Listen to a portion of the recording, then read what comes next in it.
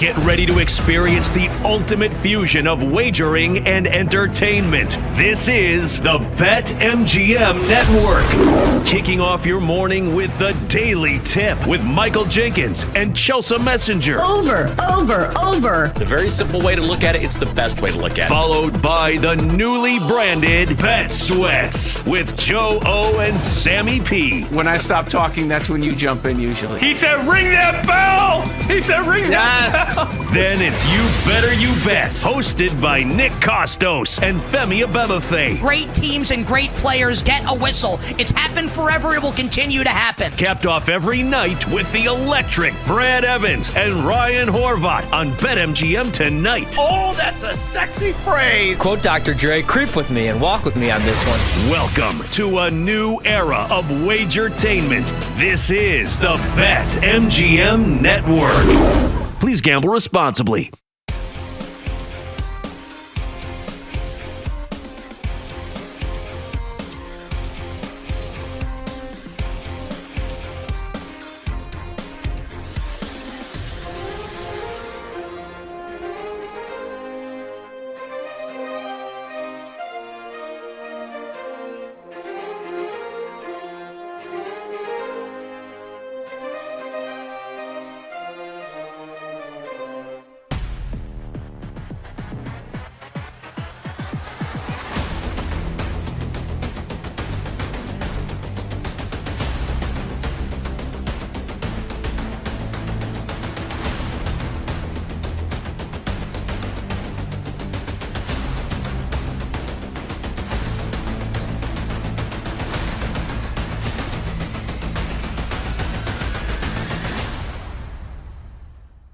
Get ready to experience the ultimate fusion of wagering and entertainment. This is the BetMGM Network. Kicking off your morning with the Daily Tip with Michael Jenkins and Chelsea Messenger. Over. It's a very simple way to look at it. It's the best way to look at it. Followed by the newly branded Bet Sweats with Joe O and Sammy P. When I stop talking, that's when you jump in usually. He said, ring that bell! He said, ring that bell! Then it's You Better You Bet, hosted by Nick Costos and Femi Abebefe. Great teams and great players get a whistle. It's happened forever. It will continue to happen. Capped off every night with the electric Brad Evans and Ryan Horvat on BetMGM tonight. Oh, that's a sexy phrase. Quote Dr. Dre, creep with me and walk with me on this one. Welcome to a new era of Wagertainment. This is the BetMGM Network. Please gamble responsibly.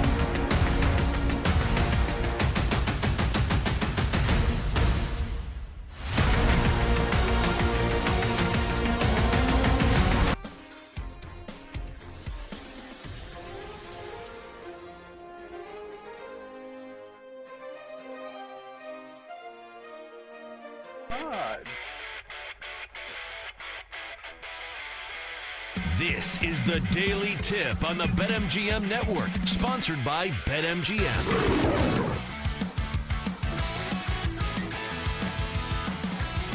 It is a great day to be alive in the U.S. of A. Welcome in, my friend. The Daily Tip on the BetMGM Network, live every single weekday from 6 to 9 a.m. Eastern.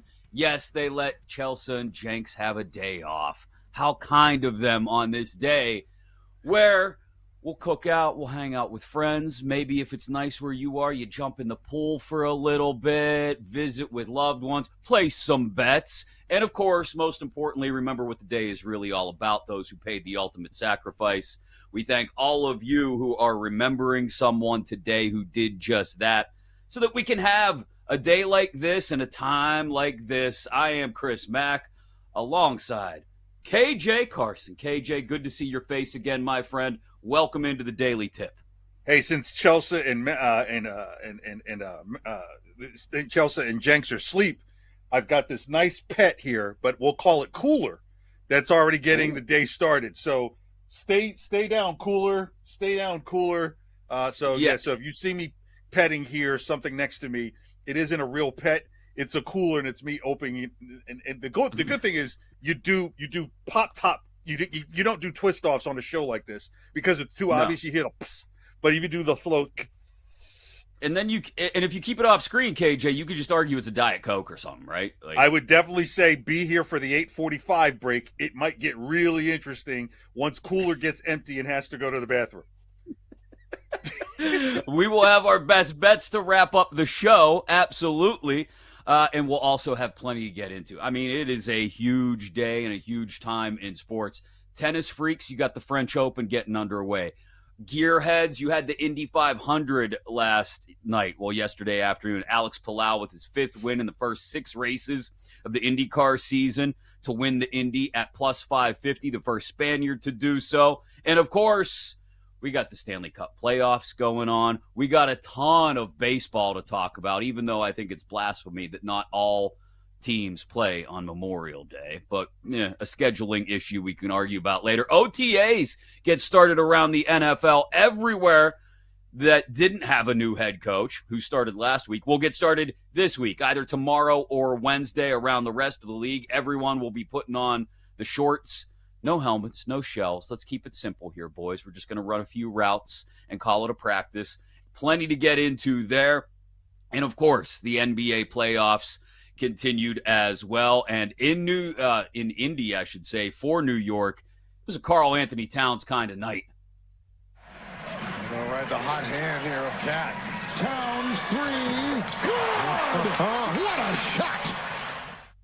Yeah, Karl Anthony Towns, 20 points in the 4th quarter, KJ, for the Knicks as they storm back for the 3rd time this postseason. The first team to ever do that in a single postseason in NBA playoff history. Storm back from a 20-point deficit to beat the Pacers at Gainbridge Fieldhouse and completely flip a series that felt like at halftime, I don't want to say it was done, but was as close to done as could be, right? Like that burger that's sitting on the grill, KJ, and you're just waiting for that one last final time before you slip it off the griddle, pop it onto a bun, and get it into somebody's hand for your Memorial Day cookout. The Knicks were done at halftime, or at least just about a minute before half. Felt like they were totally cooked. And a little 5-0 run before the half. The Pacers come out shooting a little cold in the 3rd quarter, go completely ice cold in the 4th quarter. They couldn't hit a bucket to save their lives. No dramatics from Tyrese Halliburton. Everything last night was about Karl Anthony Towns while Jalen Brunson was on the bench in foul trouble. Yeah, Karl Anthony Towns must have said, oh, my God, we were down 20, and then we just flipped. We went from a top to a bottom. It was just absolutely fabulous. Yeah, look, Karl Anthony Towns, this is why you make the move if you're the Knicks, right? The issue that I've always had with Karl Anthony Towns is dude, you're really just a little too big for that medium called a 3-point shot. But he had it, but I think, and this is going to be interesting going down the series, even if you look at the totals have come way down. So to come under 230 says a lot about how this game really became a battle inside the paint. And just got rough and tumble. So, yeah, good for Karl Anthony Towns because he's really shown what a big man is supposed to do. Yeah, I mean, what was curious to me was that Indy, who was so successful in the first half last night, especially using TJ McConnell in the role of sort of cutting to the inside, watching the Knicks space the floor on defense, and then taking his shots, driving into the lane, stopping and popping a couple times over Karl Anthony Towns. You didn't see anything from McConnell in the second half, rarely on the floor to begin with in the second half. But then you saw the Knicks, like you said, buckle down on defense. Mitchell Robinson, who I thought had a terrible first half, he tightened up on the back end in the second half. And you have Josh Hart doing Josh Hart type things, 9 boards.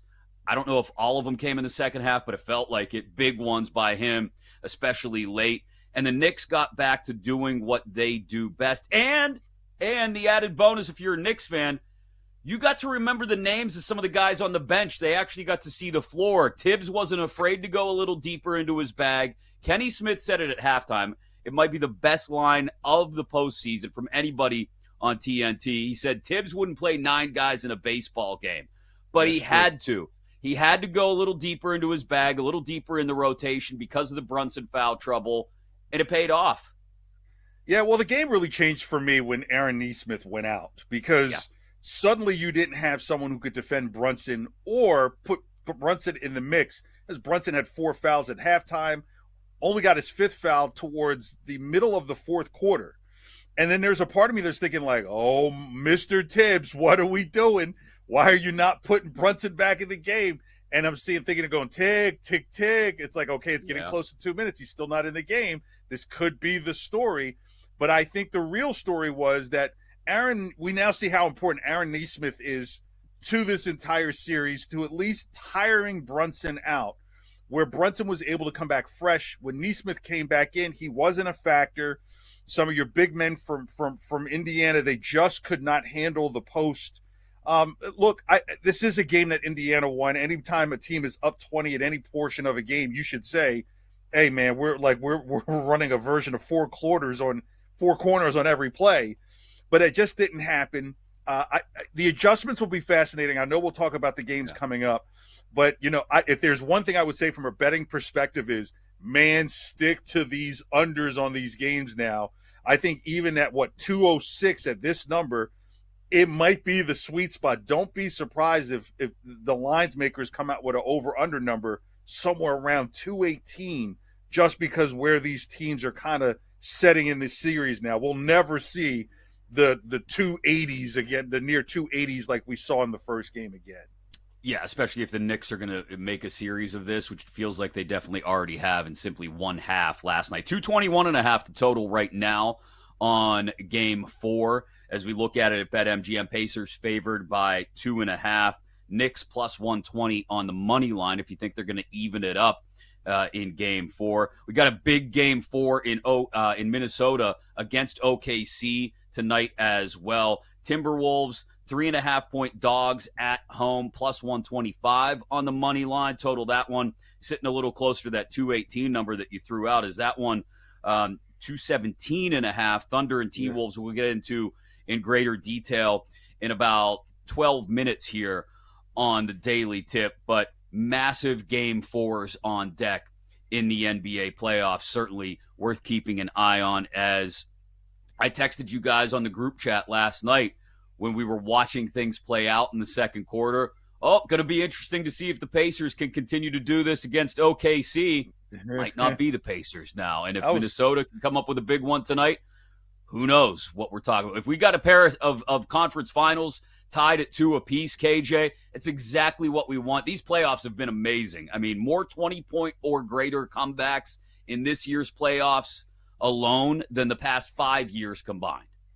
Except for New York and Adam Silver probably crying in his sleep saying, please, God, don't let it be Indiana, Oklahoma City with combined populations of 15 to watch the NBA finals. And, the top ticket going for $150 for the finals, like game 7 of the finals ticket goes for $150. Why? Because that's the market in these two places, So look, great places. Aren't they both linear? Like they're both right on the interstate, $150 wouldn't even get you into, what is it Union Station that's below the Garden? Wouldn't even get you in there. It won't even get you here in near Boston, the building. where I am, $150 won't even get you dinner fully paid. No.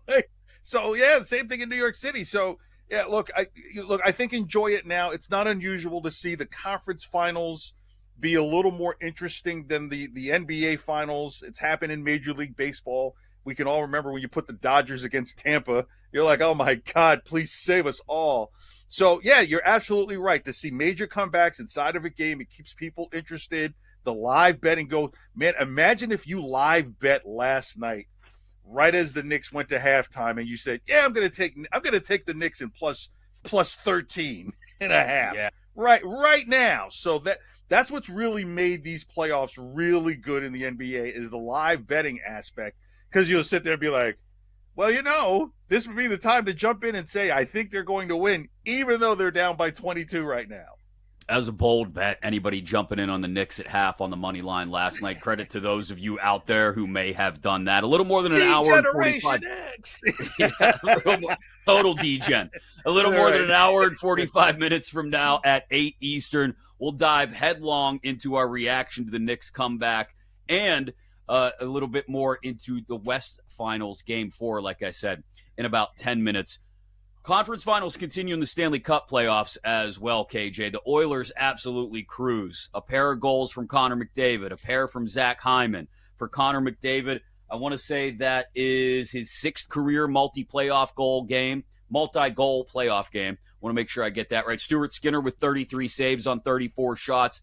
A lot of high danger chances by the stat sheet for Dallas, but it never felt like they were really threatening in that one. And now we're talking about a series with the Oilers up 2-1, where the Oilers have been the better team, if not dominant, in 8 of the 9 periods they've played. Other than that third period in Game 1, where the Stars exploded on the back of several power play opportunities, it has been all Oilers in this series, and they'll have a chance to take a commanding lead in Game 4 at home. The atmosphere, if nothing else, in those two barns in Dallas and Edmonton has been insane.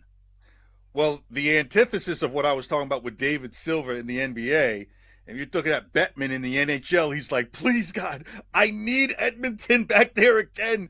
Like, because if any momentum that hockey's ever received from the American press, it's because of the old Edmonton Oilers. If you told youth today, like, oh, yeah, you see that Messier guy before he was in New York, he was at Edmonton with Gretzky and Fuhr and all these guys. And so I've always said, like, you want to play the best historical tape once you get to the NHL finals. So you don't want to, you can't really run any Toronto tape. That's a little of a Bruins joke right there. Yeah, it'd be black and white. It's all black and white. It's microfiched, right? But what's really been impressive about Edmonton in this game, and I would even look at this as well, is the goaltending has just really tightened down. So it's not like, hey, you can get Edmonton in a 6-5 game or 7-6 game. Nah, this is a 6-1 game, and you might say that next game might be a 3-1 game, which Edmonton is off from their scoring, but their goaltending is still in line. It's a really good point to keep an eye on the totals as this series progresses. Typically, we think Edmonton win, we think over, right? That the two are always correlating, or more often than not correlating, but they have been the better 5-on-5 team, and they have really buckled down in their own end. Edmonton, and the Panthers going for the sweep of the Carolina Hurricanes tonight as well. Would be the 4th consecutive time Carolina has been swept in the Eastern Conference Finals, going all the way back to 2009. We'll dive into both of those series, and we'll do that hockey coming up in about 25 minutes or so, right around 6:40 Eastern here on the Daily Tip. But come on, it's Memorial Day. It's the unofficial start to summer, right, KJ? We got to talk baseball, and Tarik Skubal went off yesterday for the Tigers. Ooh, from the crowd. On a 103-mile-an-hour fastball, Tarik Skubal's 13th strikeout ends his first career complete game. Brilliant. First pitcher since 2000 in the major leagues, KJ. Skubal yesterday with 13 strikeouts on 100 pitches or less, and you heard the call on Roku TV there, 103 miles an hour. He brought the gas on the last pitch of the game. You know, it's funny because if you look in left field at Tiger Stadium, they've got the pizza guy. What is that? I forgot it. It's delivered fresh in so many minutes or less. I think that's what they say. I mean, that's Tarik Skubal. We'll deliver you a win in 100 pitches or less. So, he goes right along with the branding. And that wasn't even the biggest pitching news of the day. Shohei throwing a live BP at Citi Field, and the Mets were all lined up on the dugout rail to watch it. We'll get into baseball at the top of the hour. I mentioned NFL OTAs getting up and running again. But more NBA, the West Finals, Game 4 tonight in the Twin Cities. We break it all down between the T-Wolves and the Thunder next, right here on the Daily Tip, presented by BetMGM. The Daily Tip will be right back on the BetMGM Network, sponsored by BetMGM.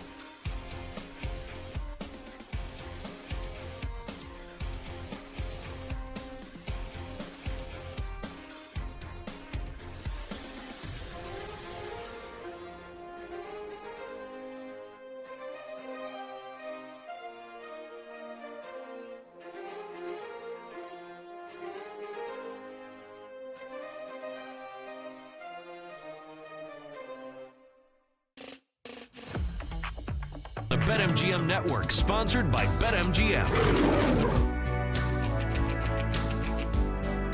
Coming up 1 hour from now, what do we expect of those teams that already got OTAs started last week in the NFL, the 7 teams with new head coaches? And what do we think about the other 24 teams, plus the one that still doesn't have a starting quarterback officially yet, as I peer over my shoulder at that Steelers poster on the wall? We'll get into NFL It's futures. a setup, Mike. It's a setup. They're setting you up, Tomlin. It's all a setup. Brother, I know the conspiracy. 1 hour from now, top of the hour, plenty of baseball to talk about on Memorial Day, and a very important question about the etiquette around an important piece of machinery in many backyards today. We'll explain. Don't worry. Top of the hour. Alongside Double KJ Carson, I'm Chris Mack. Double C. We are in for Chelsea and Jenks this morning here on the Daily Tip, live coast to coast on the BetMGM Network. Whatever you're doing today, you're up early, maybe trying to get some things done for the cookout, or you're taking the kids to a Memorial Day parade, whatever it may be, some kind of service somewhere. We appreciate you hanging with us inside the Odyssey app, AUDACY. It's free, and that takes the BetMGM Network with you wherever you're going on this extra long weekend. Western Conference Finals, Eastern Conference Finals, and the Stanley Cup playoffs in 20 minutes as well, plus some history made over in Europe by USA Hockey as well we'll touch on. But Western Conference Finals in the NBA continue tonight, KJ. Game 4, 8:30 Eastern, 7:30 Central in the Twin Cities. The Thunder are up 2-1 in this series, have a chance to put the thing in a stranglehold. They're favored by 3.5 over the Timberwolves. Minnesota plus 135 plus 125 on the money line in that neighborhood, 218.5. The total this morning at BetMGM.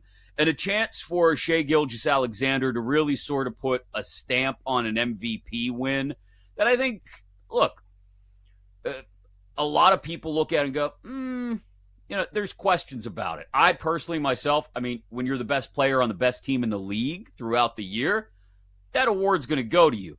But the Jokic fans out there made their argument for him, certainly, throughout the season. A chance for SGA to kind of put a stamp on himself as the face of the league right now. As we transition from one generation to another, it feels like this is an opportunity for the Oklahoma City Thunder, by putting a stranglehold on this series tonight, if they can do so, to put SGA out in front for the NBA.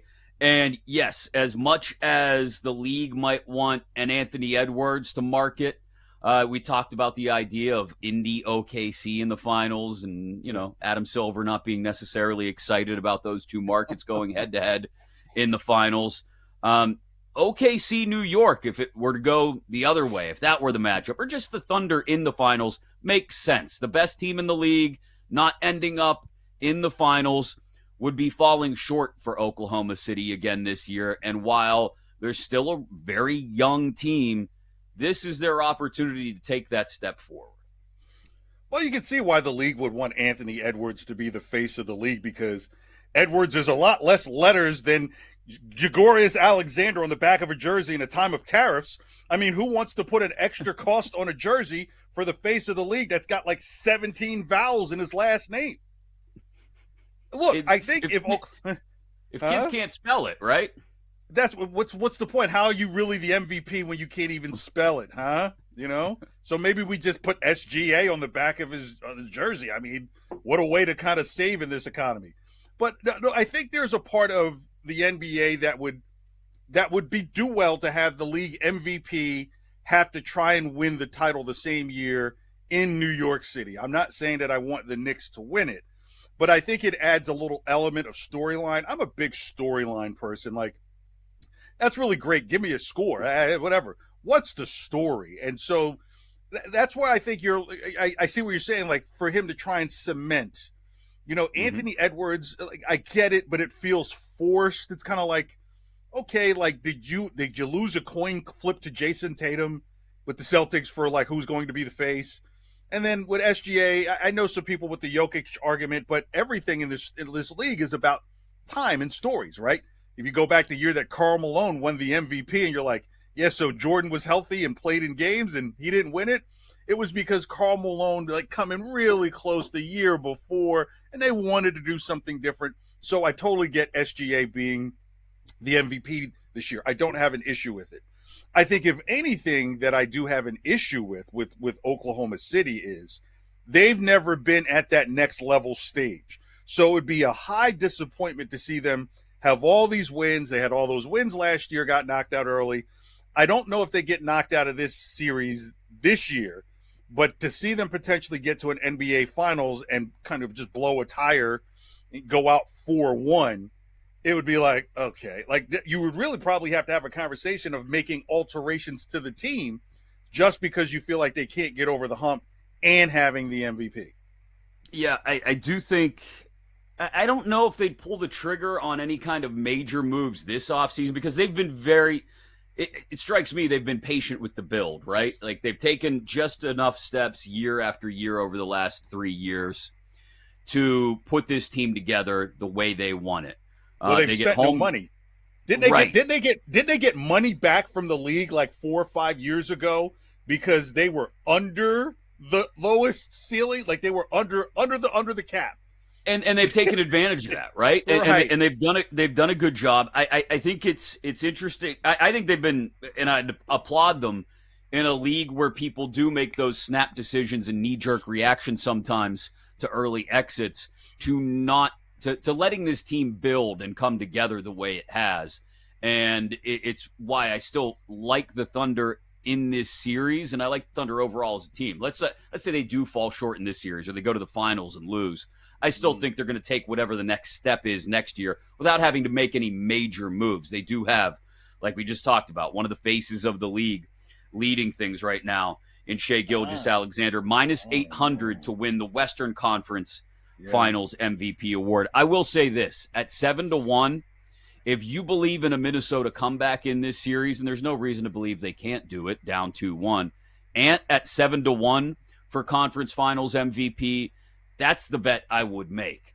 That guy still has the chance to take over a game at any given moment. He still has the ability in the clutch to come up big. And that's my one worry, if I'm a Thunder fan, is that the games we have won in these playoffs, we have won by wide margins, right? We've won games where you go to bed in the middle of the third quarter and feel secure in knowing that you're going to wake up tomorrow morning and your phone's going to tell you, okay, yeah, we won by 25 or we won by 38 or whatever it may be. I want to see the Thunder get in a game, and tonight would be a good spot on the road in particular, where they've got to hit the big shot. They haven't had to do that more than a couple of times in these playoffs.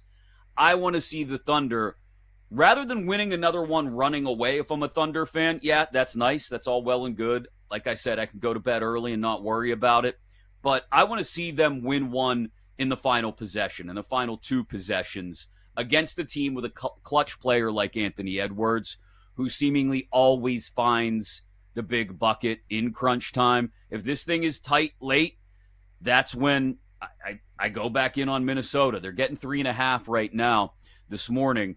A tight game, I like the T-Wolves. That's still where I am because of Anthony Edwards and because the T-Wolves have proven themselves able to win those games. Yeah, tonight's a blowout. Like, I would even look at the alt line.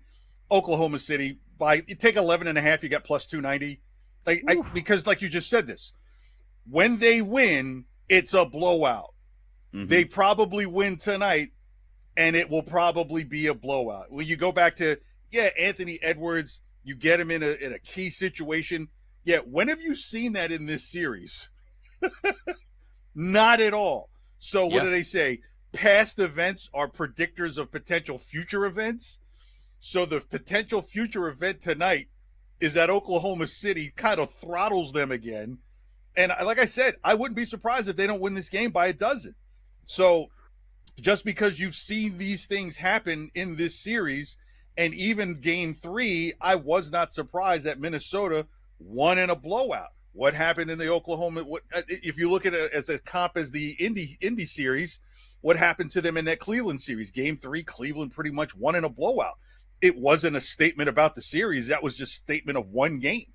And even in one game, like, you can't tell me that Minnesota just suddenly it's different than what the Knicks did in that one game, right? What the Knicks did in one game has me rethinking the series. What Minnesota did in that one game against Oklahoma City, with it being a blowout, has not changed my mind.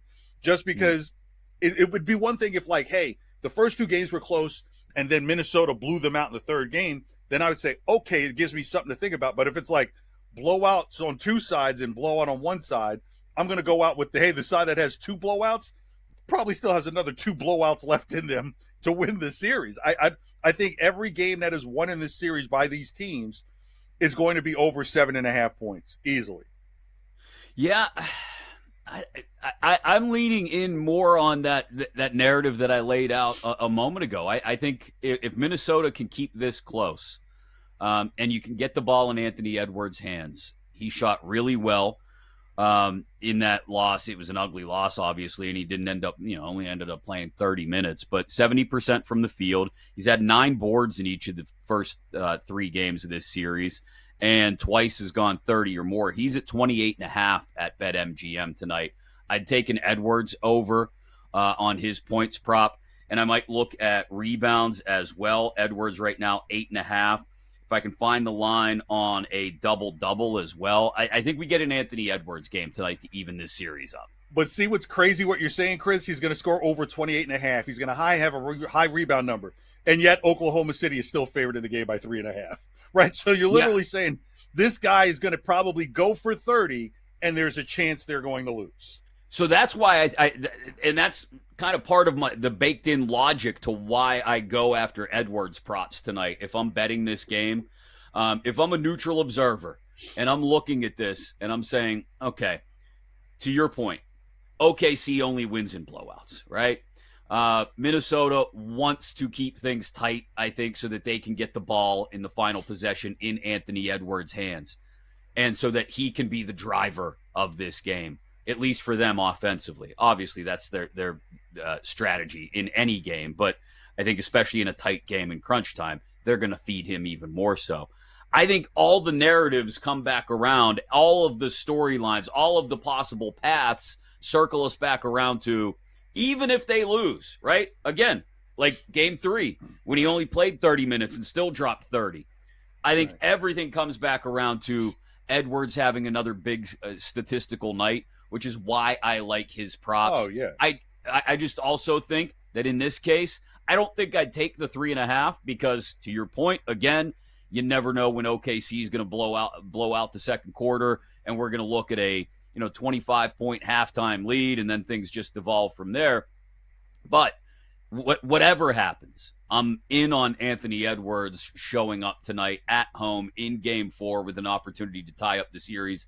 Even if they don't succeed in winning the game, I think that's my bet for tonight as I lean in on Anthony Edwards props. So clearly you're not looking at any of the Rudy Gobert props or the Michael Conley props. The point I'm getting to is you're saying he's all they've got. He's basically all they've got. He's the volume guy. I don't want to say he's all they got, but if Minnesota's going to come back and win the series, come on, Chris. He's got to be the guy. The song isn't called "He's 80% of the man that I ever need." He's all the man that I ever need. He fills up the stat sheet. He's going to take the volume of shots. If anything, especially if the 3-point shot doesn't fall for Minnesota, which it seems like they've been heavily relying on, and I think that's more indicative of Oklahoma City's size than it is Minnesota's style of play. Like, Minnesota can't really do what they're built to do, which is kind of get to the offensive glass and be able to drive to the paint. Like, if anybody, I would look at a Hartenstein double-double prop. Okay. Just because of the volume of shots going up, and because of Minnesota not really being omnipresent at the glass, right, because of all the size. The reason why I put such a high number out there is not to sound crazy about Oklahoma City in the 11.5. Oklahoma City is one of those weird teams that when they put their scrubs in, they're not scrubs. They still score. Most of the time when you see bench shots go up, you're like, this is why the guy's at the G League. You're like, hey, no. This guy had 7 points early in the game, and they're still hitting their shots. So Oklahoma City's bench still hits their shots. So a game that might be an 8-point game with subs coming in with 2 minutes left, can easily become an 11.5-point spread just because the talent that's out there is a little bit better. I almost wonder if Oklahoma City continuing to blow people out in these playoffs, if they keep it up into the finals, it sounds crazy, but does it take some of the shine off of them if they were to make a run to the title, blowing everybody out? Because these playoffs have been so crazy, so tight, so many big moments. If the Thunder don't have any of those wildly big moments that we remember, does it change the way we look back at their title? We can touch on that a little bit later when we get back into the NBA. But the Stanley Cup playoffs continue. Let's do that hockey.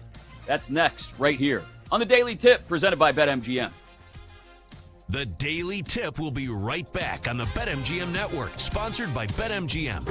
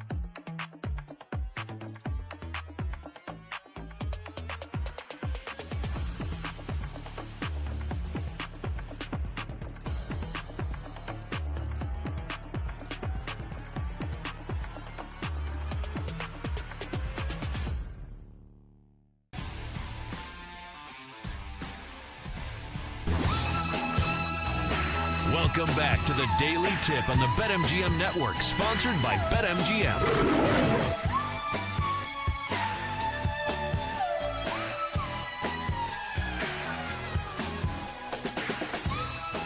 Let's do that hockey.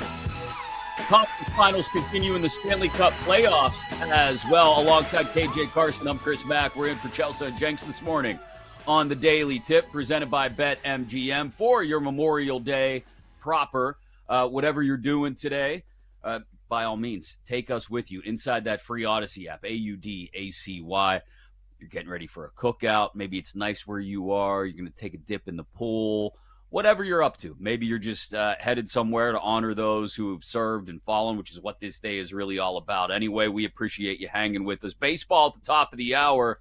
Some interesting things happened yesterday, and we take a look at today's slate as well. Plus, a very important question about who's allowed to do what exactly. We'll get into it. NFL OTAs in about 35 minutes or so. We'll get started around the rest of the league. The 7 teams with new head coaches all got started last week. The other 25 jump in this week. And 1 hour from now, somebody was way too quick changing things that maybe didn't need to be changed. We'll get into it in just a moment. I have a quick question for you, Chris. Yes. If you take a dip in a pool, do you take ranch or blue cheese? Both. Always ranch and blue cheese, KJ. You need a little bit pool. of both. In the pool, I would Why think not? the blue cheese would be harder to clean out of the filters than the ranch. So when you say if you might take a dip in the pool, okay, I will got stop kids, with man. the bad You day. can't even imagine the stuff that shows up in the pool skimmer. It happens. Don't worry about it. But before we get to the conference finals, I am Mr. Hanky. Yeah, before we get to the conference finals in the Stanley Cup playoffs, Team USA. The World Championships don't get a whole lot of attention because they're always taking place during the Stanley Cup playoffs. But Team USA made some history last night. Down by Shea, out for Cooley, ahead to Thompson. Tage Thompson with Logan Cooley. Thompson in, shoots, scores! Tage Thompson, golden goal! And the United States has won the World Hockey Championship for the first time in 92 years. You heard it there on the call. The first win of a gold medal at Worlds for Team USA in hockey in nearly a century. Tage Thompson on the golden goal about 2.5 minutes into overtime against Switzerland. Sort of a poignant moment because they were carrying Johnny Gaudreau's jersey around with them throughout this tournament, and they honored him by holding the jersey up in their championship photo after the game as well. I don't know how many bettors there are on the IIHF World Championships, but for U.S. hockey fans, X. yeah, D-Gen all the way. Come on, for Come on. U.S. hockey fans, and to see the younger generation, right? Tage Thompson, Logan Cooley on the ice at that point in time, come up with a gold medal at Worlds on Memorial Day weekend with Johnny Gaudreau's jersey there. For U.S. hockey fans, I got a feeling, it got you in your feels a little bit watching them pull that off for their first gold in nearly a century. Well, I'm going to do this as kind of like a proud, snobby American. Thank God you didn't have to announce anybody's name that had a CZ next to an H, and that's what when you heard that play-by-play, Thompson, Jackson, Jones, Smith, like clear America. American name, America, right? Like let's make last names again. So, but I say this in terms of American hockey is what's challenging to the NHL, different than any other sport, is your stars are not consistently on the ice, right? So your biggest star may give you 20 minutes of 60. So you need to start having superstars that are local, you're known, because different than the NBA where you might play 30 or 40 minutes. You might play 40 minutes. In the NFL, you're gonna be on the clear side of the ball over a 60-minute game. But the NHL with shifts, right? Like I've got to see your understudy twice before I see you again on the ice. So this is why it's very important for the American hockey star to really emerge. So that way your understudy could be a star too. Because if it's like, and here comes Smith, and here comes a shift change, and here comes Sasheshkin, you're like, you kind of lose momentum, you know? So yeah, big 92 years. I wonder if they had the play-by-play call, you know, and there he is. He's coming down on the 2 wood ice skates. Yeah, they George tapped it out in Washington. Morse. They tapped it out in Morse code. We didn't get to actually hear the play-by-play the last time the U.S. won golds at World. I can't believe the microfiche I just saw, you know. As for the NHL, which is, as we said, in the middle of the conference finals right now. Oh, Dale! We can get back to it's interesting though, you know, again, Memorial Day weekend, the American pride angle. I mean, is there anything more American than the Kachucks maybe going out there and winning the Eastern Conference Finals in a sweep tonight? A chance for Florida to sweep the Hurricanes. I mentioned it earlier off the top of the show, would be the 4th consecutive time the Canes have been swept in the Eastern Conference Finals, going back to 2009. And it feels like, I don't want to say it's inevitable, but it feels somewhat inevitable. Florida dominant in their Game 3 win, and they've just dictated the tone of these games more than anything else. You know, they've got the Sam Bennett's of the world. They've got the Kachucks of the world. They have a team that, I'll be honest, I am shocked they have not run out of gas yet. Maybe that'll happen in the Stanley Cup final once they close this series out. As much hockey as the Florida Panthers have played now over the last 2+ years, at a certain point, the legs start to wear out. There's a great story, I'm sure you know this, KJ, of when the Oilers lost to the Islanders in the early 80s in a Stanley Cup final. I want to say it was 82 or 83. Right. And it was the Islanders' 4th consecutive cup, or 4th in 5 years. They walked by the Islanders' dressing room, and they noticed it was conspicuous, the lack of jubilation they heard. And if you were to peek into the Islanders' room, it was more a sense of relief. They were able to exhale because they had played so much hockey over the previous 4 or 5 years that they were just zapped. They were emotionally shot.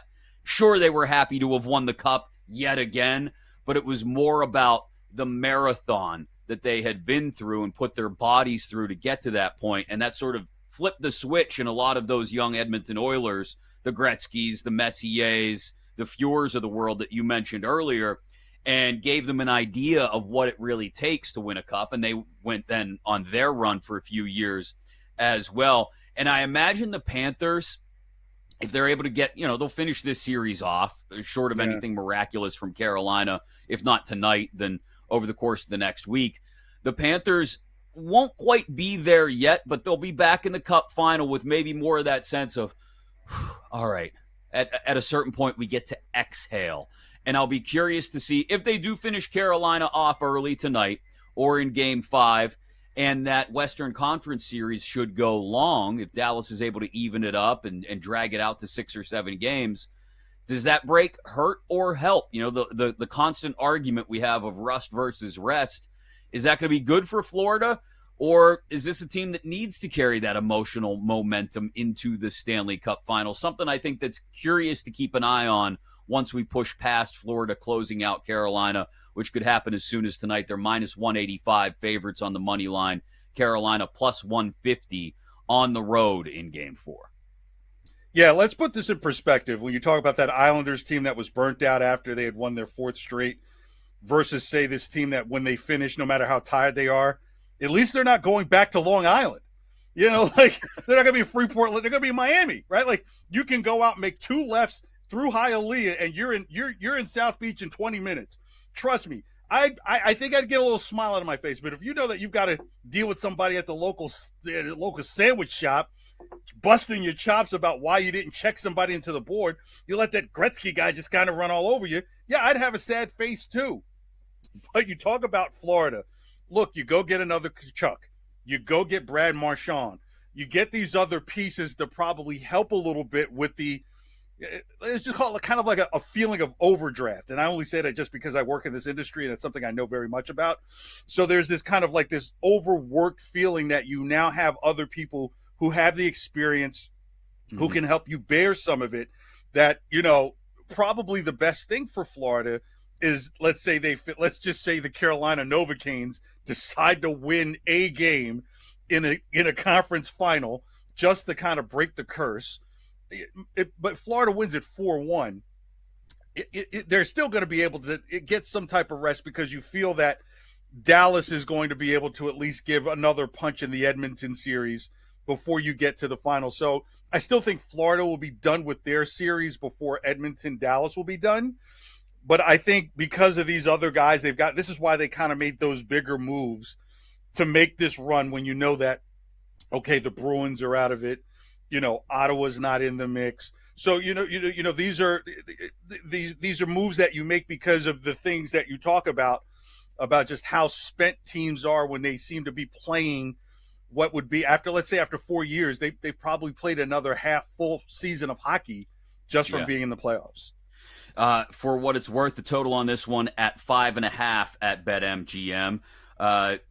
So worth taking a look at maybe the under if it's a closeout game, or maybe Florida pours it on and goes over the total in that one. Western Conference Final, we touched on it. Oilers take a 2-1 lead in that series last night at home, winning handily against the Stars. And we were talking about it during one of the breaks here this morning, KJ. It's going to be a really interesting dynamic if we get Edmonton Oilers fighting to become the first Canadian team to win a Stanley Cup in 32 years against the Florida Panthers, a team that's almost become somewhat synonymous. I know they have Marchand now, Canadian boy, but somewhat synonymous because of the Kachucks with the American side. And we get a little sort of revisit of that American-Canadian tension from the four nations. And plus, you get a replay. I think was it last year or the year before? That was the end, the finals. So that was a really cool dynamic because both teams had to do extensive travel, right? Like when you drive past 30,000 moose, and then is moose plural? Get on the plane. Or is that singular? Mooses. Right, mooses. Right, and then get to the arena up in Saskatoon, the Saskatchewan. That's what makes it fascinating. So fatigue would play. It would definitely be the ideal series. Who do you let touch a very important piece of equipment in the backyard today? We'll go over that next, plus plenty of baseball to talk about as well next on the Daily Tip presented by BetMGM. The Daily Tip will be right back on the BetMGM Network, sponsored by BetMGM.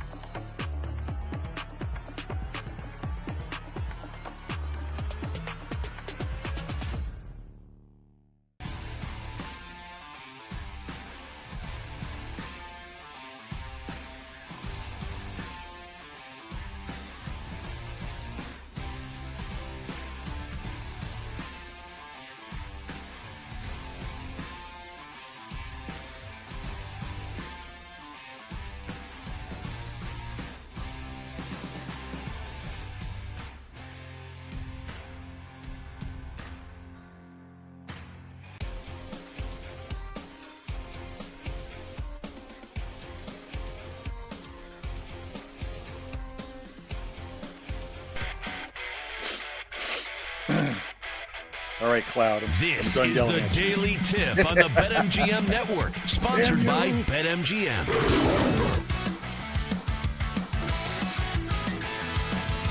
And a happy Memorial Day to you wherever you are, whatever you're doing. Thanks for joining us live coast to coast on the BetMGM Network for the Daily Tip, Hour 2.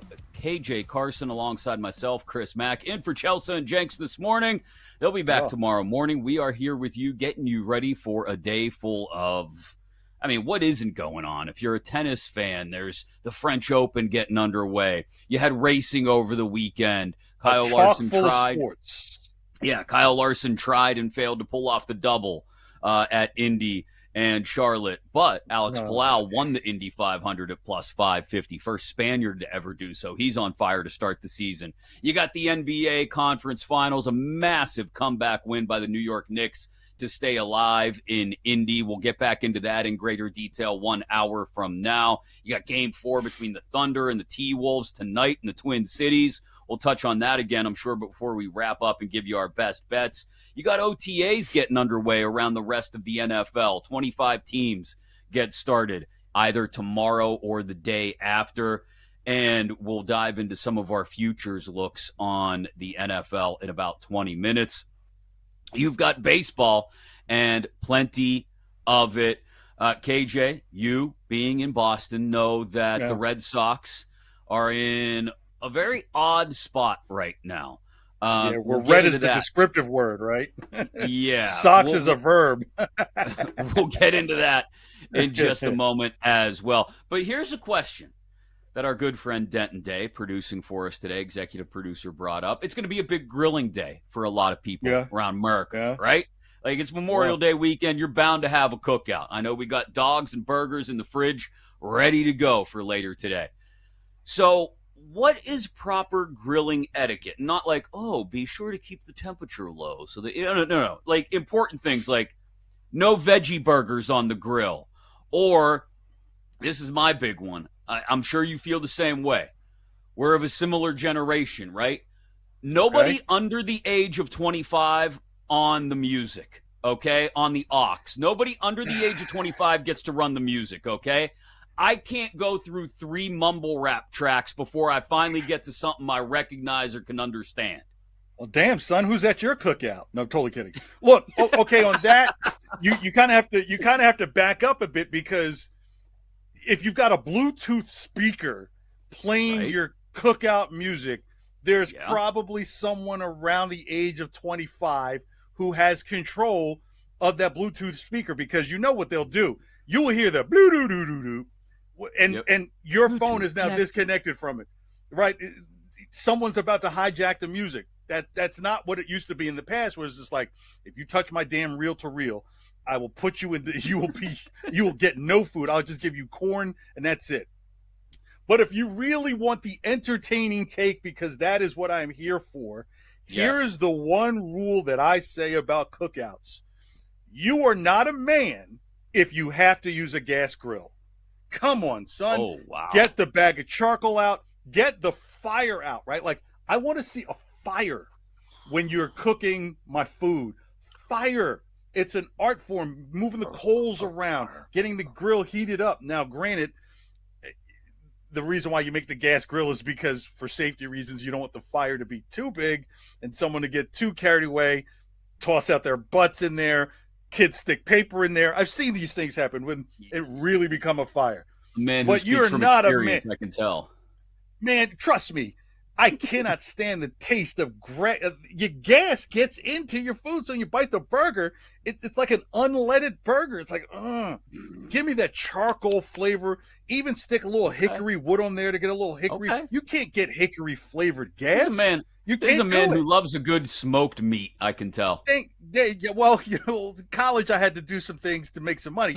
But the point I'm saying is look, the fire is really what makes the burger and the chicken pop, Now, what if you're like me and you just have a grill that's so old that the flames still shoot up through the grill anyway, even though it's a gas grill? And it's gas? That's a fire hazard.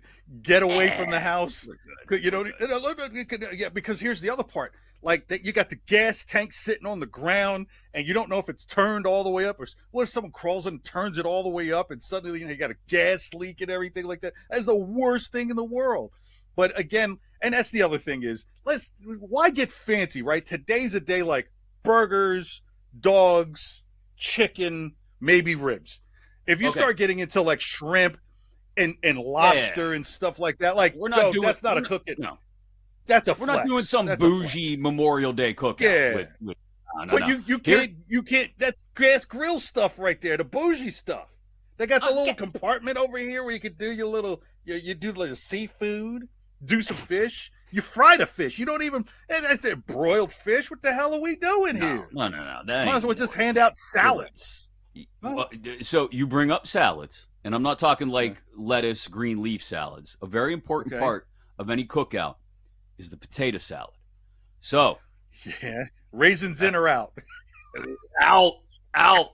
Ain't nobody putting raisins in potato salad, KJ. Yeah, I'm not going to do the proverbial. Well, then, Chris, you're invited to you've got to pass to the cookout.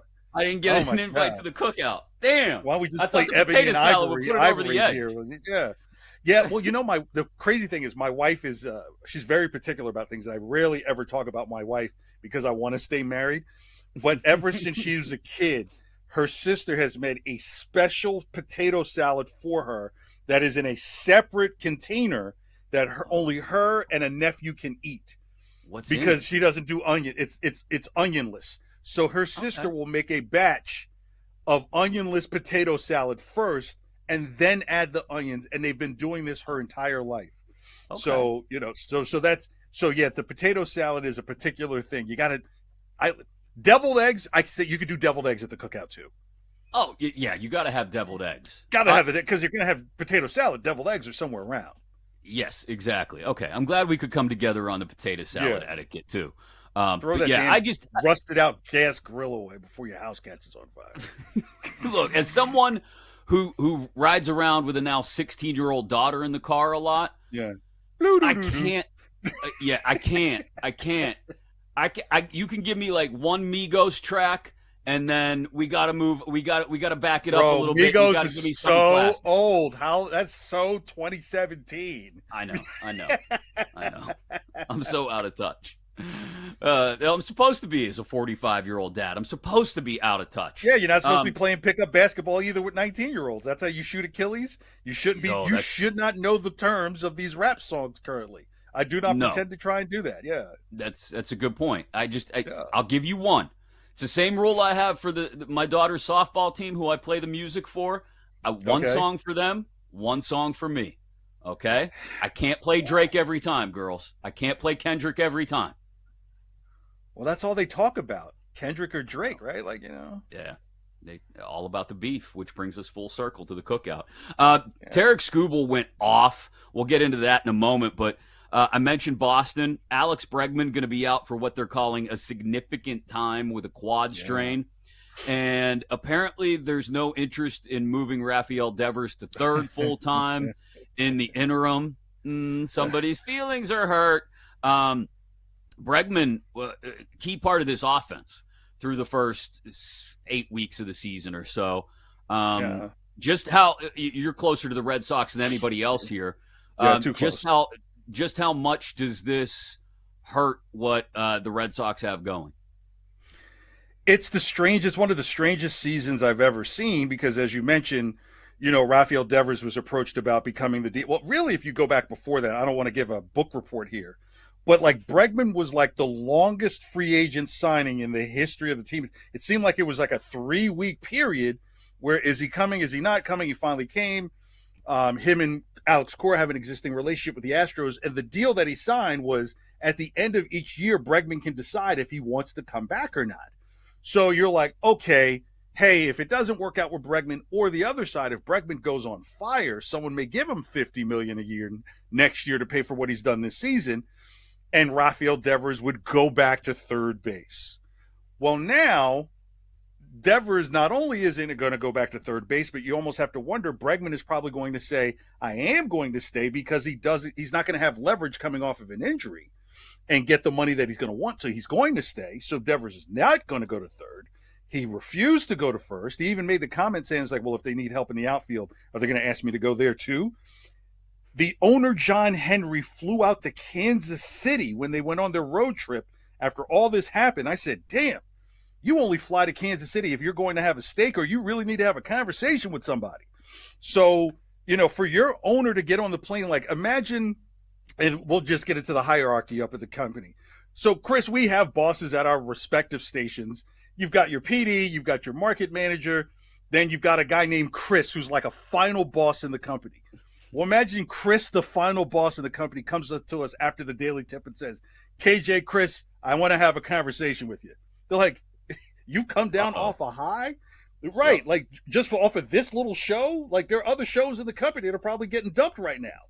So that's what's happening. You bring up Marcelo Mayer, who's one of your top prospects, who's a shortstop, and you stick him at third. Bregman, who had the same injury before, was out for 58 games the first time. You figure he's going to easily do the 10-day. Watch out if he gets put on the 30-day. And if he gets put eventually on the 60-day, then that tells you that it's just as bad as it was before. Meanwhile, Rafael Devers is the hottest thing in baseball right now.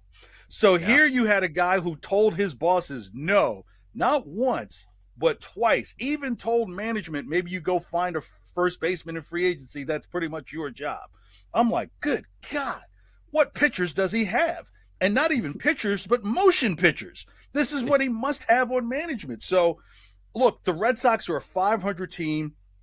I have this thing called 27 games at a time, and they're literally 3 games behind a chance of getting at a wild card if you extend everything out.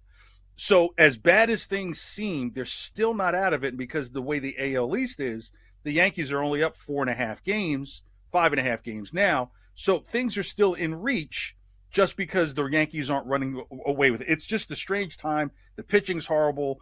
I've got a best bet regarding them later on as well. So you want to definitely hang out with that. Nice. Yeah, it's been interesting to see the dynamics of the AL East at play through the first third of the season or so. Yankees up 6 on Tampa. Tampa in the middle of a 5-game winning streak. Then the Sox right there, as you mentioned, a game under 500. The Orioles just an abject disaster because, well, they didn't think they needed to sign any pitching after letting the Cy Young winner walk to Arizona, who, oh, by the way, on the other side of things, on the NL side of the page, have the longest active losing streak in the National League, 5 in a row, but they'll get the visiting Pittsburgh Pirates starting tonight, who, although they're the Pirates, also have one of the hottest hitters in baseball at their disposal right now, O'Neal Cruz, who has 3 long balls in the last 3 games. And the one yesterday that he hit was the hardest hit ball on record in the StatCast era. O'Neal Cruz has been hitting absolute laser beams, and 123 miles an hour off the bat yesterday afternoon in what ended up being a 6-5 loss to the Brewers. That may be somewhere I'm looking if we're talking about player props in our best bet segment at the end of the show, because Cruz, since the managerial change and the coaching staff shakeup in Pittsburgh, has seemingly just had a light bulb go off. A guy who was being counted on to perhaps carry the offense for a very offensively moribund team in the Pittsburgh Pirates is now actually doing so. All right. Yeah, it's interesting. But first of all, I'd love to see him. How hard could he hit a ball out with a wiffle ball bat? Like if you could put it out at 120, do you believe he could put a wiffle ball out at like 70 miles an hour? Like that Absolutely. would be. The dude just, I mean, he's got. So how about this? I looked this up thanks to Sarah Langs, who posted it on Twitter. The ball would the hardest, break, yeah, it would be one of those ones where you pick up the wiffle ball and it's cracked in half, right? And you're like, nope, need a new one. Right. In the StatCast era, the 6 hardest hit baseballs in the StatCast era belong to Giancarlo Stanton with 3 of them, and O'Neal Cruz with the other 3. O'Neal Cruz broke his own record yesterday from 3 years ago when he hit that ball 122.9 miles an hour.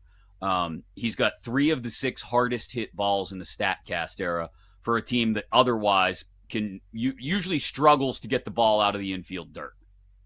I hit a ball out at about 118 on MLB The Show a couple days ago, and that really took off.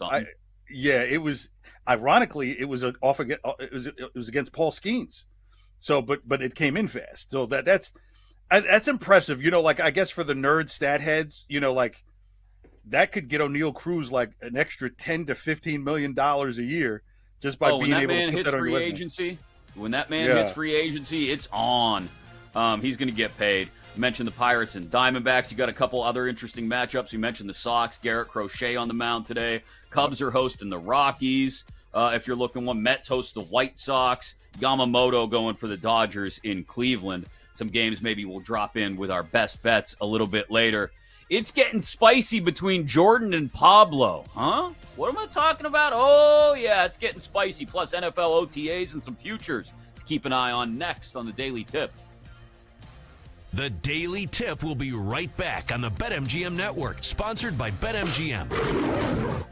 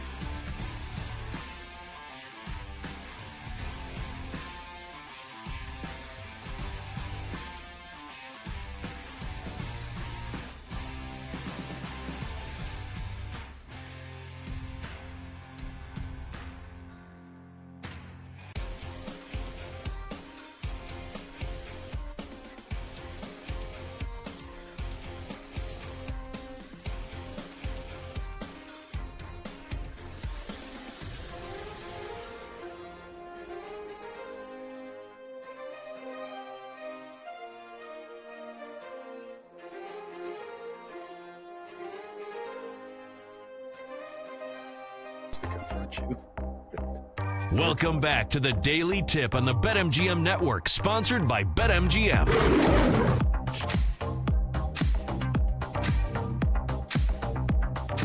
In about 20 minutes or so, I think they've made what seems like a tweak, but is really a dramatic change to something that might not have needed to be made in the first place. We'll get into that. Or if it was going to be made, probably could have sat and waited on it another year or two. In 20 minutes, I'll explain what I'm talking about. Top of the hour at 8 a.m. Eastern here on the Daily Tip. The Knicks with a massive comeback to stay alive in the Eastern Conference Finals against the Indiana Pacers when it felt like they were cooked. They were done at halftime, or just before halftime last night. They stormed back from 20 down for the third time in this postseason to make it a series in the Eastern Conference Finals. We'll have our best bets before we wrap up as well. We'll play an always entertaining, at least fun for us, if not entertaining, round of GTFO or Oh Yeah as well. But NFL OTAs got started last week for the teams with new coaches, as they were allowed to do. Those 7 teams got started. The other 25 teams will dive in later this week, either tomorrow or Wednesday. Do we have any angles on futures that we like, just based on the offseason and now that we're really starting to push towards the summer? Unofficial start of summer today, Memorial Day here on the BetMGM Network. Chelsea and Jenks are off. They'll be back tomorrow. KJ Carson and myself, Chris Mack, in here on the Daily Tip.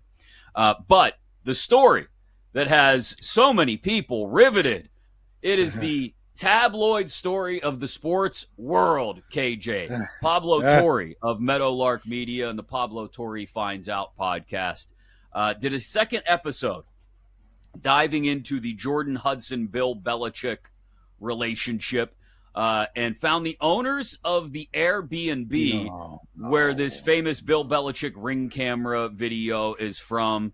They talked to him on the show. Jordan Hudson posted about it on Instagram, basically saying, hey, is everybody comfortable with Airbnb owners sharing camera footage from their residences with the media? She thinks it's a hit job on her.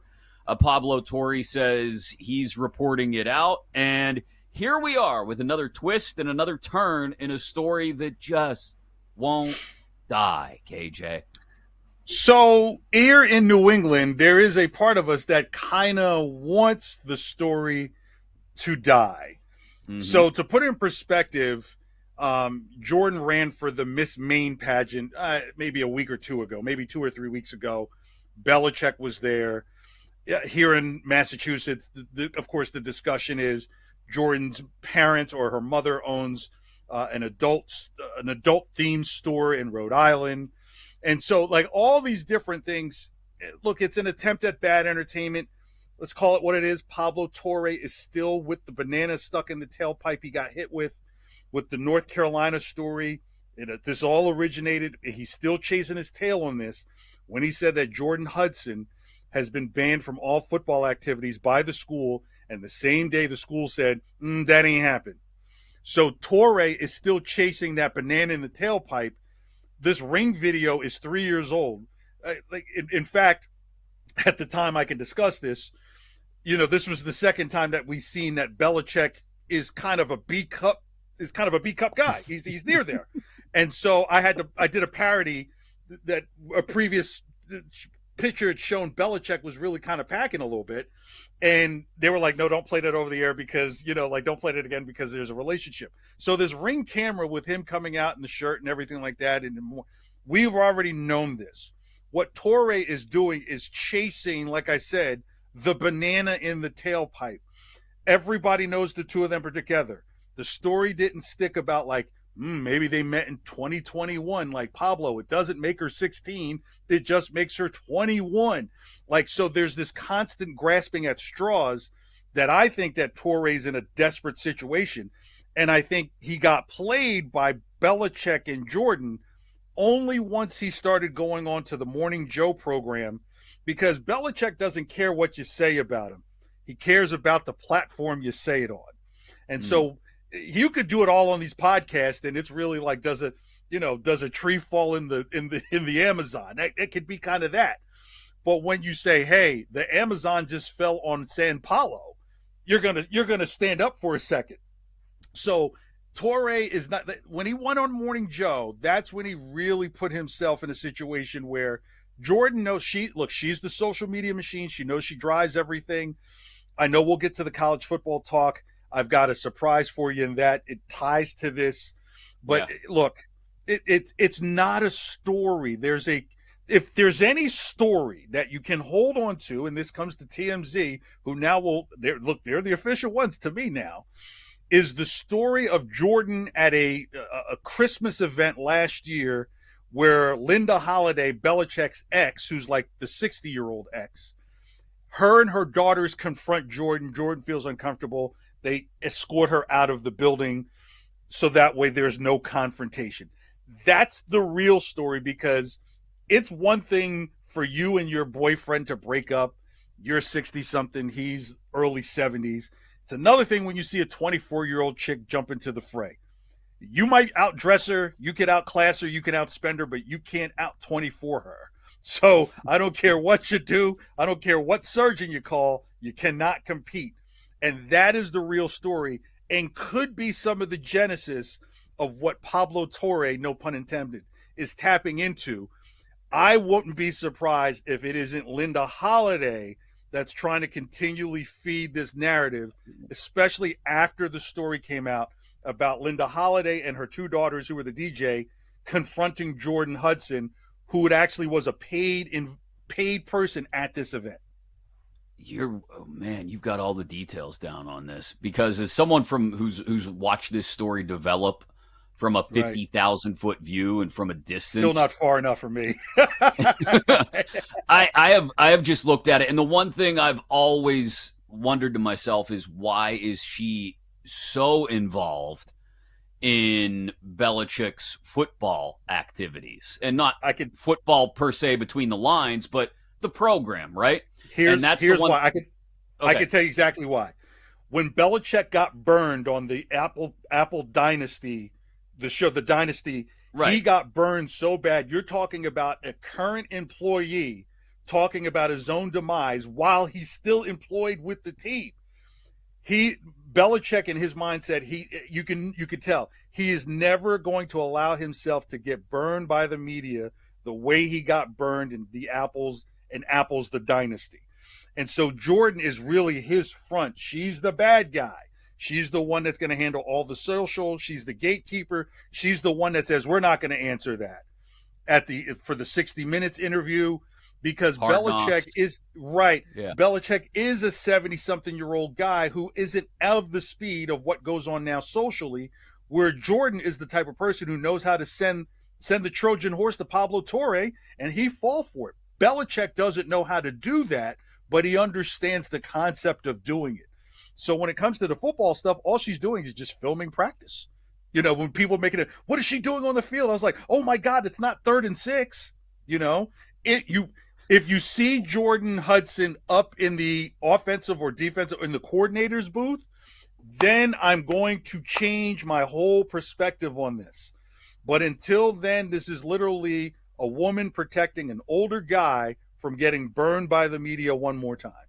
So what's interesting to me, and we'll just dive right into it. We can hold the NFL stuff. NFL stuff isn't going to get dated in the next 20 minutes or the next OTAs hour. Or Jordan and Belichick, right? What's interesting to me is the football aspect of it. Because that's right. The way you describe it, right?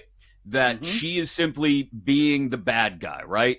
Yep. Being the bad cop and taking all of that off of Bill's plate means that this man should be better prepared than ever before to coach the actual game of football between the lines. And so I look at North Carolina's schedule. I look at the win total at 7.5 at BetMGM. And it's slightly juiced to the over at minus 120, but that's still not a terrible number. And I go, oh, okay, so Bill's going to be perhaps more locked in than ever on the actual game, and you're giving him a schedule that, what? I mean, what's it top out with? Like, it's Clemson and the University of California. But here's what's crazy, and this is, can I give it to you now? Because I don't want to sit on it. Yeah. Take North Carolina to win the national championship at 125-1. Here's why. He's going to have 2 full weeks to prepare for Clemson, and then before the California game, another 2 weeks to prepare. The secret to Bill Belichick is his preparation, and college football is all based around what? The coaches. So if you're going to tell me Belichick is going to have 2 weeks to study what Dabo Swinney wants to do, how he does it, how often he does it, and you give him 2 weeks? Look what this guy was doing to people in the NFL who are great coaches with great personnel. Belichick probably goes 11-1, wins the ACC, gets into the championship, and now you're giving him what? A month to prepare for the potential? You see what I'm saying? It's for Belichick, it's all about preparation. So you're dead on. I'm one of the few people, maybe the only person in the country who's saying this is the setup for the come up, because their first game is against, I believe, TCU. So that's the game they say, hey, wow, Belichick won on the road, won at TCU. Now we could talk about Belichick in football. His last 3 games of the season, they travel a total of 124 miles one way for their last 3 games of the season. So all these things line up 125-1. So this is where I will jump on board to your logic, but I'll do so at sort of I don't think it's crazy. I think it's okay. I think it actually makes a ton of sense when you think about it in that way, that he's locked in on football and she's handling everything else. I won't go national championship, but I will say at 25-1 to win the ACC, 30-1 in some spots to win the conference. That's where you intrigue me, because I still believe, and we were going to get into this in a couple minutes. I think the seeding changes to the CFP were made way too hastily. I think you let that play out for another year or two and see if we continue to get what we got last year, where you get conference. No, I don't want to see Our Lady. I don't want to see Our Lady of Assumption winning the Big 12, suddenly becoming the 4 seed all over again. Well, so do you really want to see the Big? Yeah. Okay. Here's the problem. UNC could go 11-1 and win the 12-1 and win the ACC, right? Yeah. I still don't know if that's going to get them a top 4 seed now. I don't. Oh, absolutely, because you have a storyline, right? This is where that comes in. Like college football also recognizes where there's a story. They are just the same way that giving Florida State in its boring year when they went undefeated, it was the most boring undefeated team you had ever seen, and they still didn't get into the playoff. But if you've got Belichick and all this circling stuff and the TV money, Chris, we know this, they are going to make sure that they get Belichick into a situation where there's a primetime game, even if he's the 4 seed, even if his 4 or 5 game is against Alabama. Let's say Alabama doesn't win the SEC. If you get Belichick versus Alabama as an opening weekend game, well, that's in actuality, my point here is that the Big Ten and the SEC are going to have the top 4 seeds on lock. I'm sorry, they just are. They're going to give the Big Ten and the SEC champs probably 1 and 2, right? And the runners and the loser of those games, depending on their record, have a real good shot at being the 3 and 4 seeds now. That's the way it would have lined out last year, right? Your top 4 seeds would have been Oregon, Georgia, Texas, Penn State. Your combatants, as it were, in the conference championship games. So week 1 then, in the 5-12 game, you'll get a 12-1 ACC champ UNC as the 5 seed, hosting whoever the 12th seed is, the final team in. You get a North Carolina win at home, and then you get them in the second week as well. No, this is from the marketing perspective. You would switch Penn State with North Carolina. You see what I'm saying? Because you've got the story with Belichick, so you would make Penn State the 5 because you've already got Oregon in there. So Penn State would be the 5 and North Carolina would be the 4, strictly on Belichick being the head coach. Now, don't get me wrong. If they win it and they lose 3 games, yes, take them out of the equation. But if they go everything in one, let's just say their 1 loss is on the road, cross country against Cal. Okay, but they just beat Clemson in Clemson the week before, then you would say, okay, hey, look at that 1-2 punch that they had at that time of the season, because that's the other part about college football. When does your win and when does your loss happen? So if Carolina's 11-1, they're the 4 seed behind any team that might be secondary in their division. Let's just say Penn State they have 2 losses and Oregon has 1. Or Right. like you said, or throw Ohio State in there. Now you're talking 3 teams in the Big Ten. So you won't get to a second team before you would get to a North Carolina Bill Belichick team at 4. I think we're taking a lot of different turns to arrive at the same destination, which is we like some futures on UNC. You're going to go all the way in on national title. I think I like ACC at 25 or 30-1, and we'll see how it plays. They'd still have to get through some of those Big Ten and SEC teams to get to a national title, but man, I didn't think Jordan Hudson would take us to an ACC bet, but here we are. NFL OTAs have started or are about to start most places. We will actually talk about that next here on the Daily Tip. The Daily Tip will be right back on the BetMGM Network, sponsored by BetMGM.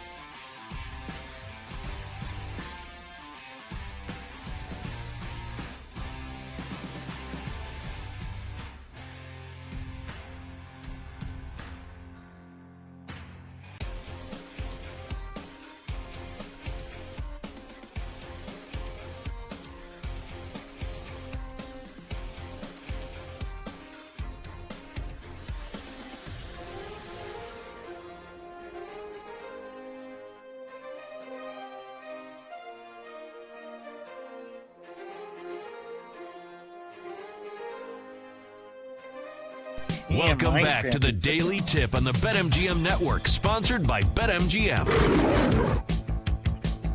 There's not many places you're going to start a segment with TMZ and finish it with a North Carolina football futures bet. But right here this morning, on your Memorial Day version of the Daily Tip, alongside KJ Carson, I am Chris Mack. We are in for Jenks and Chelsea today. Celebrating Memorial Day right alongside you, live coast to coast on the BetMGM Network until 9 Eastern, 6 Pacific. And then you fire up the grill, you get the cookout going, and we have a good time the rest of the day. Taking us with you inside the Odyssey app, AUDACY. We intended to talk about NFL OTAs 20 minutes ago. We got a little sidetracked with the complete and total breakdown from KJ of the Jordan Hudson, Bill Belichick drama. But we didn't, and I'm not going to go back to it. But what you just described at the top of this break is called professionals, right? Like, think of your favorite mob movies. Like, you don't go get a hitman from Des Moines, Iowa. You get him from Pittsburgh. You get him from Boston. So we're professionals. You know, I don't own a Tommy gun, but my point being is we are precise, that we know what the target is, can eat the cannoli, and still finish the job. We finished the segment with a betting nugget that most people were not thinking of, yet started off with the Friday night girlfriend, you know, at the Copa. So we're professional hitters at this. Go back. For those of you that missed it, that's why you got the rewind function inside your Odyssey app, or, you know, it'll be posted in podcast form very shortly. Our complete breakdown on why we like the Tar Heels to, in my case, win the ACC, and in KJ's case, he's willing to drop a few bucks on a national championship bet. And you're like, wait, sure, Jordan Hudson's calling the plays. No. KJ explained it all to you just a moment ago. Go back and listen to it when you get a chance. As for the NFL, the pros are on the field. Later this week, and every other spot that didn't start last week, whether it's tomorrow or Wednesday, every team will be out there getting acquainted with one another, you know, some light practices, OTAs they're called. The other 25 teams joined the 7 that already started with their new head coaches last week, which brings us around to taking a look at NFL futures, what we may like or may not like. I'll tell you one that I'm all over, and it's because, you know, there are a few places, being a Steelers fan, located in Pittsburgh, as you mentioned, KJ, there are a few places where I can admit the quarterback situation is more unsettled than it is here in Pittsburgh. But in New Orleans, where Derek Carr just up and decided to retire after they were worried about that injury that he said wasn't really as bad as it was, but it was to the extent that he had to retire, they're looking at a camp battle between Tyler Shuck and Spencer Rattler in camp. They are listed at 6.5 wins in some spots, juice to the over, juice to the under, 5.5 wins in other spots. The Saints are going to be bad, downright bad this year, KJ. You got one guy last name Shuck and another one named Rattler. That sounds like a bunch of confidence there at the quarterback position. Shuck and Rattler. So that's some really bad T-shirts being sold in the French Quarter for that one right there. Hey, baby, it's not a bad T-shirt if I get beads with it, baby. I said last year at this time that I was all in on New England going under their win total, and that hit with some pretty good confidence on my part that it would. We can get into the Patriots this year in a moment, but that's where I don't know about your preference. When I look at win totals, I like to look at the bottom of the board, see what's out there, and see if I can early on spot the teams that are going to be really bad and hit the under. And for me this year, that's the Saints. The Titans may be another look as well. Speaking of unsettled quarterback positions, I like Cam Ward, but he's going to be a rookie.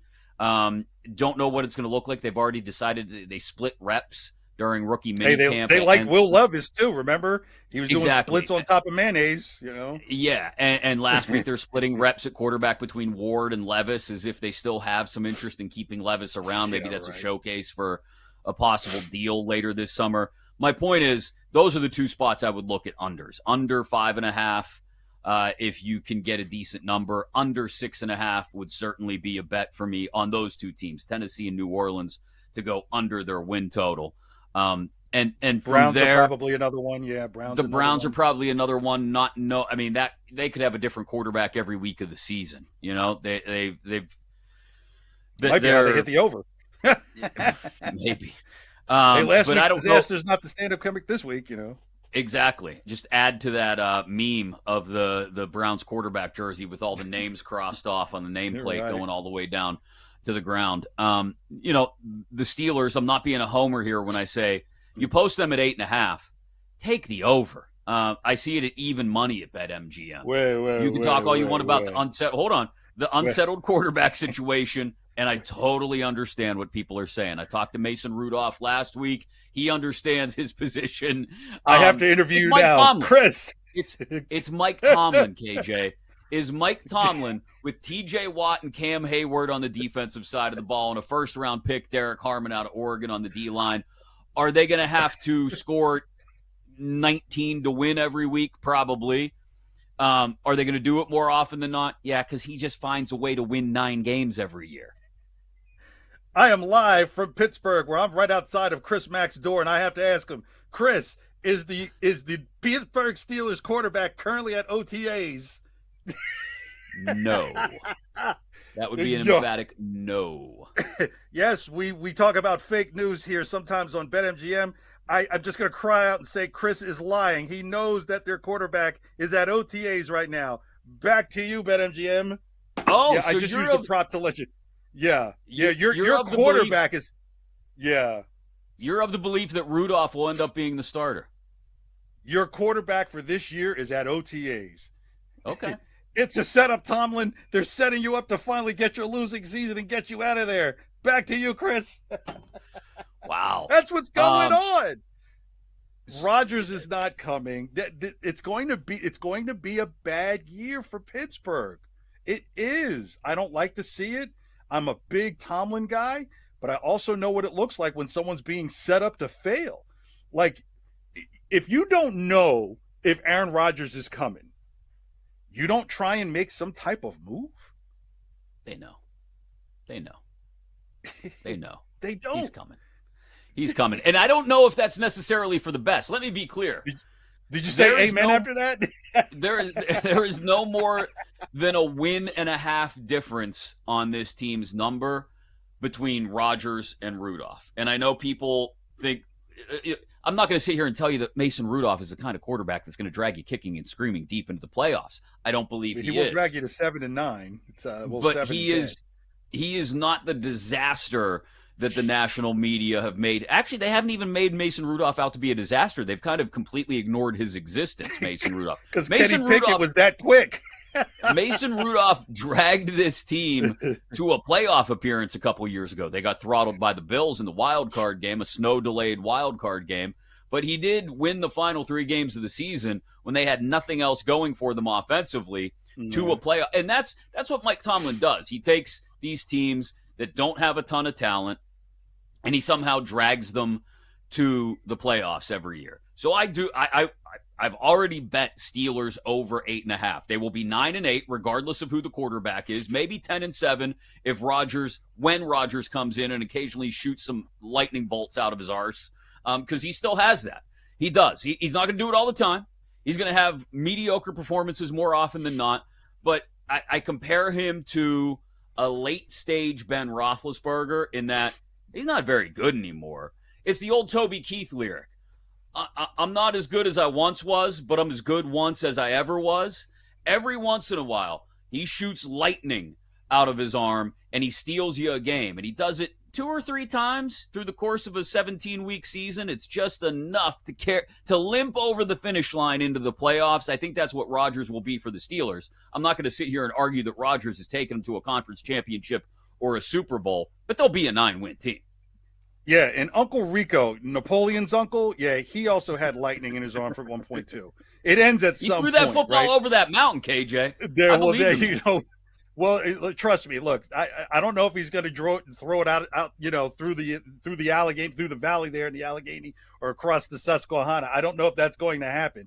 However, what I do know is this: Rodgers is that guy who needs to be there as soon as things start, and you don't get that feeling that that's going to happen. I think what you saw from all those weapons he had with the Jets last year should have gotten him to a 9-8 record. He was healthy the whole time, and he couldn't do it just because the dude is a Sour Patch Kid in a whole room of chocolate candies, okay? This dude is out of place. Look, I would rather go with Mason, because here's what I do like about Mike Tomlin. He will bench Aaron Rodgers if he feels like Mason Rudolph gives him a better chance to win games for the team. And I don't know if Aaron Rodgers, because of where he believes he is socially, isn't going to try and make the Steelers look like an absolute stink show and disrespect everything around him and make it even worse, where when you've got a battling offensive line, you've got to reconfigure what's going on with the run game. Your defense is starting to get a little long in the tooth in terms of age. Mm-hmm. All those things combined with it, there are just going to be some guys who are just like, man, I'm just sick of it. That's how you end up at 7-10 or 8-9. It's a possibility, but to your point, Tomlin has been quick with the quarterback hook in the past, definitely. The Patriots, 7.5, 8.5 wins. I think there's a lot of eggs being put into the Vrabel basket here. Am I overestimating that people are putting a little too much stock into the Vrabel effect? No, it's the schedule effect, right? So before they did these really dumb videos, these schedule releases, I said, hey, look, just looking at who they play, they could go 10-7. It all depends on when the Miami away game is. If it's earlier in the year, that's a Sun game, that's a loss. Mm-hmm. But Miami can't win under 40 degree, that's a win. They'll lose both games to Buffalo. They'll lose to Cincinnati. They'll lose to Baltimore. But they've got Atlanta at home in November, so that's really a rookie guy in the winter. You've got Cleveland. You've got New Orleans, who you mentioned before. You've got the Browns. The Jets are recovering, and that's 2 wins. And then you probably say 11 wins are right there for you. Pittsburgh is a push. Wow. But I would say they probably beat Pittsburgh because Aaron Rodgers showed up so late, and Pittsburgh is like week 2. Well, one team has turned things around. Just how much have they turned it around? Has the momentum completely shifted in one series? We'll talk about Knicks Pacers next, right here on the Daily Tip, presented by BetMGM. The Daily Tip will be right back on the BetMGM Network, sponsored by BetMGM.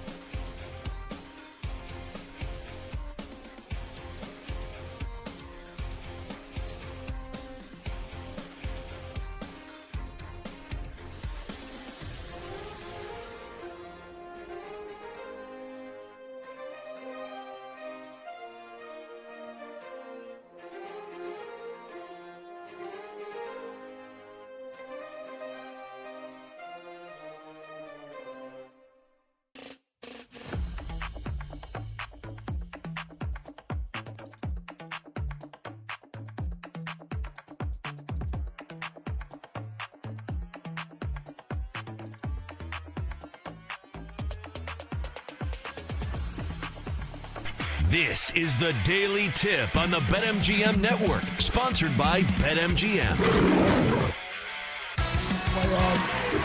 Bridges double times, cutting, and jackhammers. What a finish here. I mean, I'm pretty sure everyone's going to be thinking about it, but I think our mindset has. It's Brunson. That shot clock is low. Driving inside on Neesmith and got the teardrop to go down. Wow. Yeah, once Jalen Brunson was back on the floor to help out Karl Anthony Towns, the Knicks put a stamp on a massive win over the Pacers last night in Indianapolis to pull within a game of the Eastern Conference Finals. They were that close, it felt like, at halftime, being down 3-0. They come back from 20 down for the third time in these playoffs. First time that's ever happened in NBA history to make it a series in the Eastern Conference Finals. TNT, Kevin Harlan on the call of a Jalen Brunson clutch floater that gave them the lead, and Karl Anthony Towns dunking on Andrew Nembhard. So here we are, KJ. We've got a series between the Pacers and the Knicks. We'll get you our best bets in about 40 minutes before we wrap up the Daily Tip here on the BetMGM Network. We'll play GTFO or Oh Yeah in about 20 minutes. As alongside KJ Carson, I am Chris Mack, in for Chelsea and Jenks this morning here, live coast to coast on the BetMGM Network. But the story of the morning as you wake up today, if you didn't watch the game, if you were out enjoying Memorial Day festivities, as you may continue to do today, a massive comeback by the Knicks. Game 4 now tomorrow. Pacers still favored, but it feels like the momentum has completely shifted in this thing, KJ. Yes, the Pacers will be at home, but the Knicks have been a better road team in the playoffs, to be honest. You know, all the lore of the Garden aside, they haven't played nearly as well at MSG. And if they can even this thing up going back to New York for Game 5, it's going to feel like a brand new series, if it doesn't already, because you got the Karl Anthony Towns game, his best game of the playoffs, 20 of his 24, come in the fourth quarter. And if they can do that, if Tom Thibodeau can feel comfortable in going into his rotation a little bit, as he did last night, and you can survive Jalen Brunson foul trouble with Karl Anthony Towns going off the way he did, then the Knicks are a completely different team than they were in the first two games. Yeah, I think Thibodeau got a big dose in what people talk about in leadership of how sometimes emergencies force you to change. And I think that's what happened when you're down 20. You're like, okay, you may really be coaching for your job. It felt like, because again, Thibodeau is definitely known for, like, these are my 6 guys and all of you other 6. Practice is pretty much your game. Like, you're never seeing the court.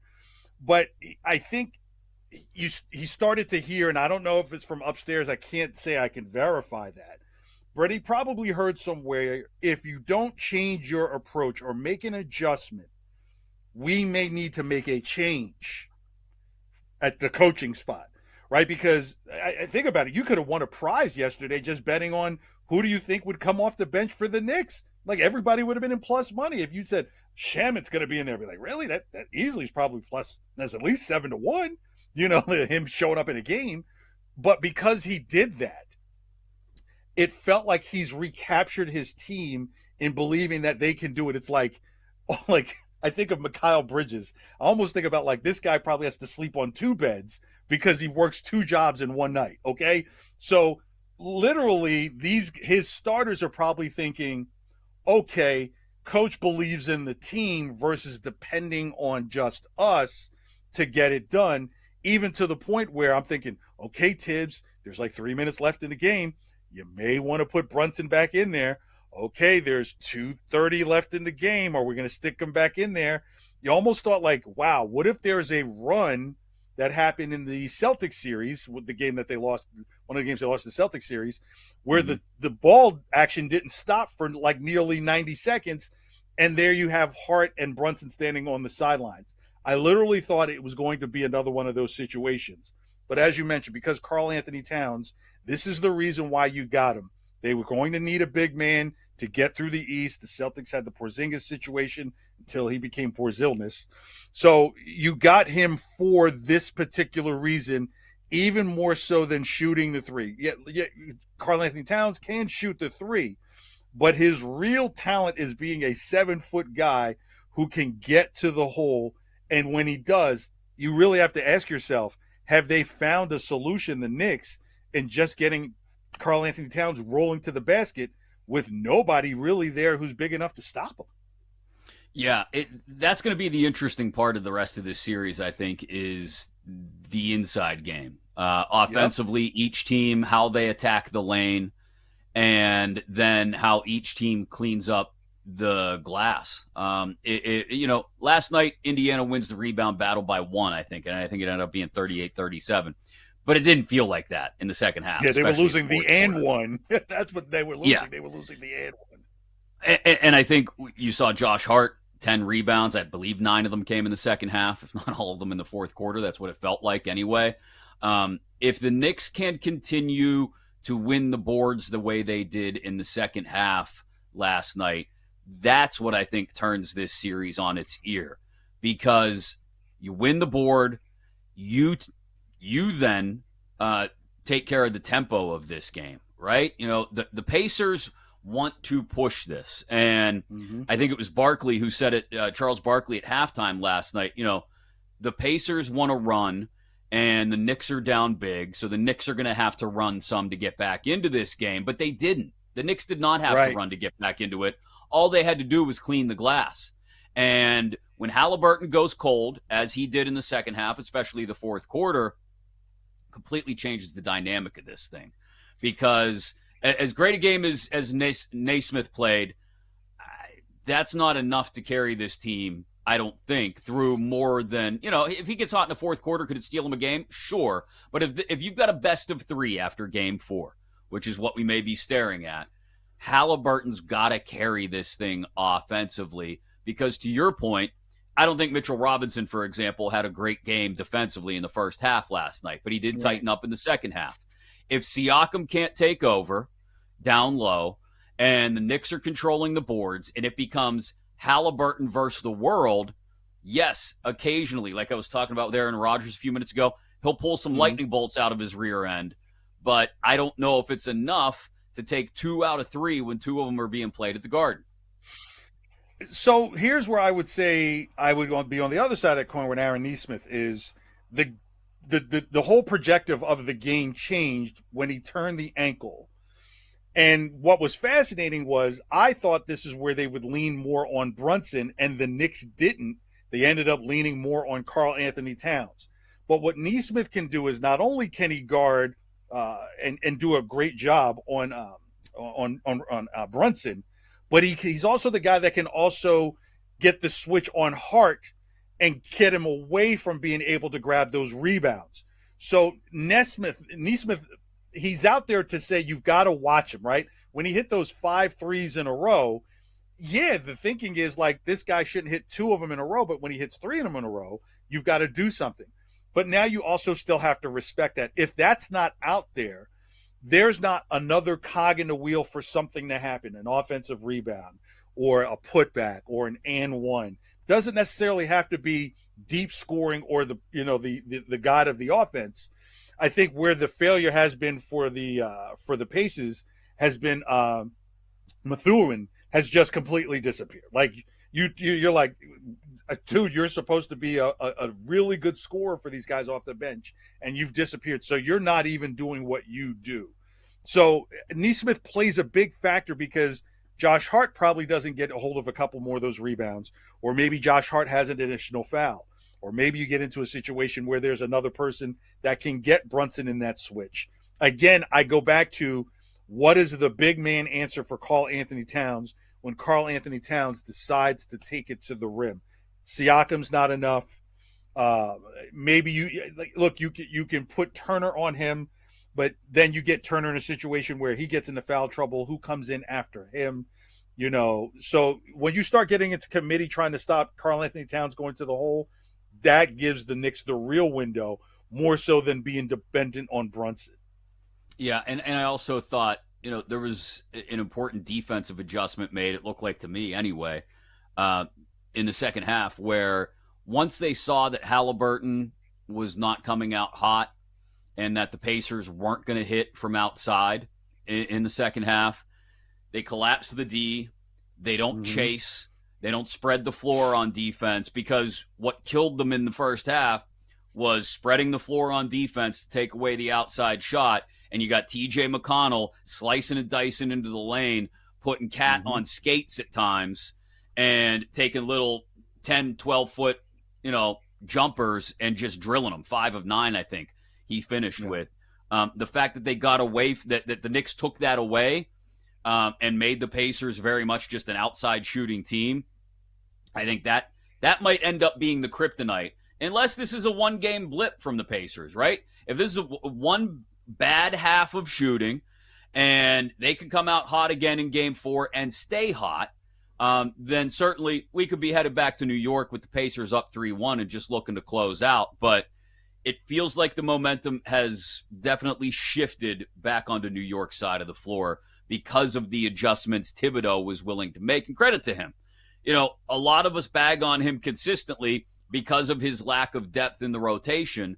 But to your point, he had no choice last night. When Brunson gets in foul trouble and you got to staple him to the bench for what felt like an entire quarter, he found the right mix. And again, credit to the guys who stepped up, like Josh Hart especially, and obviously Towns, that he was able to keep Brunson on the bench and didn't have to bring him back out until he absolutely had to. And so for a guy who we constantly criticize in Tom Thibodeau for being too strict in the way he coaches these things, he showed a couple big adjustments in the second half last night that I think were crucial, alongside Towns obviously playing the way he did, to them stealing that game. Yeah, I think the other thing is what you just said about how the shift may be happening. I think Indiana might have to do the same thing that you're talking about with the Knicks. I think Indiana, and this is why I think the total is probably going to be even lower. I think it's at 221 right now. I would probably look at it somewhere around under 218. You're probably talking about the winning team might only have 105 in tomorrow night's game. I think Indiana goes to a zone and says, you know what? Let's see if Deuce McBride can do this again. Let's see if we haven't really seen Brunson really knocking down a ton of outside shots, but we've got to collapse this middle to make sure that Karl Anthony Towns does not go off in this paint. So I think you're going to see a lot of jump shooting in Game 4, where you're going to see totals come down, made shots come down, free throws probably come down a bit. It's going to be I think both teams are going to try and push this game to the outside, and I would give Indiana a slight advantage because they have guys like Nembhard and, of course, Halliburton. These guys, they have more guys that can make an outside shot if you need to. Nesmith, Miles Turner can hit it from outside. In fact, the ball that rimmed in and out of the rim, it looked like it was a make. It just rimmed in and out. I think Rick Carlisle, keep in mind, this is the same Rick Carlisle that beat Shaq and D Wade with Dallas. This is that same guy. So he's seen it in many different ways. And I think you see kind of what they call the mirror effect. They're going to want to force New York to shoot from the outside and keep Karl Anthony Towns out of the paint. I don't know if I have a best bet for tomorrow night's game yet. I don't know, because you bring up the good point about it. I think the total follows the game. And what I mean by that is if we're over 221.5, it's a Pacers win. If we're under, it's a Knicks win.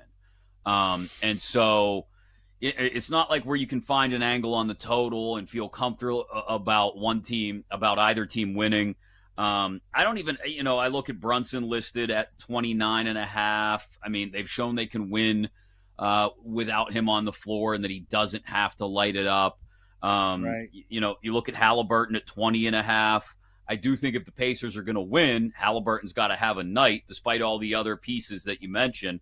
Maybe it's a Siakam bet. Maybe it's a Nesmith who's lined at 12.5 for tomorrow. But all of those angles still seem to point us in one direction or another, when maybe it just makes sense to take the game, and the Pacers are favored by 2.5 right now. Knicks plus 120 on the money line for tomorrow night Either way. Here's a way to potentially look at it. What do you think is more probable? Brunson to go over the 29.5 or Neesmith to hit over the 12.5? If you lean Brunson, then that says that, okay, maybe the Knicks he has to do too much for them to keep up. Right. If you say Neesmith, then you're saying, okay, maybe he's hitting and they're able to get done what they need to get done. Yeah, that's the way you phrase that, I think, is perfectly, especially in regards to Brunson, in that he could go over and it could go either way, right? It could be a Knicks win and pushing it back to 2-2 in this series, or, could just be them trying to hang on and win and not go down 3-1. We play another rousing edition of GTFO or Oh Yeah next, right here on the Daily Tip presented by BetMGM. The Daily Tip will be right back on the BetMGM Network, sponsored by BetMGM.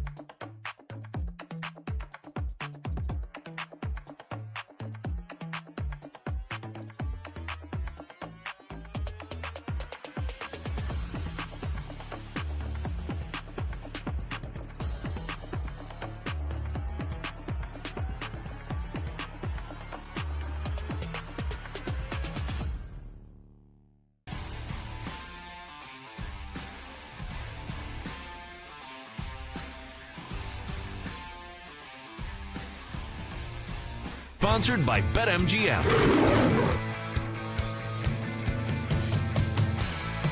In about 20 minutes or so, we will get ready to wrap up the show by giving you our best bets of the day. However you're spending your Memorial Day, we appreciate you spending some of your time with us here on the BetMGM Network, live coast to coast, wherever you may be in the world. Always available inside your free Odyssey app. Go download it today if you haven't yet. AUDACY. Alongside KJ Carson, I'm Chris Mack, in for Chelsea and Jenks today here on the Daily Tip.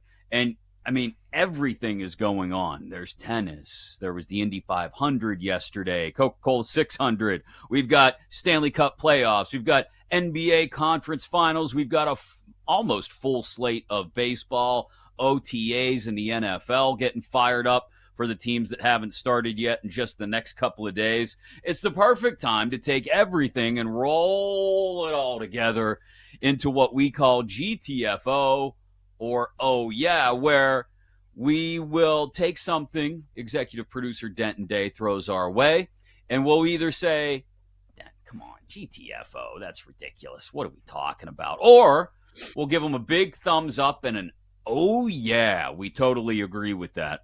That is how GTFO, or oh yeah, works, KJ. I have a question. One, if you're a guy cooking out, having all this grilled food, and then watching sports all day, and you're married, is that a good start to the summer in terms of attention? It's like they say, you got to set the tone early, you know? under promise, over deliver is my motto. Yeah, not only, baby, am I watching all the games, but when we hit the beach, I'm going to be watching the games as well. Quick question, because I've never played this before. Go ahead. I was going to say, that actually brings up a beef I have with Major League Baseball today. Let me pull up the entire schedule just for today, just to go over this, because I think the three big American holidays that sort of sandwich the summer, right? We've got Memorial Day at the beginning, we've got Labor Day at the end, and in the middle, 4th of July, right? 4th. There should be every team playing on each of those 3 days, and most of them should be day games. But I look at today's slate, and I see 7 day games, okay? And not everybody is playing. Everybody should play on those 3 dates, and the majority of them should be day games. Please, people, come on, America. I've got a baseball joke for you, and it's just came to my mind. Why aren't the A's playing today? Why? Because they made the ultimate Sacramento. Oh, boy. Deep into your dad joke bag there. Get it? They made the ultimate Sacramento. Yeah, no, we'll reserve the rim shot for another dad joke down the line, maybe. That was rough. Okay. You're laughing inside. Inside, yes. All the laughs are being contained in my soul. GTFO, or oh yeah. Denton Day, what have you got for us, my friend, on this beautiful Memorial Day morning? So I got 6 for you today, fellas, and we will start not with a layup, but an empty netter, if you will. We're starting in the NHL. After the win yesterday, now is the perfect and last time to bet the Oilers to win the Stanley Cup at plus 140. I think once they go up 3-1, you're not going to get it at a better price. Right. Yeah. I mean, if I hadn't already jumped on an Oilers future, then yeah, get it now while you can, while it still remains at plus money, plus 140. I'll give that a mild oh yeah, not a full Kool-Aid man bursting through the brick wall. Oh yeah. But I'll give that an oh yeah, because they've, outside of one period, I won't say dominated this series, but they have dictated this series 8 out of 9 periods on the ice, and they've been a very good, what we call 200-foot team. They're playing in their own end as well as they're playing offensively. Not all of the offense has to come on the power play or in transition. They're just the better 5-on-5 team right now. And as long as this series doesn't get into a battle of special teams, Even if it did, that still might be an advantage to Edmonton right now. If it doesn't get into a battle of special teams and the Stars aren't drawing 3 power plays a period as they did in the third period of game 1, I feel really good about the way Stu Skinner is playing. Obviously, you've got the high-octane offense whenever you need to step on the gas. A pair of goals for Hyman yesterday, a pair of goals for McDavid. So I feel really good about the Oilers, at the very least, getting through Dallas. The question for me would be, KJ, if they have to face Florida, an arrested Florida Panthers team in the Stanley Cup final, knowing the grit that Florida plays with, can they fight through that with this disciplined 200-foot hockey that they're playing? But at plus 140, if you can still catch it at plus money, okay, I'll ride with that. See, that's why you walked right into my GTFO H, right? Because, look, let's just say Dallas wins the next game, and now it becomes a best of 3, and at the same time, Carolina does the Novocaine thing once again and gets swept again. You've got a rested Florida team. Florida knows how to win these games. So I think, if anything, you might have a chance for this number to potentially go up for the Oilers versus down. So, again, I still think this isn't going to be the final number one way or the other for the Oilers to win the Stanley Cup, because, look, you might be able to get them at plus 200 and they only be down 1-0 in the Stanley Cup Finals. So GTFO, not so heavy on the H. You can still stay here, but GTFO.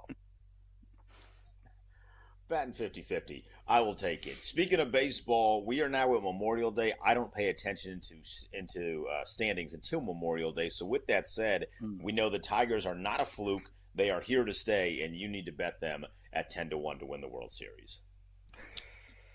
Oh, GTFO. H. They got this thing called the Dodgers out west. And then here's the other thing that we always kind of ask ourselves. Yeah, Detroit's real. You know, Kansas City's a little real too, and so is Cleveland. But for so many years, it was kind of like whoever won that beauty pageant, ta-da, you're the one that gets the best one. So what happens, let's just say, if they've got to play one of their own division rivals early in the playoffs because the AL Central's good? So, look, I think there's some more hurdles they have to face, and I think it's from their own division in the playoffs, right? How many times can you see Kansas City or Cleveland and then turn around and beat them in a 7-game series when you're only playing them? So it's just a little too strong at 10-1. I'm going to say GTFO. So I'm going to defeat the spirit of the game here and kind of split the difference. I will say on a World Series, watch this, an adept professional at work here. I will say for a World Series bet at 10-1, GTFO, because to your point, the Dodgers still exist. I will say, when I see AL at 4-1, I'm a little bit more inclined, because their starting rotation, led by Skubal, who we talked about a lot earlier, is one of the best, if not the best, in the American League, leading the American League in strikeouts, their starting rotation. The important part of this for me is that the back end rotation over the last few times through, Flaherty, Job, Mize, have really started to drop the hammer. If they can go into the playoffs with a playoff rotation of Skubal, Flaherty, Job, and or Mize, that's a team that has the pitching to go deep into October and at the very least get to the ALCS. Then you're talking about a 10-1 to win the pennant way back on Memorial Day. I feel really good about it.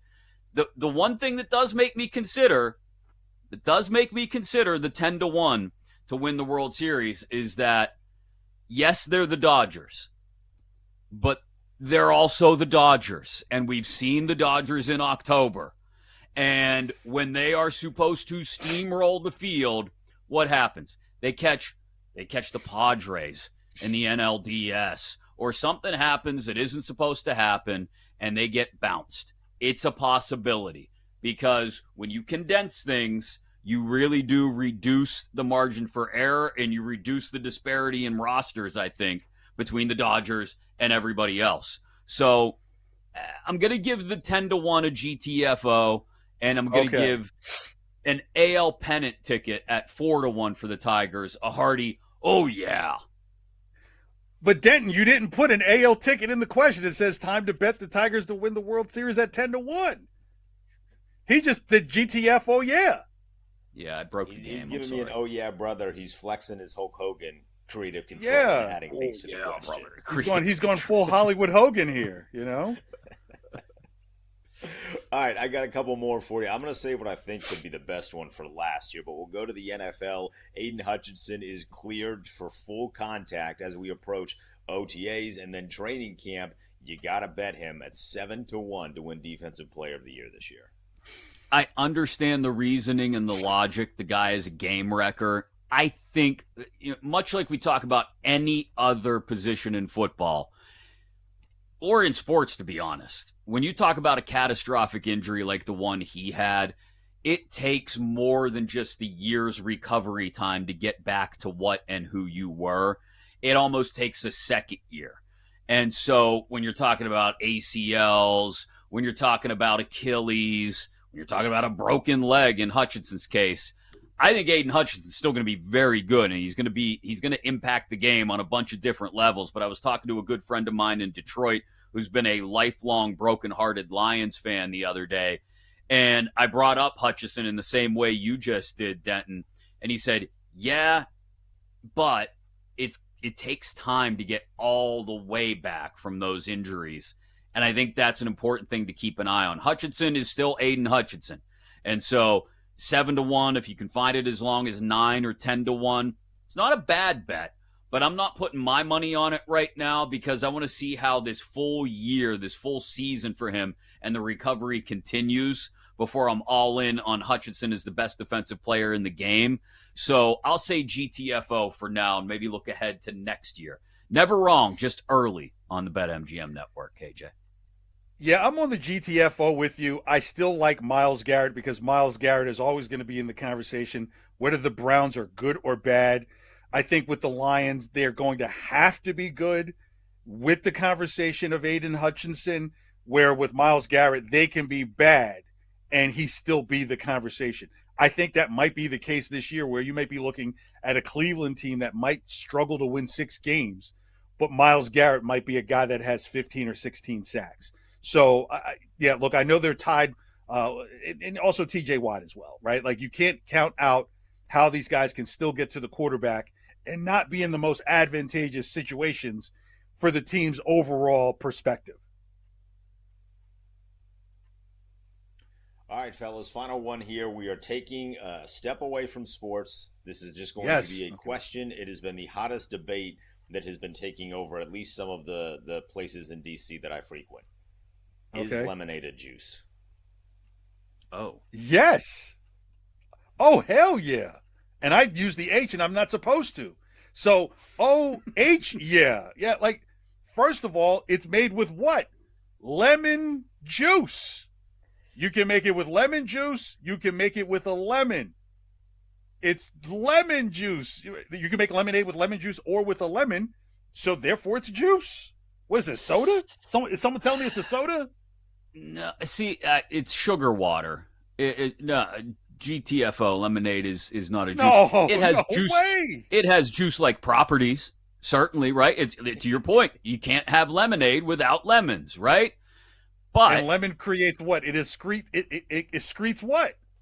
Lemon juice, which goes into lemonade, which is primarily sugar water, KJ. Come on. It's sugar water with some lemon juice in there. I give you a cup of sugar water. Does it taste like lemonade? No, but if I give you a cup of lemon juice, is it a cool, refreshing drink on a summer afternoon? No. I got to have some ice cold sugar water in there mixed with the lemon juice. Lemonade as a full composition is not a juice. It simply has juice-like properties. No. Here's the better question. Is Kool-Aid a juice? Then I can get to your argument. Right. Kool-Aid's not a juice because it's sugar water and some concoction that is not excreted from a fruit. But isn't lemonade basically just lemon-flavored sugar water. It just happens to be flavored by lemon juice. Okay, so then what's grape juice? Is grape juice a drink? Yes. But couldn't you just take grapes? Because it's primarily the juice of the grape. Oh, so now what's the primary sugar leader? What is the leader? We're doing the composition per. Did you ever mix up a homemade pitcher of lemonade? You got to dump like half a bag of sugar in that thing to make it palatable. But you got to cut up lemons and excrete the juice from the lemons. It's juice. It's a lemonade. We're going to have to respectfully agree to disagree here, I think. But now, I want some lemonade. And that, I think, was the point of this all along, Denton. Thank you. We'll come back. We'll get ready to wrap things up with our best bets here on a Memorial Day edition of the Daily Tip on the BetMGM Network. The Daily Tip will be right back on the BetMGM Network, sponsored by BetMGM.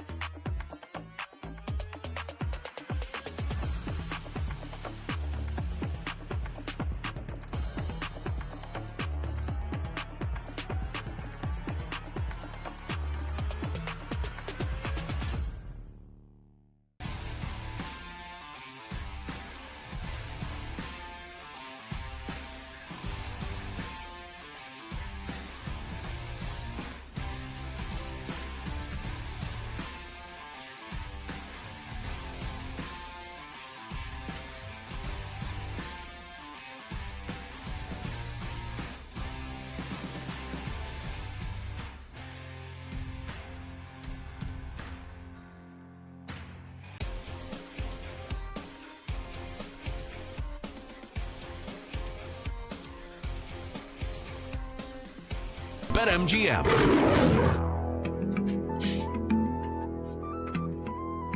All right, so we've argued about lemonade. We've argued about, well, we didn't And really I argue won. about I won. It's a juice. Fruits make juices. We talked about cookouts. It's Apple Memorial juice. Day. You've got lemon. You got lemon juice. What else? All orange juice. It's a fruit. It makes a juice. I mean, I put lemon juice on fish. It doesn't make fish a juice. Whatever, we're done with it. We respectfully agreed to disagree alongside KJ Carson. I'm Chris fish. It's the Daily Tip. Lemon pepper wings. Lemon. In for Jakes and Chelsea, who will be back tomorrow morning. Don't forget to take us with you on a busy Memorial Day. Maybe it's a relaxing Memorial Day for you. Either way, you take us with you wherever you're going. Make everybody at the cookout. If you can't agree on music, listen to the BetMGM network, and then maybe everybody makes some money. You know what I'm saying? Because I said you can't let anybody under the age of 25 control the music at the cookout or the get-together today. You just, I'm sorry. I know you mentioned that your daughter's 16. She's overdoing it with the Drake and the Kendrick. You know what you do?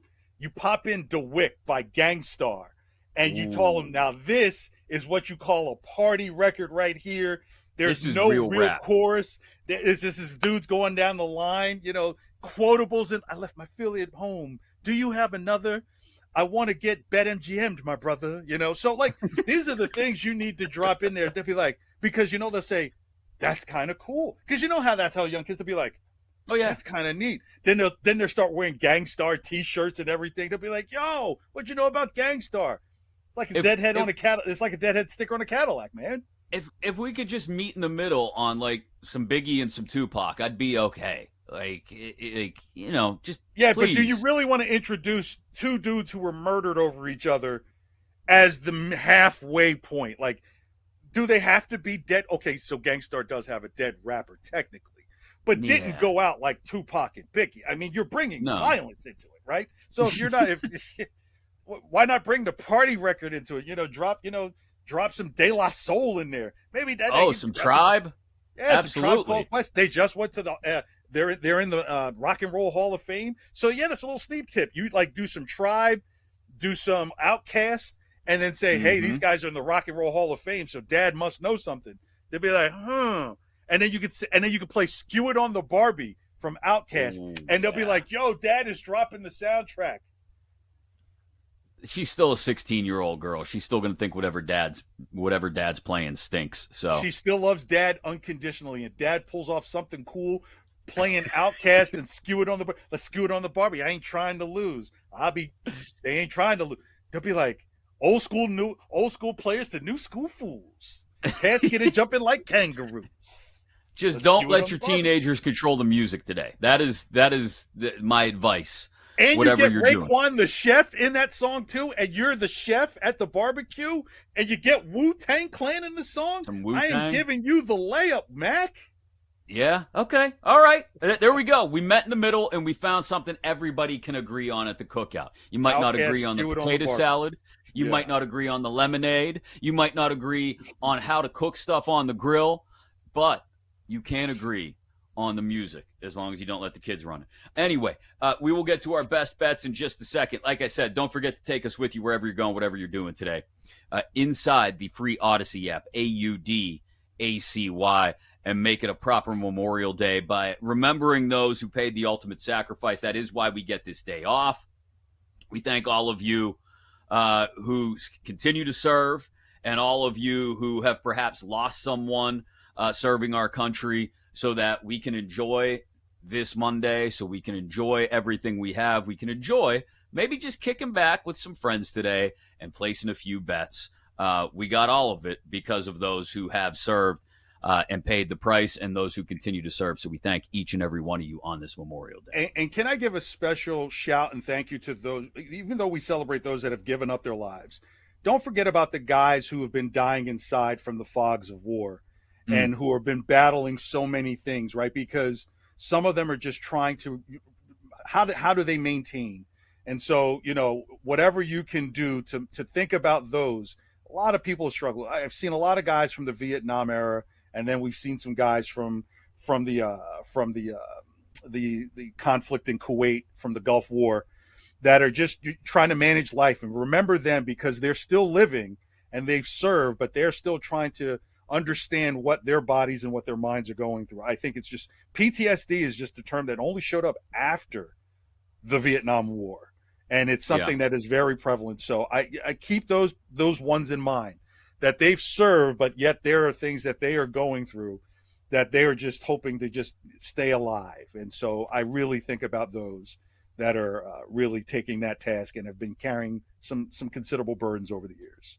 Well said. Really well said. So, it's a day to remember all of that and keep it in mind while you're celebrating with friends and family today, and maybe placing a few bets as well. Let's give you our favorite ones for today with some best bets. Time to place your bets. And with so much on the slate across the board, we may have NFL futures that we talked about earlier. I know there was one key college football bet that we brought up earlier that KJ might want to hit on again.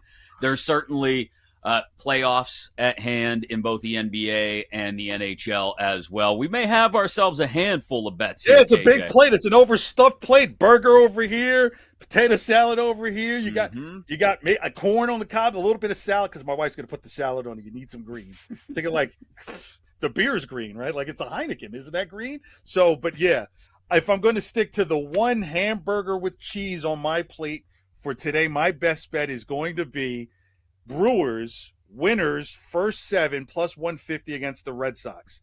Garrett Crochet has been dominating, but the Red Sox pitchers have had a trouble getting out of the 5th or 6th, and then come the bullpen, and they have been overworked. So don't expect Crochet. Look, he may get to 85 pitches, but it may be only the middle of the 5th. So I like Milwaukee to be ahead money line after 7. Don't necessarily know if they'll win the game because of the Red Sox bullpen being overworked, and they're coming off of a day game yesterday into an early day game today. So they barely get 24 hours turnaround, and they've just gone for Milwaukee after squeezing in 4 games into 2 days. That Baltimore series was weird. Rain out on Thursday. One half of the doubleheader was played on Friday. Then the doubleheader was played on Saturday. And then they played a 1:00 game on Sunday. That pitching, that rotation is tired. So I like Milwaukee plus 150 first 7 against the Red Sox this afternoon. You got anything else you want to throw out there at the people while they're scribbling things down for today? Well, since I got something on, since it says a barbecue, it's a barbecue. Fill up the plate. Yeah, fill up the plate. How about Oklahoma City first half over 56.5 points plus 140? I think the game speeds up quicker, then slows down. So I still believe in that under total. I think you'll see the higher totals. So I could see Oklahoma City getting to about 58 points for the first half, and then probably giving you maybe about 52 for the second half, getting that game closer to about a 105, 102 type game, where that under number, it does hit. So, but I like them to hit 56.5 by halftime at plus money at plus 140. Plus money KJ has not changed a bit since he's been on the show. I don't do that negative stuff. Yeah. I love it. I'm not paying juice. What am I paying you for to place my bet? That's what I'm saying. Scare money don't make none. That's a Tribe Called Quest lyric that you could play at the cookout. There you go. Definitely. Going to get that on rotation this afternoon. I got a little bit of baseball. I got a little bit of basketball. And I even got some of those NFL futures that I mentioned. We talked win totals in the NFL earlier with OTAs getting started around the rest of the league. Not today, but this week. I mentioned the Saints are going to be an abject disaster. 4.5 wins. You can go under at plus money, plus 170. Under 4.5 wins for the Saints. And also the Titans. Rookie quarterback. I like Cam Ward, but I don't like him to the tune of 6 wins. Under 5.5 for Tennessee is also plus money for plus money KJ there, plus 125. I'll throw out some baseball bets for today as well. I am all over the ball, flying all over the ballpark in Arizona. Ketel Marte has a really good history against Pirates lefty Andrew Heaney. So I'll take Marte, 3+ total bases at plus 140. Might even throw in a little change on a home run bet at plus 250. And we talked about O'Neal Cruz earlier as well. smashing the baseball all over the place. Hardest hit ball in the StatCast era yesterday. 3 homers in his last 3 games for the Pirates. And the Pirates, actually, believe it or not, I wrote this down. They are 7-9, I think, since they made their managerial change. That's not any great shakes, but it's a whole lot better than they were before firing Derek Shelton. So I like the way the Pirates offense has made a turn in the positive direction, even if it's still nothing to write home about. So I'll take Cruz 2+ total bases at even money for a home run at 3-1. And we'll say Pirates and D-backs go over the 9-run total. And then a couple more for you. Before we get to tomorrow night, I think we outlined the best possible way to bet a prop in tomorrow's game 4 between the Pacers and the Knicks. Jalen Brunson, 29.5 points.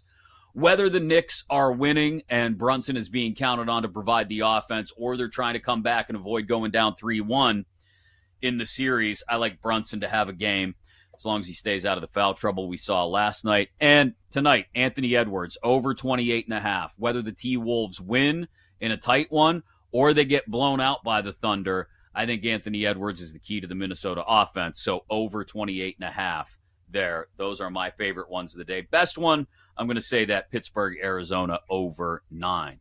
And there we go. We've arrived, KJ. You notice I stayed away from the temptation to talk about Belichick and North Carolina and my pick to take them to win the national championship at 125 to 1.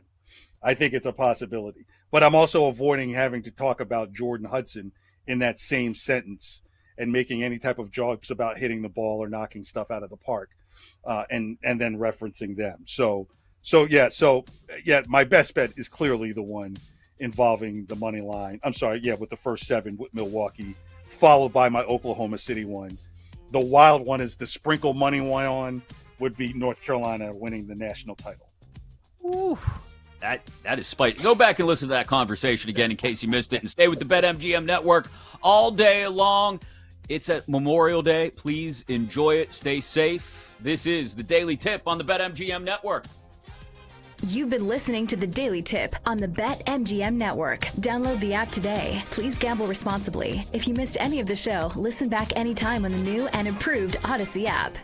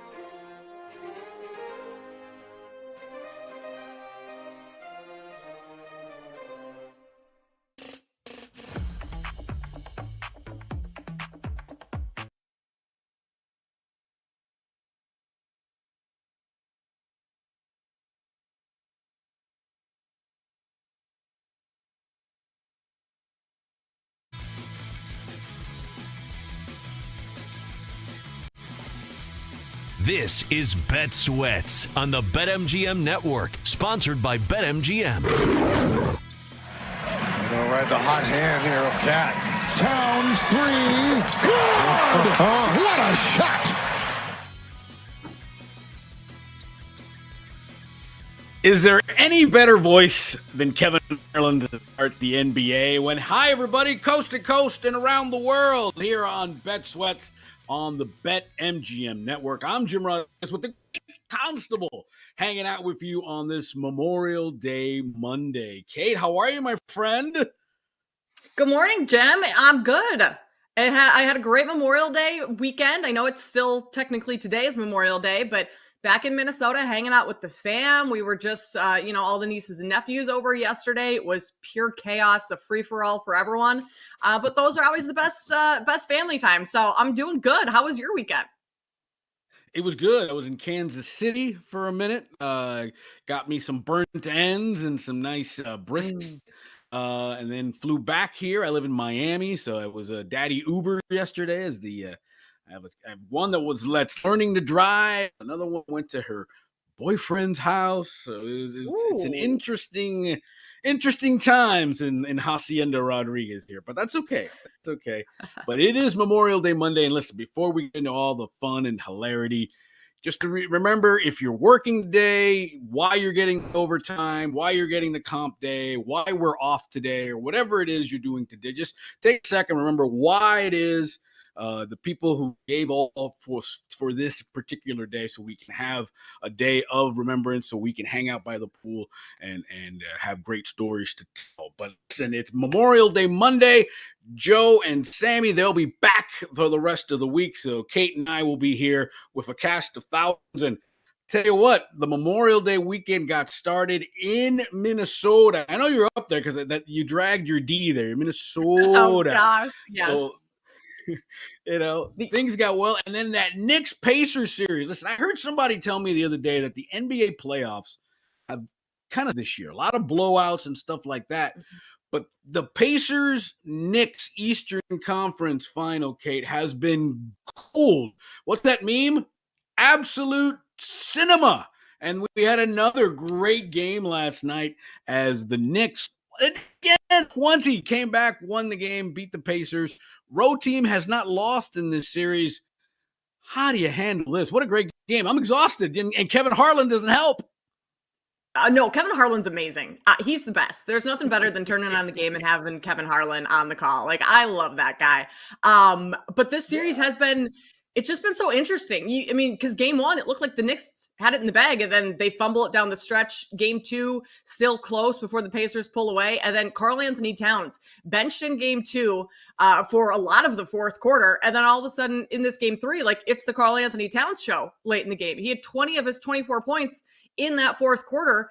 And that was basically the difference here. Like the Knicks were down 15 in the third quarter and still able to come back. So I think you have to give a ton of credit to Cat and also the Knicks bench, because Jalen Brunson was on the bench with some fouls for a while. And so other players had to step up. And finally we see Tibbs going into his bench a little bit, which is like a foreign language to that guy. And the bench players, like, they stepped up, and credit to them for being ready in that moment when they've pretty much been riding the bench all season long. So huge credit to the Knicks. I'm really glad, J-Rod, that the Knicks won just to keep the series interesting. If the Pacers had gone up 0-3, the series is over then. Knicks are not coming back and winning 4 games in a row against that Pacers team. I mean, I still think they have their work cut out for them in game 4. But it was a fun game yesterday, and I'm glad this series is closer than it looked like it was going to be in the first half. Yeah, third time in this postseason that the Knicks have erased a 20-point deficit. That is an NBA record for a postseason. They did it to the Celtics twice, and of course they did it to the Pacers. Yeah, and when we talked about the lineup change by Tibbs, bringing in Mitchell Robinson to start, he sat Josh Hart, and then Cat exploded. He was MIA for the first 3 quarters. 20 points in that fourth quarter, ended up 24 and 15 in the game. So, okay, so if you're the Pacers, how do you approach it? Because the road team has not lost in this series. Yeah.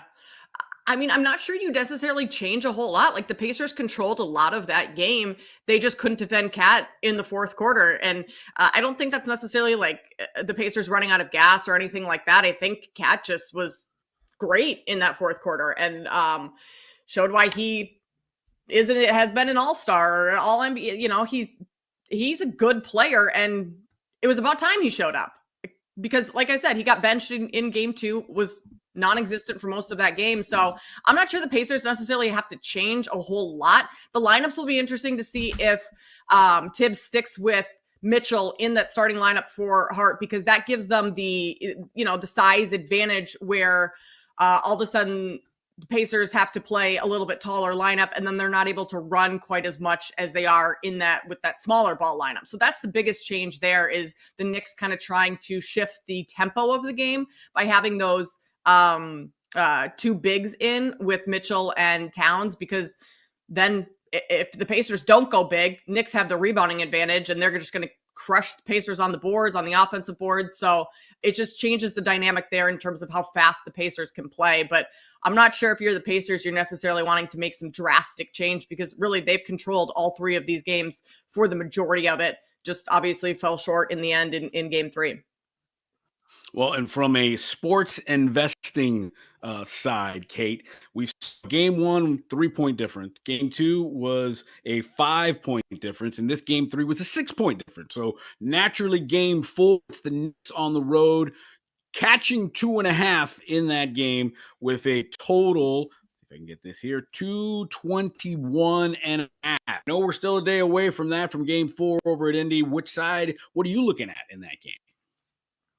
I mean, I have a hard time seeing the Pacers lose 2 in a row at home, but the thing is that the Knicks have been so much better on the road than they've been at home. So, like, the Knicks are almost the home team. And if you heard the crowd after, like, there were so many Knicks fans there that were chanting Knicks in 6 after when Jalen Brunson was doing his interview with the Inside the NBA crew. Like, so I lean towards the Pacers. But I think the total and the side are a little correlated. Like if you like the under 221.5 here, you probably like the Knicks for the reasons I mentioned, in that they're going to play that bigger lineup and the Pacers aren't going to be able to run quite as much. So, I would go Pacers, J-Rod, but what are you thinking? Yeah, well, money line, if you're thinking that, Pacers crazy, 145. Too much juice there. No, thank you. Plus 120 for the Knicks on the money line. What I would do, I mean, I think the first thing what you got to do with all these Knicks games, I know it sounds like a bit of a cop-out, Kate, but I think you got to see the in-game betting is so live in this game with the Knicks. And if they get down early, oh my gosh, I would definitely take a first half Pacers in that game. First half money line, first half guide on that. I think that would jump out at me right away. I think the Pacers win the game. I'll take the Pacers laying the 2.5 at home. It would make it a 3-1 series going back to New York. I think we're coming back to Indianapolis. I always feel like the Pacers will win game 4. It's 3-1, go to the Garden. Knicks will win that game, bring it back, and then it'll be interesting if we get a gentleman's sweep or anything like that. But then it'll be interesting. But it's a lot of basketball to be played, and we've got some fun. So again, for those who think that the NBA is playoffs haven't been good, especially because LeBron, no Boston, no LA, no Joker, we've had a lot of fun. Now we'll get into the Western Conference down the road here on Bet. That has been a little bit tough swallow, a little bit of a tough view for those people. It's just the games have been crazy. SGA, MVP, okay, Thunder in 6, I think is that. But so let's see what else is going on in the world. Shohei Ohtani, talk about a unicorn, talk about a crazy man, right? He hit his major league leading 18th home run of the year last night. He's Tyron Judge and Kyle Schwarber with 18.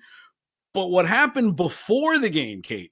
He threw batting practice. It was, he is convinced that he is going to pitch again this season, and the Dodgers need him. The Dodgers have over a dozen pitchers, both starters and relievers, on the injured list this year, which is shocking that they're still in first place in the National League West. But Ohtani threw to live batters during batting practice as part of his rehab. 22 pitches, 5 batters. touched 97 on the fastball, Kate, and was throwing curveballs and sliders. The Dodgers said they're not going to rush him until he can throw all his pitches. We probably won't see Shohei till maybe August, maybe. But are you crazy? Are you kidding me with this guy? Is there anything he can't do? And for me, it looks like he's having a lot of fun. And that is really the part that's jumped out at me. His facial expressions. He's having so much fun out there.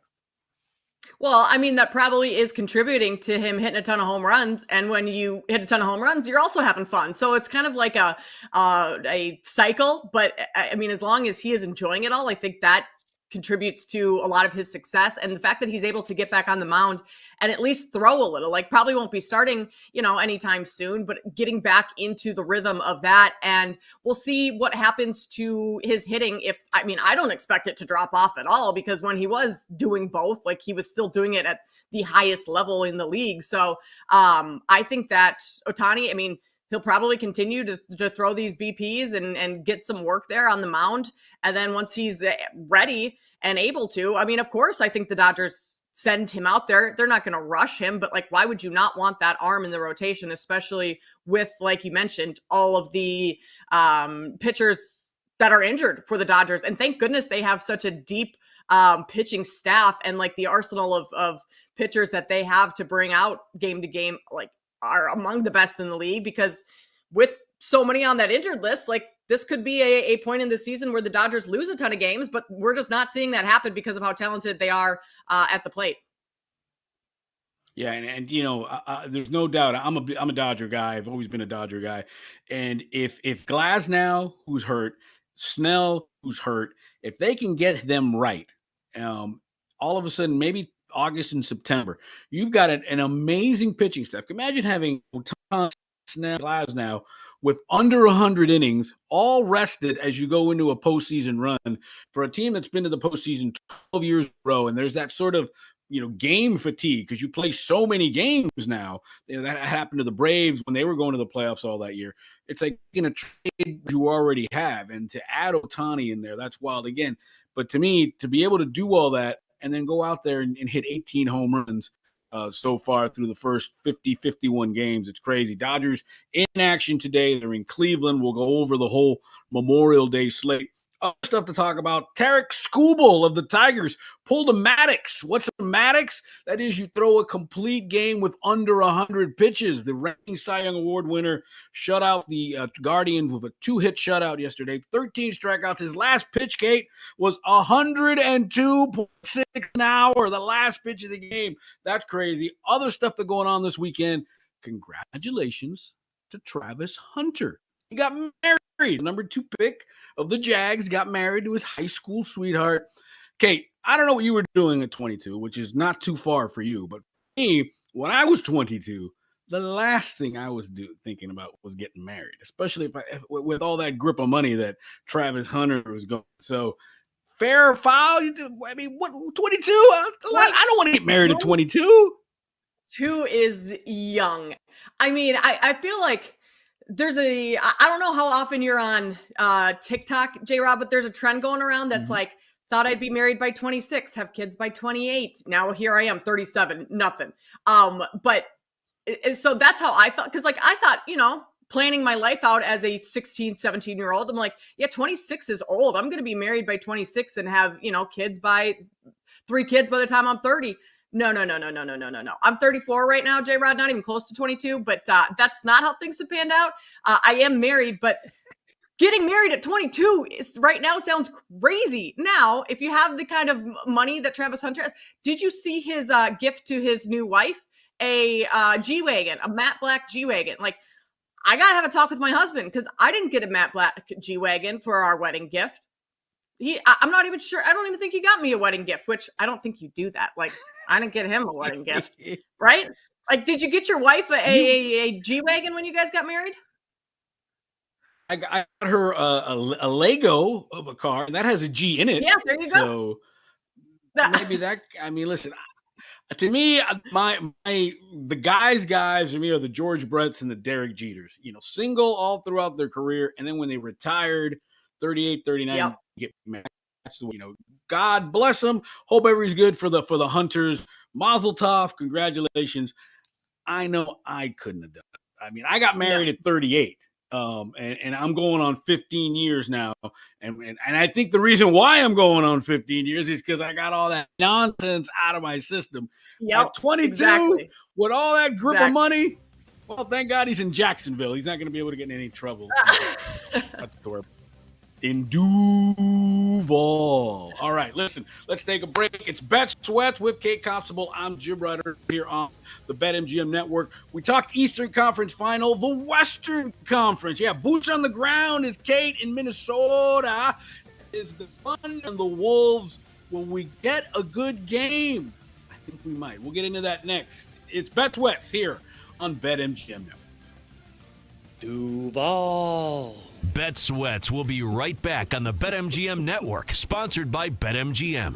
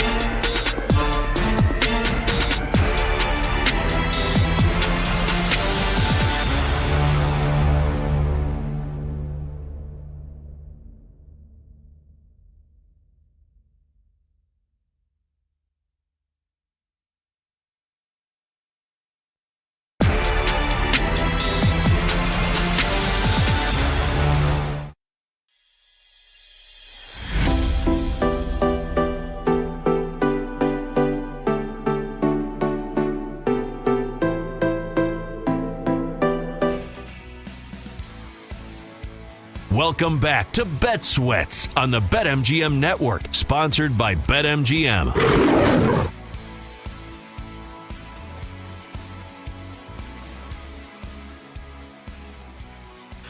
Back at it on a Memorial Day Monday. I'm Jim Rodriguez along with Kate Constable. Thanks for hanging out with us, Joe and Sammy. Back tomorrow to the week here on Bet Sweats, 9 to 12 Eastern on the BetMGM Network. So Memorial Day, back. Remember the extended playoffs. Memorial Day was usually NBA Finals time. It was usually the first or second game of the finals. But we're in the Western Conference Finals. Let's get into that. And for as exciting and dramatic and awesome as the East has been, the West not so much, Kate. Yeah, the Western Conference Finals have been that's where anyone who's complaining about the playoffs being boring, I can understand that take in the Western Conference Finals. The East, not so much.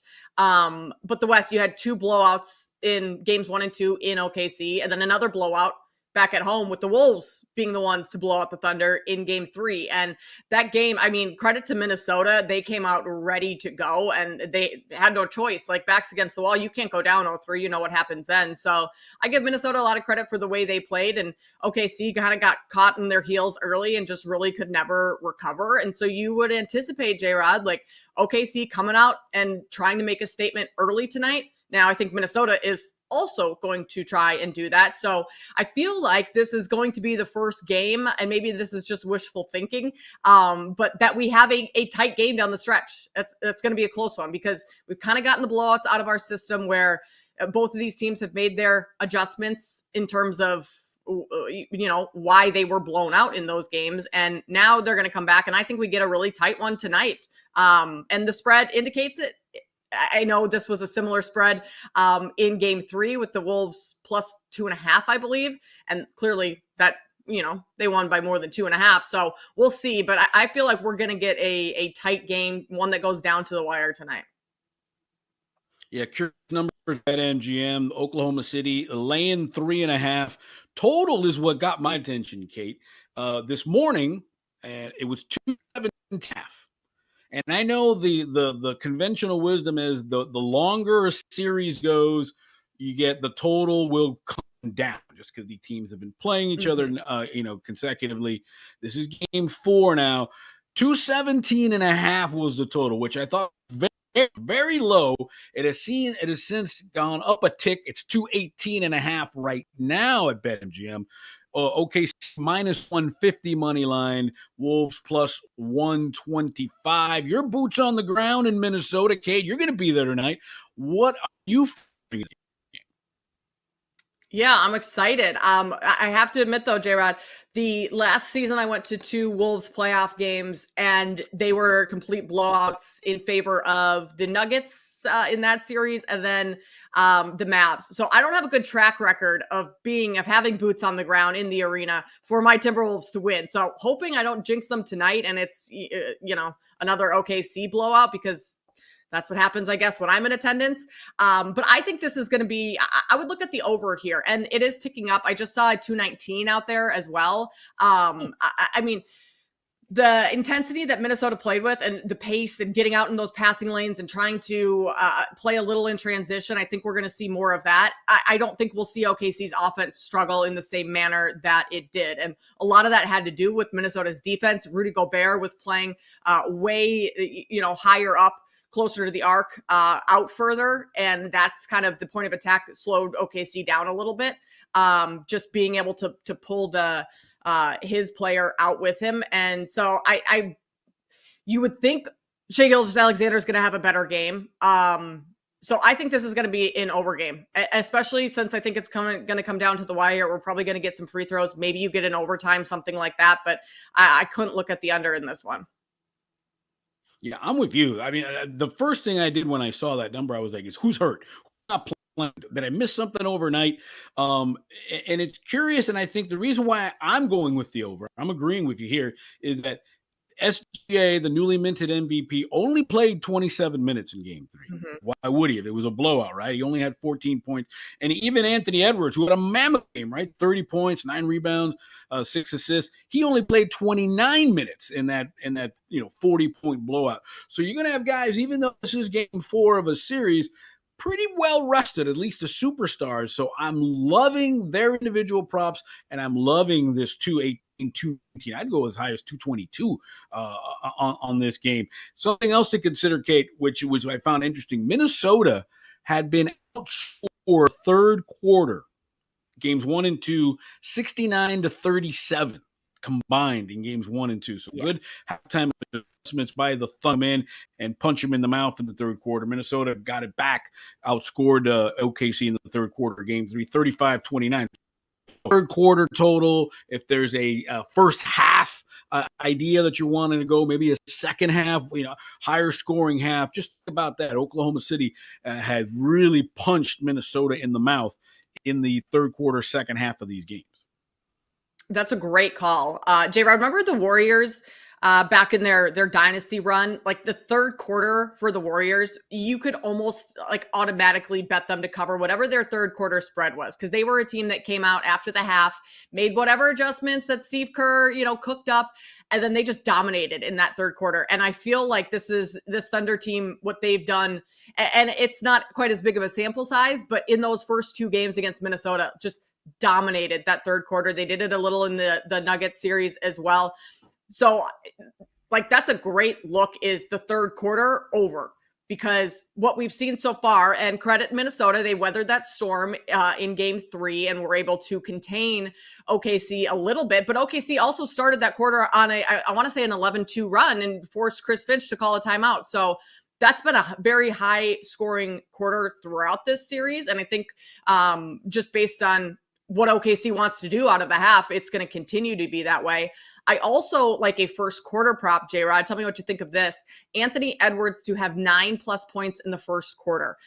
What we saw in game 3 was, I think the start of the difference in games 1 and 2 versus game 3 is Anthony Edwards came out in game 3 ready to go from the jump. He had that first steal for a dunk, and it was just game over from that point out. So when Anthony Edwards is aggressive early and attacking the basket early and scoring early, that sets Minnesota up for the rest of the game and kind of sets the tone for the other role players on that team. So, in the local Minnesota paper, that's been a story that was talked about, is how the Wolves are a significantly better team when Anthony Edwards starts the game scoring. And so I think you look, and I'm seeing that 9+ points at +120. So you get a little plus money price, you get Anthony Edwards going early. Again, just caveat to anyone listening, I am a Timberwolves fan.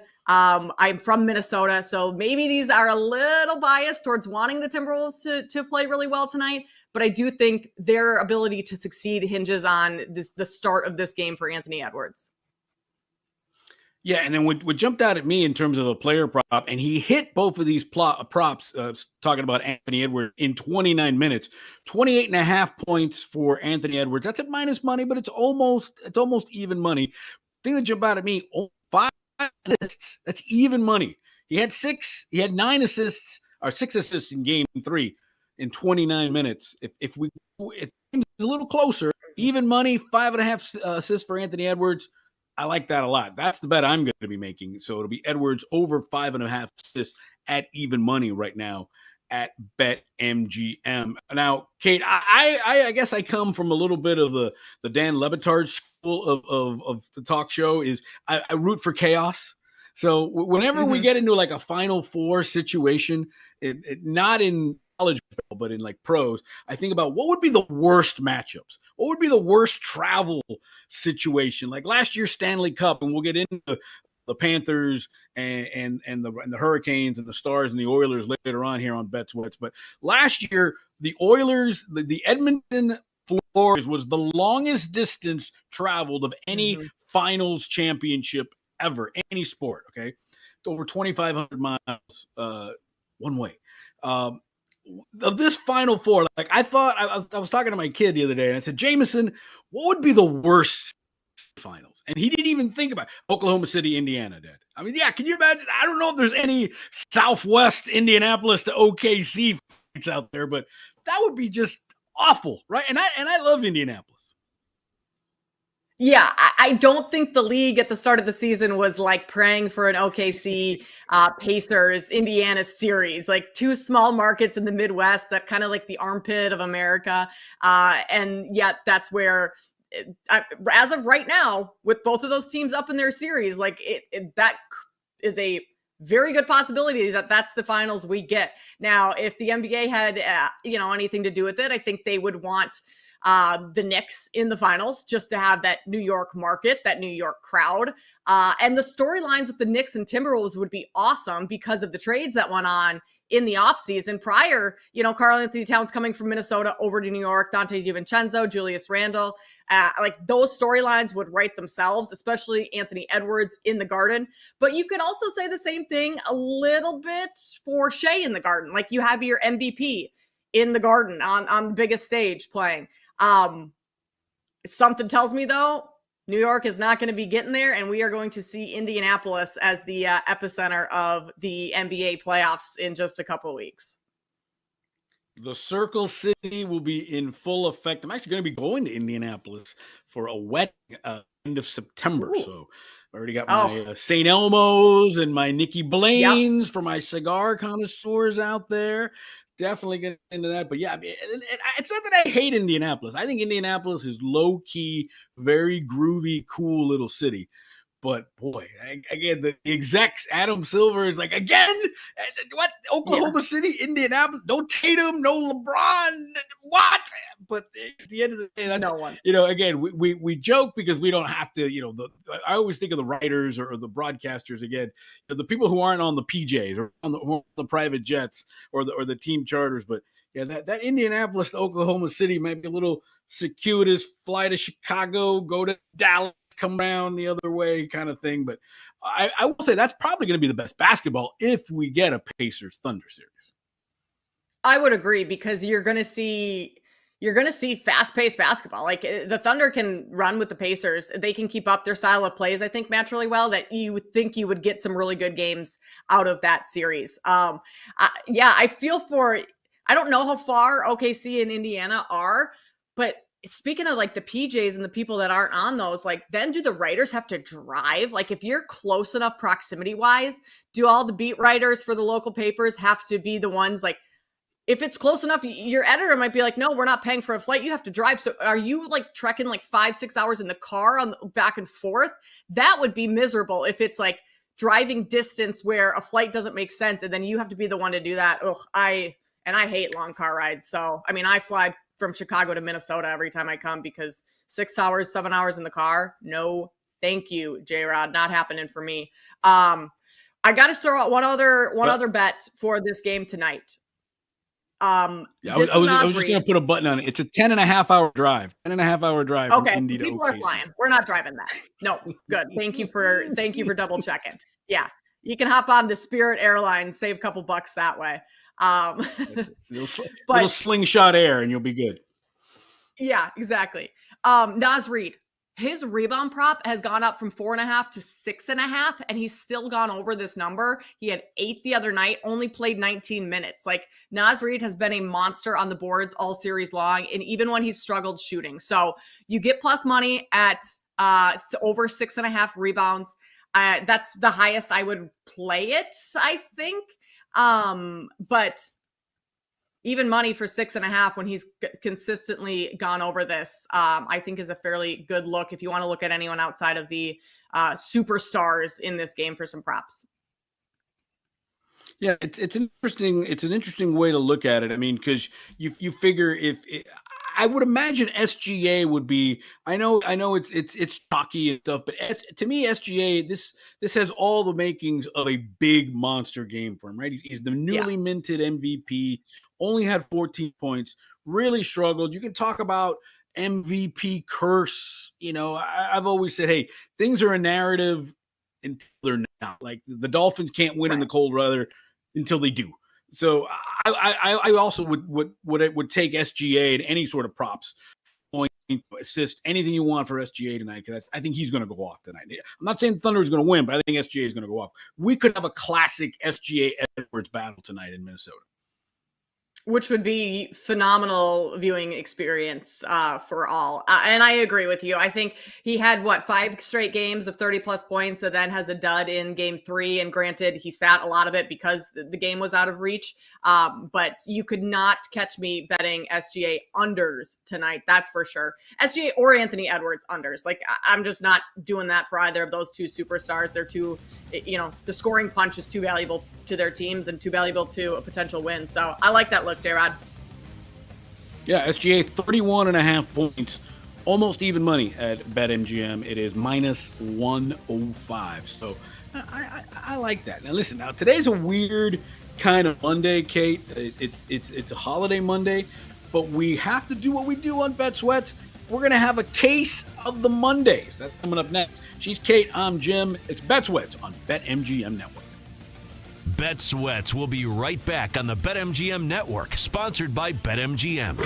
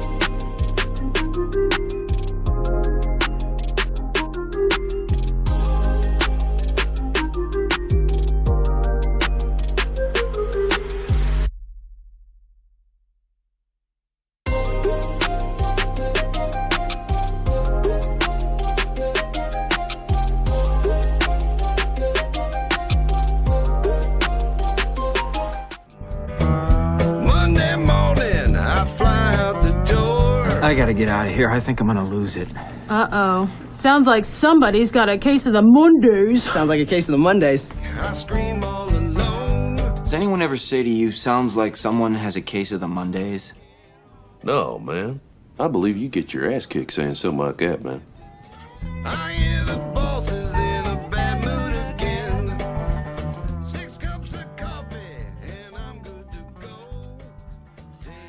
Case of the Mondays on a Memorial Day Monday. A little different, right? At least, hopefully, you're not at work, or hopefully you're getting out a little early, or you're hoping to spend time with the buds, the boys, well, whatever it is. Interesting thing for this case of the Mondays, Kate.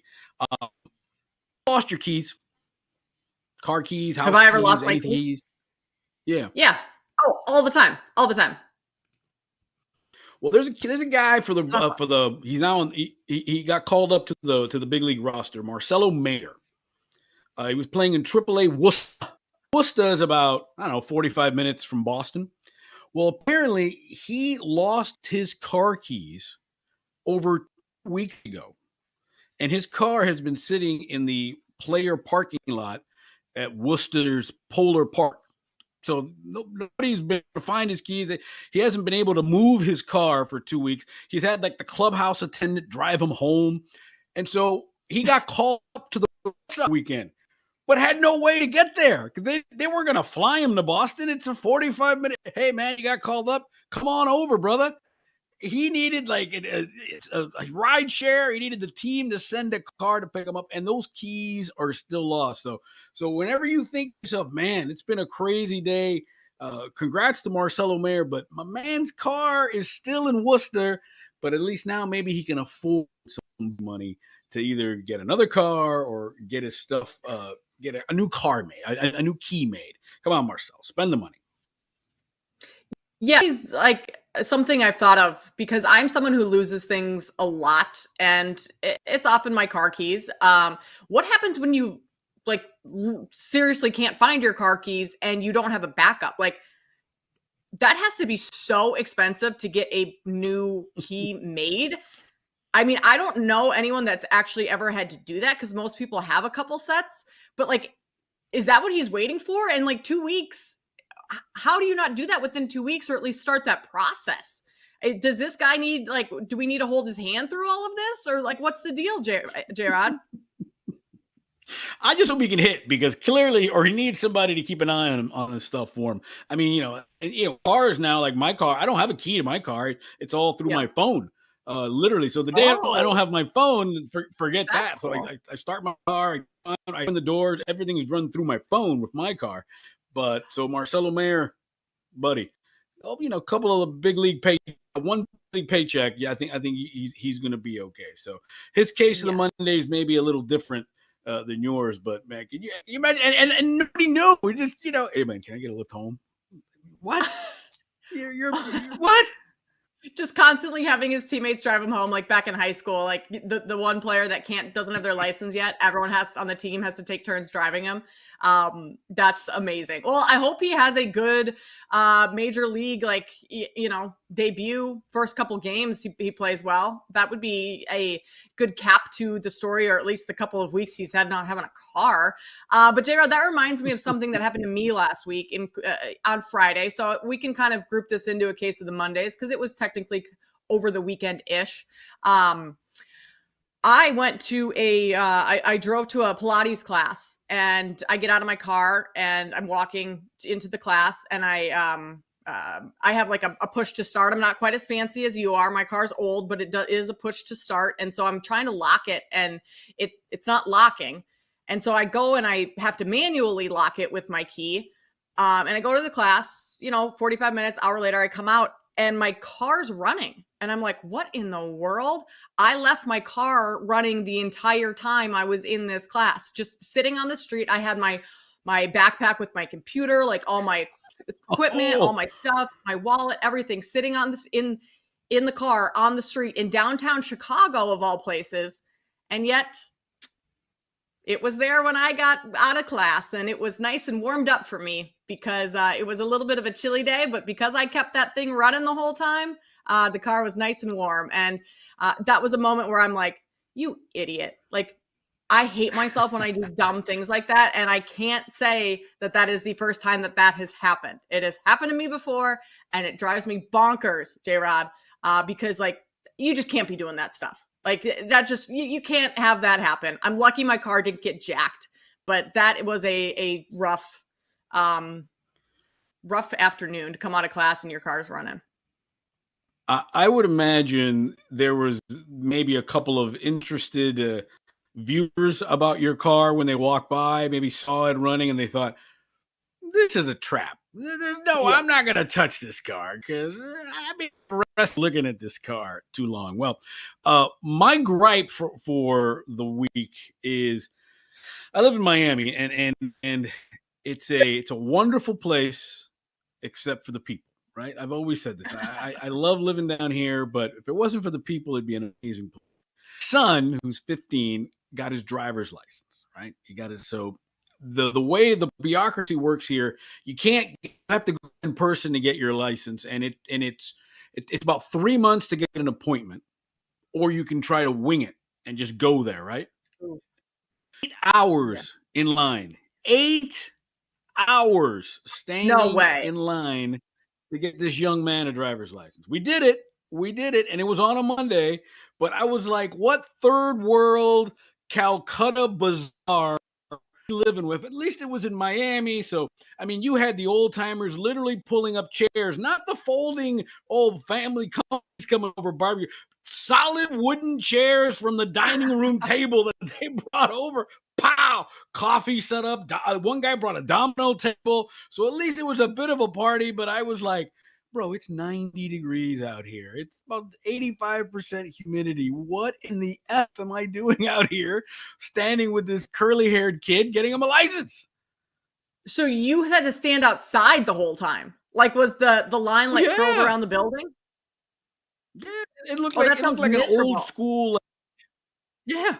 Yes. And literally the line ended about maybe, I don't know, 400-600 feet away by some dumpsters. So we were hanging out by some dumpsters, and this Cuban coffee, cafecito, and I'm like, sure, why not? But hey, we got there at 6:30 in the morning. Okay, the office didn't open till 8, and my man walked out of there with his license at 2:45 in the afternoon. So hashtag because Miami. Yeah. But I feel like that's like across the DMVs across the country, or like anything that has to do with getting your license, changing your license, all those car type of stuff. Like every place is an absolute disaster trying to do that stuff. So I would not have waited in that line. I would have gotten too frustrated and left. Like, wow, you guys are, I mean, that's good. But why is it always so hard to just get those simple types of stuff? It feels like that should be an easier thing than like an 8-hour day just to get a permit or a license. The best sort of visual description of the DMV was in the movie. It was a cartoon movie about this bunny who was a bunny who was a cop. Zootopia. That was the name of it. And they go to the DMV, and a bunch of sloths are working at the DMV. And so literally, like, she hands him a paper, and the sloth's like, and then moves on, and then she says something, and the sloth stops, and then smiles, punches the sheet, moves on again, and that was classic. But yeah, I said never again. I'm too old for this nonsense. Never again. But so now I get to have him wreck my car. Or your license, J-Rod. Otherwise, you are going to be standing in that line again to try and get some of those things back. Yeah, don't want to have that happen. So no. So other stuff, the good stuff. Hey, Team USA hockey, they're partying like it's 1933. Kate won the World Hockey Championship. They beat Sweden. So congratulations to Team USA. Alex Palau wins the Indianapolis 500. First Spaniard to ever do it, and it's as I know the Indy 500 has sort of lost its luster But it was like the thing to do Memorial Day weekend. But I do like the trend. You were talking about TikTok, the trend. I don't know if you saw this in Boston. Everybody had the big gallons of milk. You know how everybody drinks milk when they win the Indy 500? And so there was, I guess it happened in Boston over the weekend. They had a whole and they cut to some guy in the stands who got the milk and was just pouring it over his head.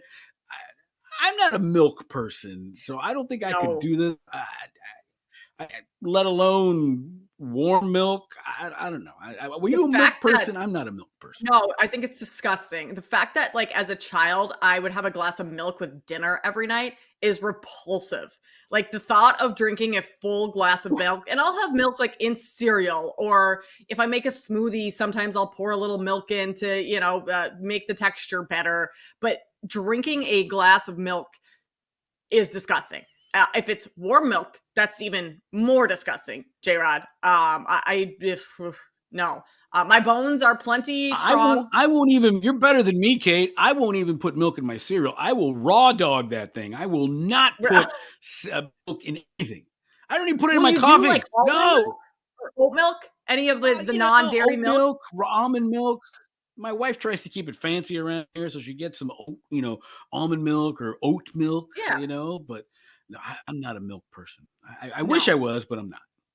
Milk is disgusting. I did go to the Indy 500. Maybe if I was drinking a White Russian or something, put a little booze in it, That is the only way you could get me to like drink, a glass of milk-ish. I mean, there's only a splash in there. But our production staff here are like, I chug milk, or I love milk. That's disgusting. Guys, Kenny, you chugging milk? We have to talk. I can't. No, that's really gross. No. I always what would Jake Hassan do? If Jake would do it, then I would think about it. He's a mentor to one and all. Things, so I'm not sure that should be your gauge, J-Rod. Well, see, that's it. I think when I come back and yes, Jake probably chugs milk. If he did it, then maybe I would, but it would be just there'd be a lot to clean up. It seems like a milk. We'll have to get on that. We'll have to do some research and develop. Hey, hour number 1 in the books. Let's talk some hockey next. Bet Sweats on BetMGM. Bet Sweats will be right back on the BetMGM Network, sponsored by BetMGM. I would get the bet.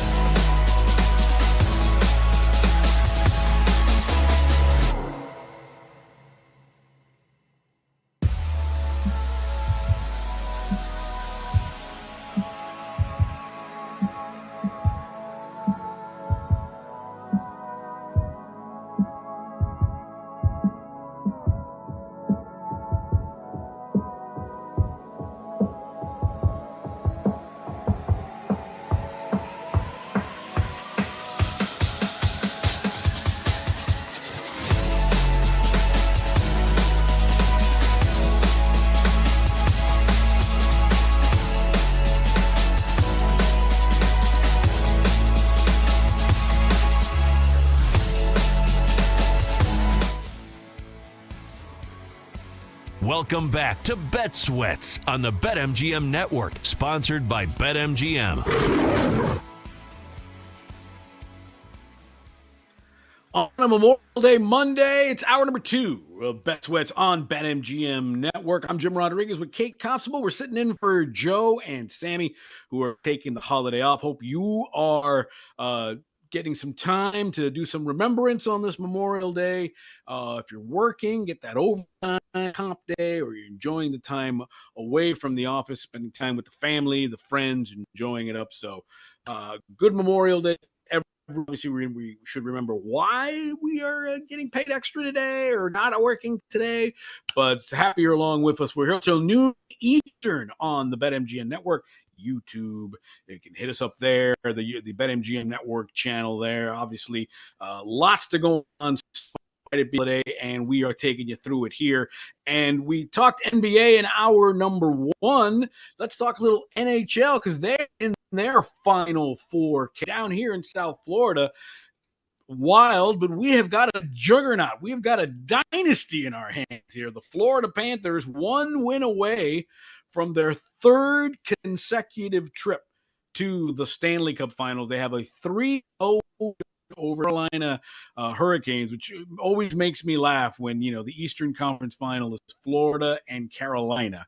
So, it's progress, I guess. But for the Panthers, it's wild. They're trying to be the first team since the Tampa Bay Lightning 2022 to go to 3 straight finals. The Oilers did it in the 80s. The Islanders and Canadians went to 4 straight. The Islanders won 4 straight Stanley Cups. The Panthers, of course, the defending champions. But what gets me about this, Kate, is not only are the Panthers winning, not only they're doing it on the road, but Kate, their last 4 wins, Game 7 against Toronto and the first 3 games against Carolina, they've outscored their opposition 22-5. 22-5, Kate. That's a lot of goals.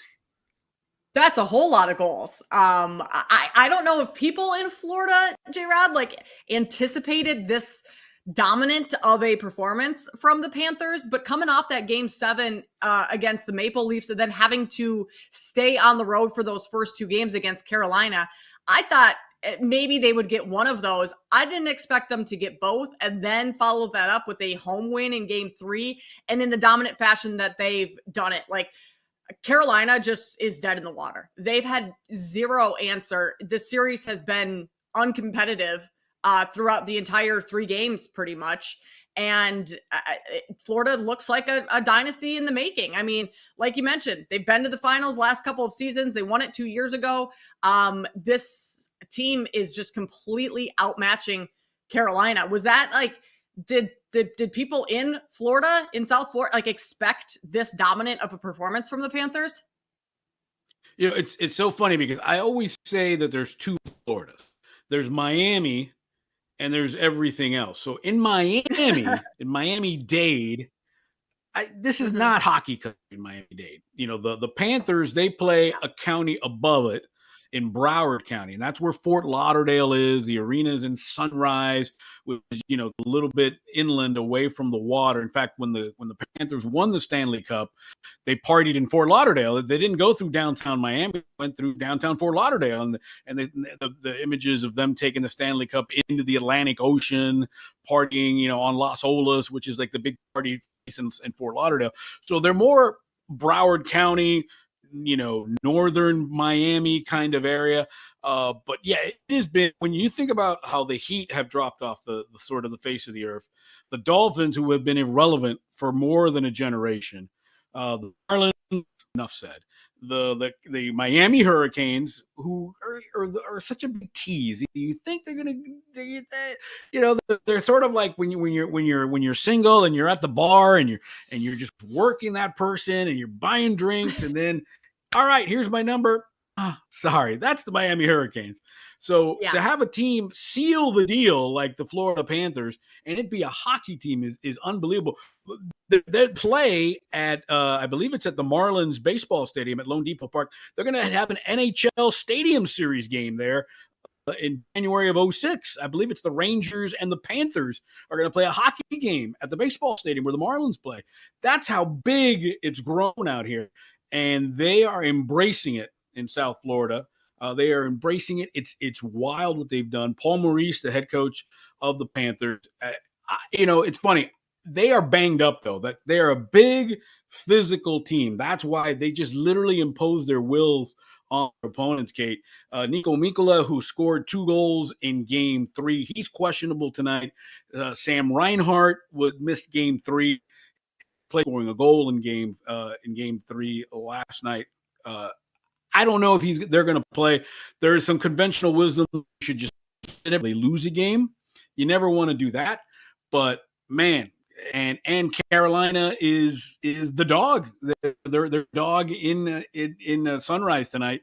It's the Panthers laying 1.5 goals on the goal line. Carolina plus 150 on the money line. Florida minus 185. I almost feel they should rest their guys, and if they stumble onto it, because Kate, if they win this game and sweep the series, they could have 11 days off before the Stanley Cup final. Well, wouldn't that be the way to go then? Is try and get the sweep tonight, so you do have that 11 days off, or is that maybe too much of a break? Like 11 days is a long time. Where then the conversation, rust versus rest. I mean, we have it for every postseason, whether it's NBA, NHL. But I almost feel like the rust factor would be more prevalent, especially because like Florida went straight from Game 7 against the Maple Leafs right into that series. They didn't have any time. I mean, they had a day off. And it didn't like they were able to stay in rhythm and like carry that momentum into that series, where it would almost pros and cons. Like, how do you weigh those? It would almost concern me having 11 days off, but with all the names that you just mentioned of players that are banged up and have injuries and need some time to get healthy, like that would also be very beneficial to have that time off. So, I'm just not sure. Like Carolina, it looks so defeated, that like, I think they know they're not coming back from this. And Jared, hasn't it been like now 15 games coming into the series? It was 12 straight Eastern Conference playoff games that Carolina has lost. And so, I mean, that goes back years and years. And like for pride's sake, you want to get at least one so that track record doesn't continue. But I don't know if they have it in them based on how dominant Florida's been. Yeah, the Carolina Hurricanes are turning into the Andy Reid Philadelphia Eagles, keep losing in the championship round and not crossing the finish line. Tell you what, I'll run MGM. I made this bet today, and even though I live in Florida, I'm not a Panther fan. I'm originally from LA. I'm more of an LA Kings guy. But I made this bet today, and I thought it was interesting. Panthers in 5. So they would have to lose tonight and cut in Raleigh. Panthers in 5 plus 350 at BetMGM. I took that bet this morning with injuries, reports that Maurice may rest guys a little bit tonight. And if they happen to win, well, cool. But let's get some rest, get the extra day off, and let's try to finish it up in Raleigh. Panthers are just fearless when it comes to that. Remember, they had a 3-0 lead against the Edmonton Oilers in the Stanley final last year, lost 3 straight, and ended up winning Game 7. So I don't think it'll get to that, but I would definitely enjoy Panther 5. I have a financial interest in this now, Kate. Well, I think that's a great play because you can, for those that maybe want to try and back the Hurricanes tonight, like instead of backing them on the money line at plus 165, I think the consensus or anyone who's been watching the series can agree that Carolina's probably not winning 2 games against this team. So instead of the plus 165 to take Carolina on the money line tonight, go with the better payout at plus, what did you say? You got 350 for the game in 5. Plus so 350. That's essentially Carolina money line tonight and Florida money line in game 5, but you get it at plus 350 versus just playing the Hurricanes money line tonight. Did I explain that? Does that make sense, J-Rod? Like the value there in your bet is better than 1,000% accurate. The plus 165 you would have tonight. Yeah, it's essentially it's almost like a parlay. You're parlaying that Carolina wins tonight money line, and the Florida would win Game 5 money line on the road, and those 2 victories would equal Panthers in 5, which would be plus 350 over at BetMGM. I took that this morning. let's see what happens. And again, a little birdie told me that that's kind of what the Panthers are leaning to. They're doing their morning skate, so we don't know who's out yet into game 4 tonight in Sunrise, Florida. But the consensus was maybe rest some guys until you lose. Again, I don't think they would let it lose 3 straight per se, but maybe take tonight off a little bit. And if you win it, great. If not, you think you've got the, winning on the road is not a strange thing for the Panthers. Our other side of the bracket, the West Final, it's Edmonton and Dallas. And we talked about, what would be like the worst trips, right? We talked about Indianapolis against Oklahoma City. Well, we had a terrible travel Stanley Cup final last year, which turned out to be a great Stanley Cup final. Edmonton and Miami, Edmonton, South Florida. It's the longest championship distance ever played. It was over 2,500 miles away between South Florida and Edmonton, and they could see each other again. Oilers won last night 6-1 at Edmonton. They have a 2-series lead over the Stars. And Kate, when you look at the series, it's 2-1, but really the Oilers have just dominated this series. 6-1 in game 3 yesterday. They shut out the Stars 3-0 in Dallas in game 2 and had the lead in game 1 until Dallas got 5 third period goals. So really, it could be 3-0 Oilers. And it looked like, Connor McDavid, who was the MVP of the Stanley Cup Finals last year, he's the best player in hockey right now. I think we're going to get another Edmonton, South Florida connection, much to the angst of the traveling parties. Yeah, it looks like that's going to be, we're on a collision course to those two teams meeting again, and all the media having to travel that long flight. I mean, that's like going to Europe, basically. Like South Florida to Edmonton. That's got to be an 8-9 hour flight. Yeah, it's well. First of all, there's no direct. Couple of the local sportscasters here who ended up making the trip. I think one told me he went Fort Lauderdale, and you're flying out of Fort Lauderdale. You're not flying out of Miami because again, the team's based in Broward County. So it was Fort Lauderdale to Dallas, and I think it was Dallas to either Denver or to Seattle, and then to Edmonton. Oh. That's a nightmare. And then going to another country. So there's customs and immigration and all that sort of stuff. Yeah, not good. Not good. No, that's not fun for those people that are not. I know Canada and the United States are not exactly having the best relations right now, Kate, but I think it all starts because of this hockey thing. A Canadian team has not won the Stanley Cup since 1993. Yes, I have heard that. Like I looked it up and I was like, no way. The Canadians beat the Kings in 1993. Yikes. That's a long time ago. I would love to see the Oilers win it this year and beat the Panthers after losing last year. And I just want Connor McDavid to get a Stanley Cup. He likely will at some point throughout his career, but I'm rooting for that guy. In terms of the series, you're right. It's 2-1, but it should be 3-0. Like a complete collapse by the Oilers in that third period in game 1. How do you give up 5 goals? I know one of them was an empty netter, but like basically 4 goals in 6 minutes, something crazy like that. Like that's just a lapse of mental fortitude in that period. So, I mean, minus 170 on the money line for the Oilers tomorrow. I'm not laying minus 170, but J-Rod, do we lay 1.5 on the puck line plus 140? Like, are we that confident in the Oilers to win big again, like they have in the last 2 games, that you could go minus 1.5 on the puck line? I mean, it has been a goal extravaganza in this series. I mean, the Oilers, we talked about how the Panthers have outscored their opponents 2-5 their last 4 games. The Oilers, since giving up those 5 third period goals, have outscored Dallas 9-1 in game 2 and 3. So we're seeing a lot of goals. So maybe the over seems to be a good number in there.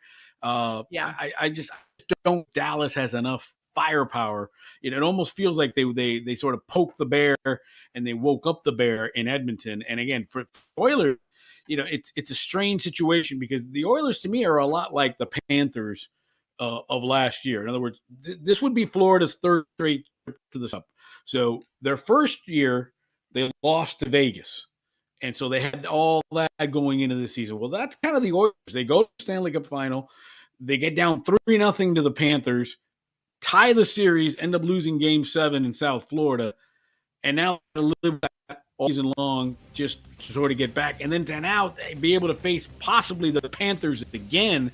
Tell you what, that's going to be a physical knockdown. It'll be a hell of a series if we get, even though it'll be a pain in the ass to get there, to get an Edmonton, South Florida series. That would be amazing trek. So, of course, we'll have it for you all here on BetSweats. By the way, it's Memorial Day.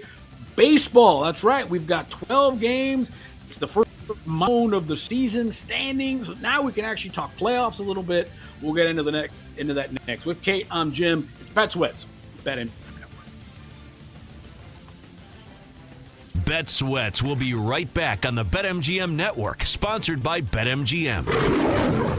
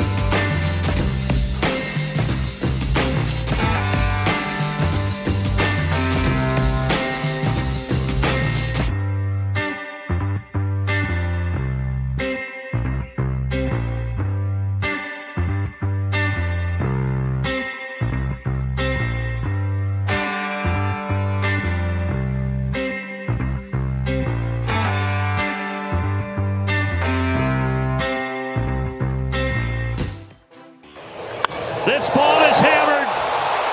Enjoy it. Watch it go. Acuna has done it again. Welcome back to Bet Sweats on the BetMGM Network, sponsored by BetMGM. Yes, Ronald Acuna. That is crazy, man. Missed so much time because of an injury, and the first pitch you see in your return. Now, granted, he got grooved a fastball, and I'm not trying to be a conspiracy theorist. You still got to hit it, and he crushes that ball. I mean, good for Ronald Acuna, good for the Braves. Baseball is always great when the best players are out there. So it's Memorial Day, and that's always like the first milestone in Major League Baseball, right? That's when you can now it's okay to look at the standings. It's okay to look at who's leading the league in this and who's doing that. And so let's break it down a little bit. 12 games today, and you got it, Kate. Why doesn't everybody play on a holiday? Why doesn't everybody play on Memorial Day? Not, but at least we get 12 games to talk about. I mean, it's just so strange. Like, Memorial Day feels like it's a baseball holiday, right? Like, nothing more American than America's pastime being played on Memorial Day. And just the fact that we were talking in the break, like the Nationals of all teams in DC are one of the teams that aren't playing today. Like, what are we doing here with the schedule? It doesn't make any sense. Even the Braves, right, J-Rod? Like, it's just madness. Right. I mean, listen, the A's being off, that's okay. But we can live without the A's playing today. That's fine. That's fine. But I mean, that's the it's classic Major League Baseball finding a way to screw things up. And I'm a big baseball guy, but Major League Baseball just constantly finds a way to mess things up. I remember, I think it was last year, 2 years ago, the Dodgers didn't play on Memorial Day, and I was like, well, what the heck? But let's talk about the happiness we do have, right? Like Jimmy Butler, let's find happiness here. We do have 12 games. There's 7-day games. We're on till noon Eastern here on Bet Sweats. So at 1 o'clock, the slate gets underway with the Giants and Tigers. Interesting matchups today, Kate. And to me, the best pitching matchup of the day is in Texas. It's a 4 o'clock Eastern game. It's the Blue Jays and the Rangers. Kevin Gausman and Jacob deGrom's on the mound. The Dodgers have the best pitcher in baseball, in my opinion, right now. And Yoshinobu Yamamoto, he pitches tonight, 1.86 ERA. It's the Dodgers and the Guardians tonight. Garrett Crochet for the Red Sox in Milwaukee. That's a 2 o'clock Eastern game. He's got a 1.98 ERA. So pitching is the thing. It has returned. But before we get into these individual games, Kate, let's look at the standings. And first of all, in the American League, it is the Detroit Tigers, the Motor City Kitties, Kate, best record in baseball. We talked about Tarek Skubal threw a complete game, 13 strikeout shutout yesterday, pulled Maddox under 100 pitches. Last pitch almost got to 103 miles an hour. They're the number 1 seed. The Yankees are the number 2 seed.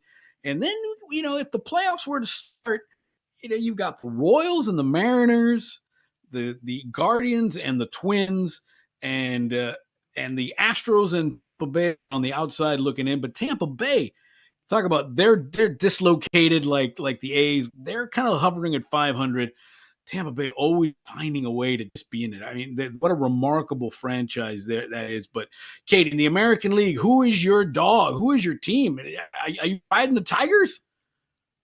I mean, I did not have the Tigers leading the American League on my bingo card when the season started. I'm not sure too many people did, but I mean, that pitching staff has done a good job.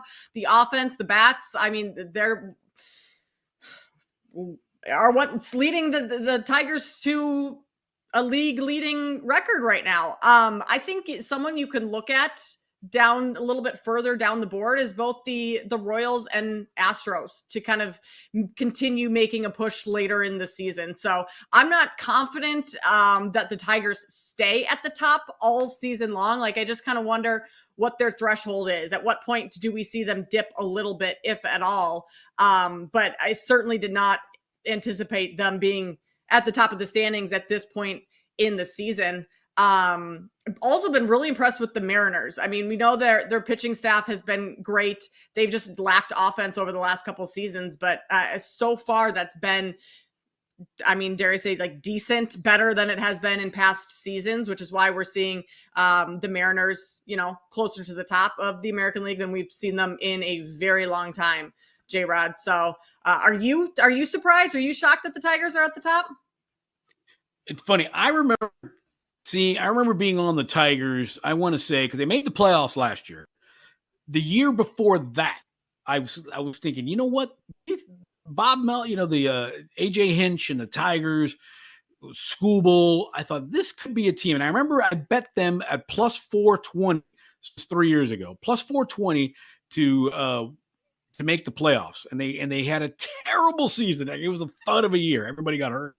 And so I got off the Tigers. And then last year was what I thought it would be 2 years ago. And they ended up making the playoffs. They actually, they won a first round series, and they really came on the map. And I mean, I thought they would be good.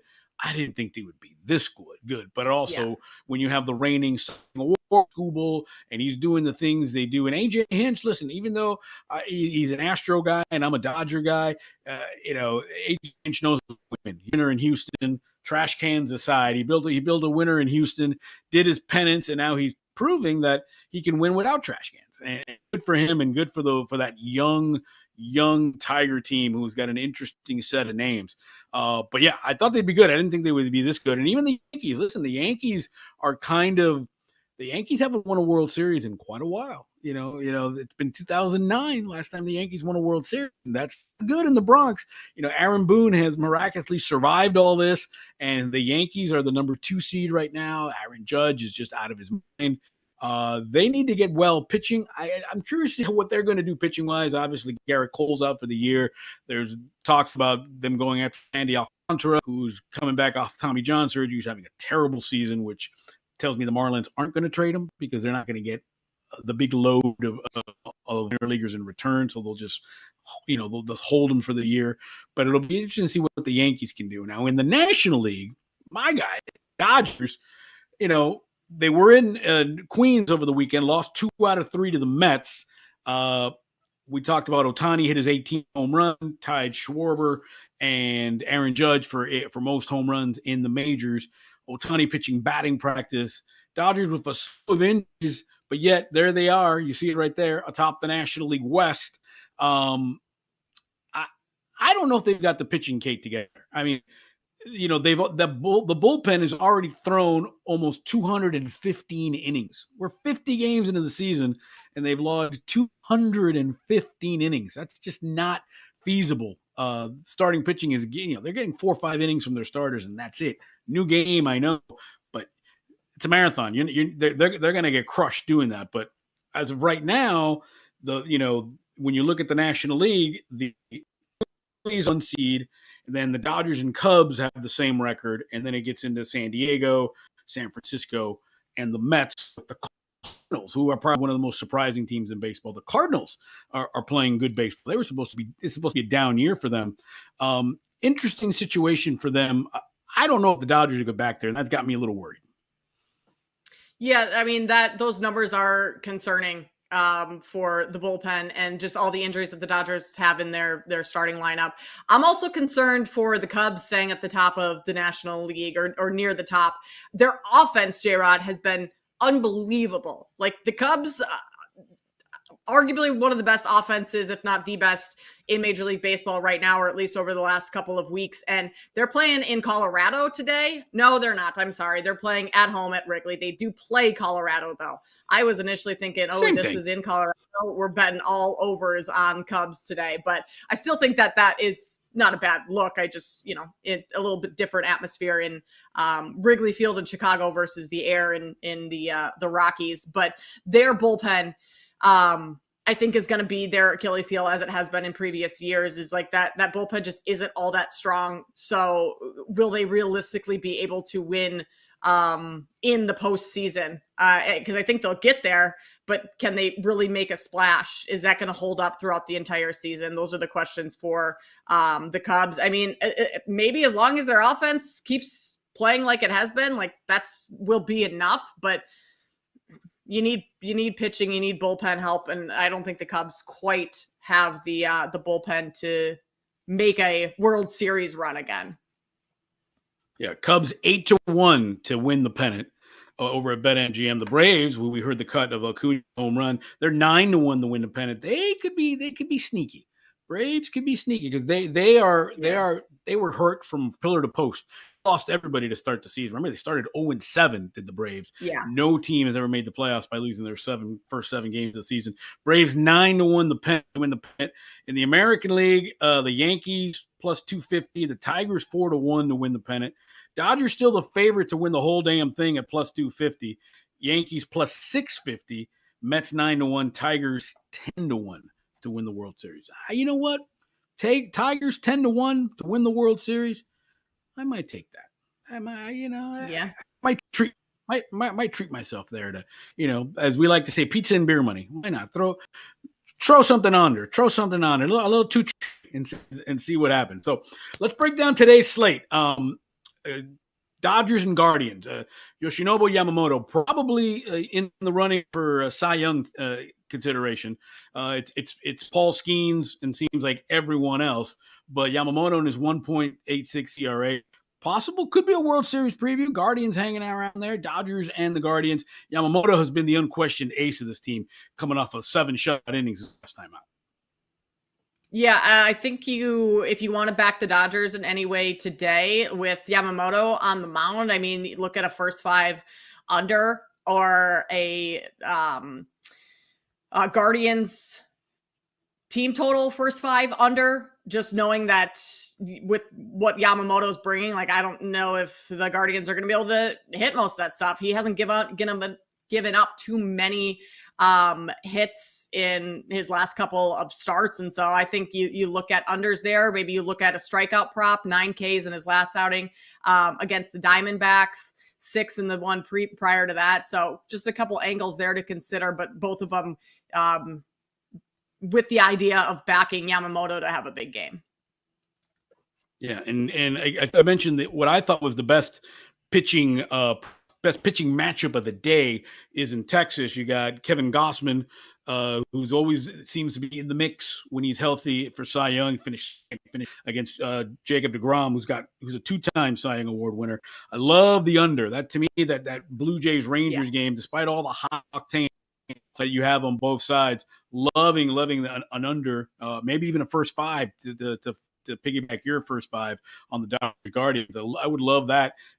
When I see Blue Jays and I see Rangers, immediately the over flag jumps up, but I'm liking the under because of who's on the mound. Well, and also, like, the Blue Jays offense has not been great at all over the last couple of weeks. They have 8 total.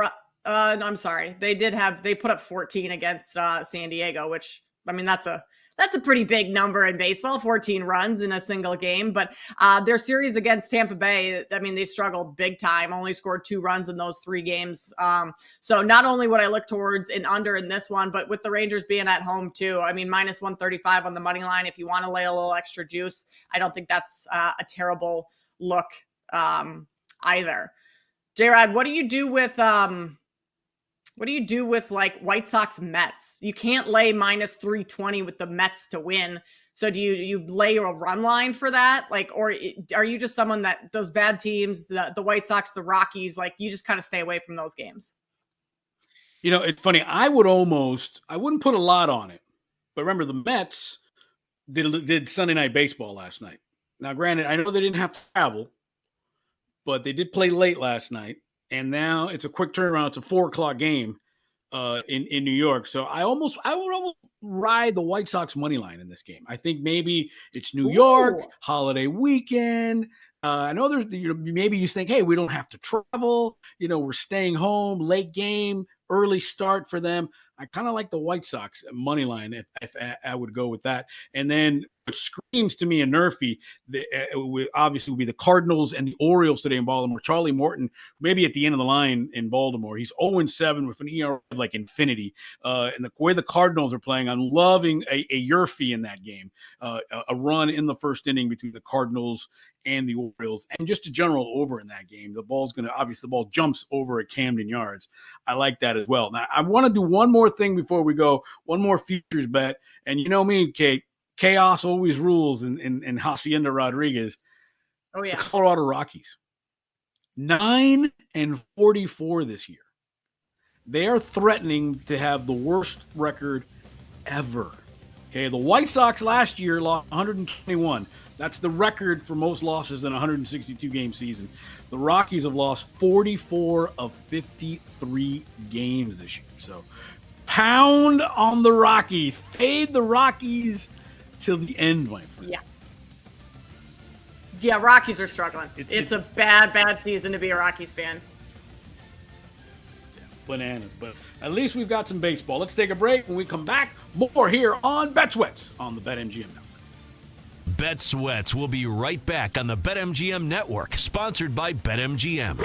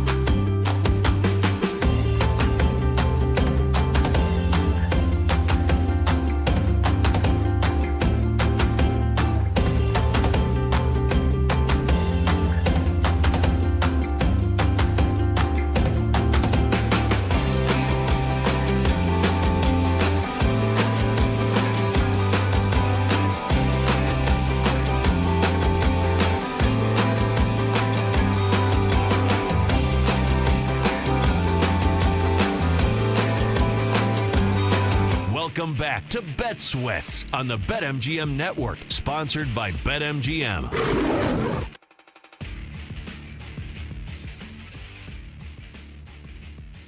Here on BetMGM Network on this Memorial Day Monday with Kate Constable. I'm Jim Rodriguez. Joe and Sammy will be back tomorrow and the rest of the week. Kate, you've got to listen.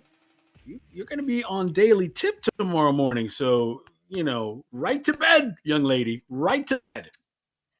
Yeah, tomorrow's going to be an interesting morning, J-Rod. Usually when I fill in on Daily Tip, I go to bed at like 7:30, 8. That's not happening tonight. As I mentioned earlier, I'm going to Game 4, Timberwolves OKC tonight. That game doesn't start until about 7:30. So typically when I'm getting in bed to, wake up to host Daily Tip early. So it's going to be a later night with a very early morning tomorrow. We'll see how all that works out. Going to set multiple alarms. We'll make sure we're up and at it. But yeah, that's going to be, I don't think I'm going to be feeling my best for the show tomorrow. But that doesn't mean we're not going to have a great show. We're going to have plenty of awesome topics to talk about. But I can guarantee you I probably will be struggling just a little, or I should say a little bit more than I typically am when you have a 3:30, 4 a.m. wake-up call for that show. Coffee will be percolating over there at the Constable Midwest Studios, I'm sure. Oh, yeah. We will get that going up and early. I got a couple energy drinks ready for tomorrow. It's going to be all hands on deck. Maybe we'll get you a nice cold milk too. Okay, that'll wake you right up too. Oof. That actually would wake me up because of how disgusting it would be. I think that would induce some vomiting after a night of, maybe having a beer or two at the game. A cold glass of milk will not be on the cards for me, especially not that early, Jared. That sounds like my nightmare. All right, so we'll look forward to seeing you bright, early, bushy-tail, young lady, tomorrow on the Daily Tip. All right, here on Bet Sweats, we roll on with our favorite internationally known segment around the world through all the hamlets and villages on planet Earth. It's GTFO or Oh Yeah. It's now time for GTFO or Oh Yeah.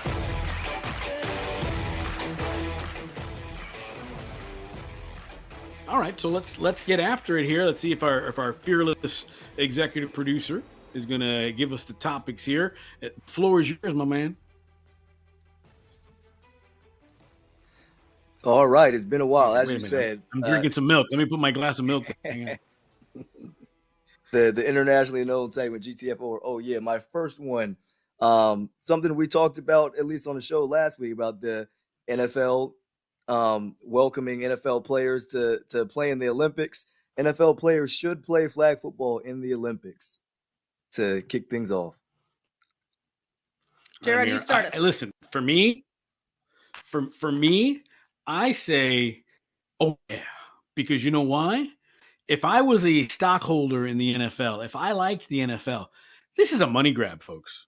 This is pure and total, let's line our pockets. Because the NFL has a flag football league. They have a football initiative in the United States for boys and girls, and they have an international flag football league. So what better way to sell your product? What better way to sell your, if you're a parent and maybe you're on the fence about your kid playing tackle football, get them into flag football. And then maybe that'll turn into tackle football or that sort of thing. And I think the fact that they own a league that they are now going to try to promote and encourage in the Olympics on the global scale, absolutely. And if they get their own players to play in it, why not? So, oh yeah, this is going to happen. It's going to be hysterical. It's a 10-team team. It's a 10-person team, 5 team times, 6 nations. What I'm hearing, they're going to have a men's league and a women's league in the Olympics, or a men's event and a women's event. I think at the end of the day, I'm not trying to be the sort of the negative thinker here. It's a money grab. But I think it's the only way you're going to get sort of American football in the Olympics. And if the NFL can make a couple of bucks, why not? Yeah, it's 1,000% a money grab, but it also promotes the league, right? Like the league's done so much to try and promote the NFL across continents, right? With all the international games and stuff. And I know this isn't traditional NFL football being played, but you're going to have a lot of the stars of the league playing in the Olympics for flag football. And I think that's awesome. It's only going to help the game grow. It's only going to raise the popularity of it. And then all the reasons you just mentioned, J-Rod, I think it's a win all around. So I'm, all in on flag football in the Olympics.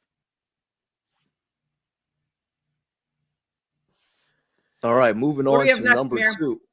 Yeah, moving on to number 2. As you said earlier in the show, we're at a pivotal point in the MLB season now, Memorial Day baseball. Number 2, a team that's not the Dodgers or Yankees will win the World Series. Kate, you started. I'm going to say, a team that's not the Dodgers or Yankees will win the World Series. I mean, we just talked the last segment, J-Rod, like pitching has not been great for the Dodgers right now. Their health has been struggling. Same with the Yankees not having Garrett Cole, that arm. And the Yankees, I mean, yeah, they made it to the World Series last year, but it's been a long time since they have won a World Series title. So I'm going to go with the field. The opportunities there, there's quite a few other good ones out there, especially at better prices. So I'm going to say, no, this is not a Dodgers season. This is not a Yankees season. We are going, some other team is going to win the World Series this year. See, as a Dodger fan, this breaks my heart. Breaks my heart. But I got to say, somebody other than the Dodgers and Yankees are going to win the World Series. And it could be the Tigers. It could be the Phillies. It could even be, gosh, I hate to say it, even the Padres might be able to get over the hump this year. Cleveland always finds a way to somehow be in it. I just don't see, unless the Dodgers miraculously, unless September happens and Glasnow's back and Snell's back and Kershaw's dealing and Ohtani's now pitching. If that's the case, then I would say shut the front door, get GTFO, the Dodgers are winning the World Series. But I don't know if that's going to happen. I think they're going to run out of gas. I think they're going to literally limp their way into the playoffs.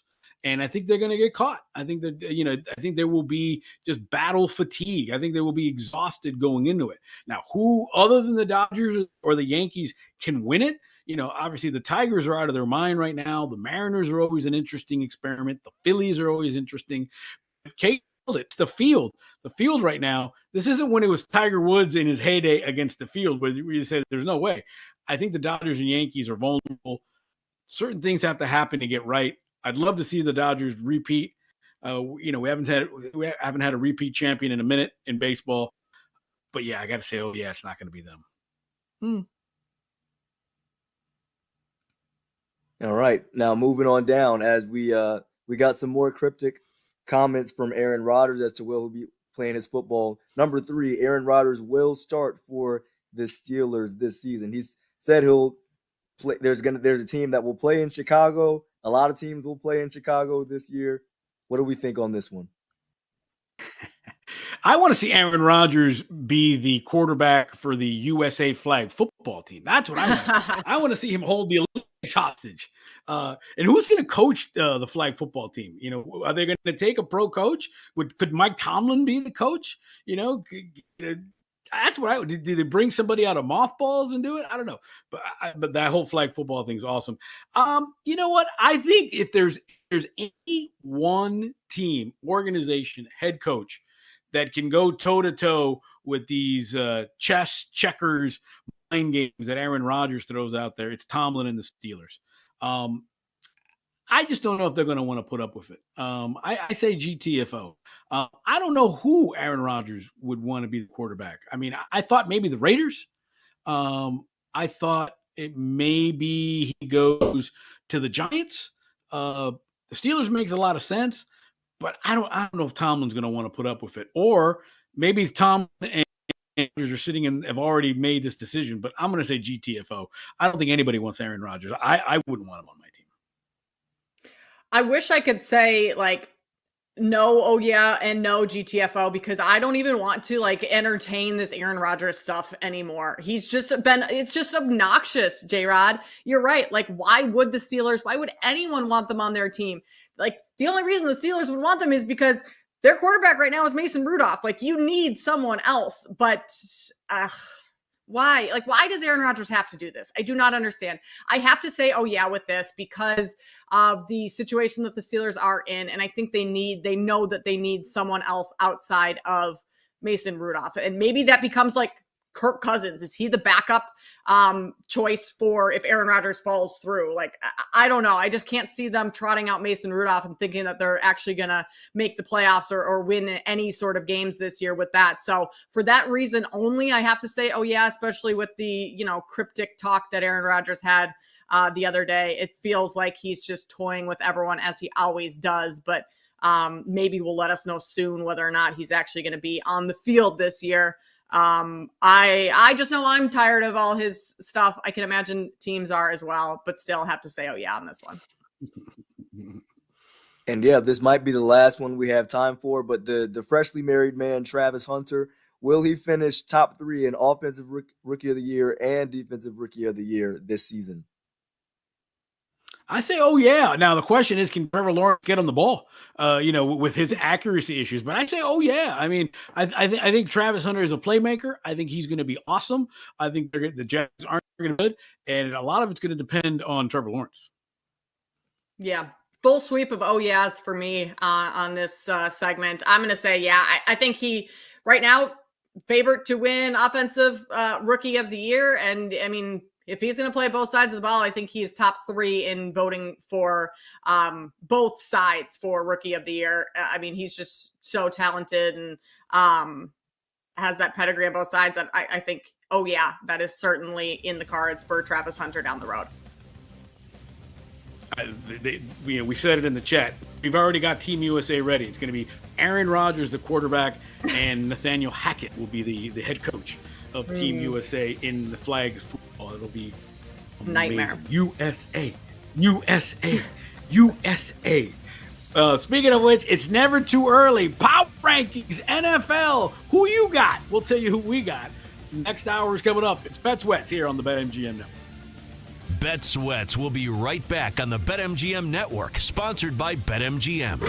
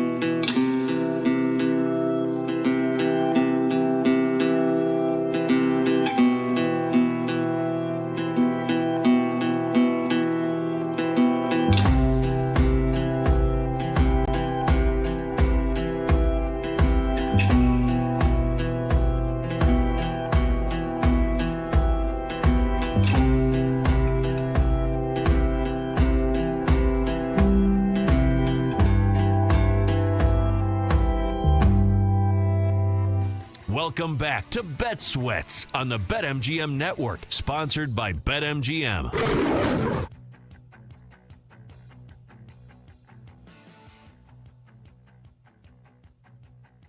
You know, just because it's never too early, Kate Constable, to be talking professional football, it's power rankings time, right? The draft has happened.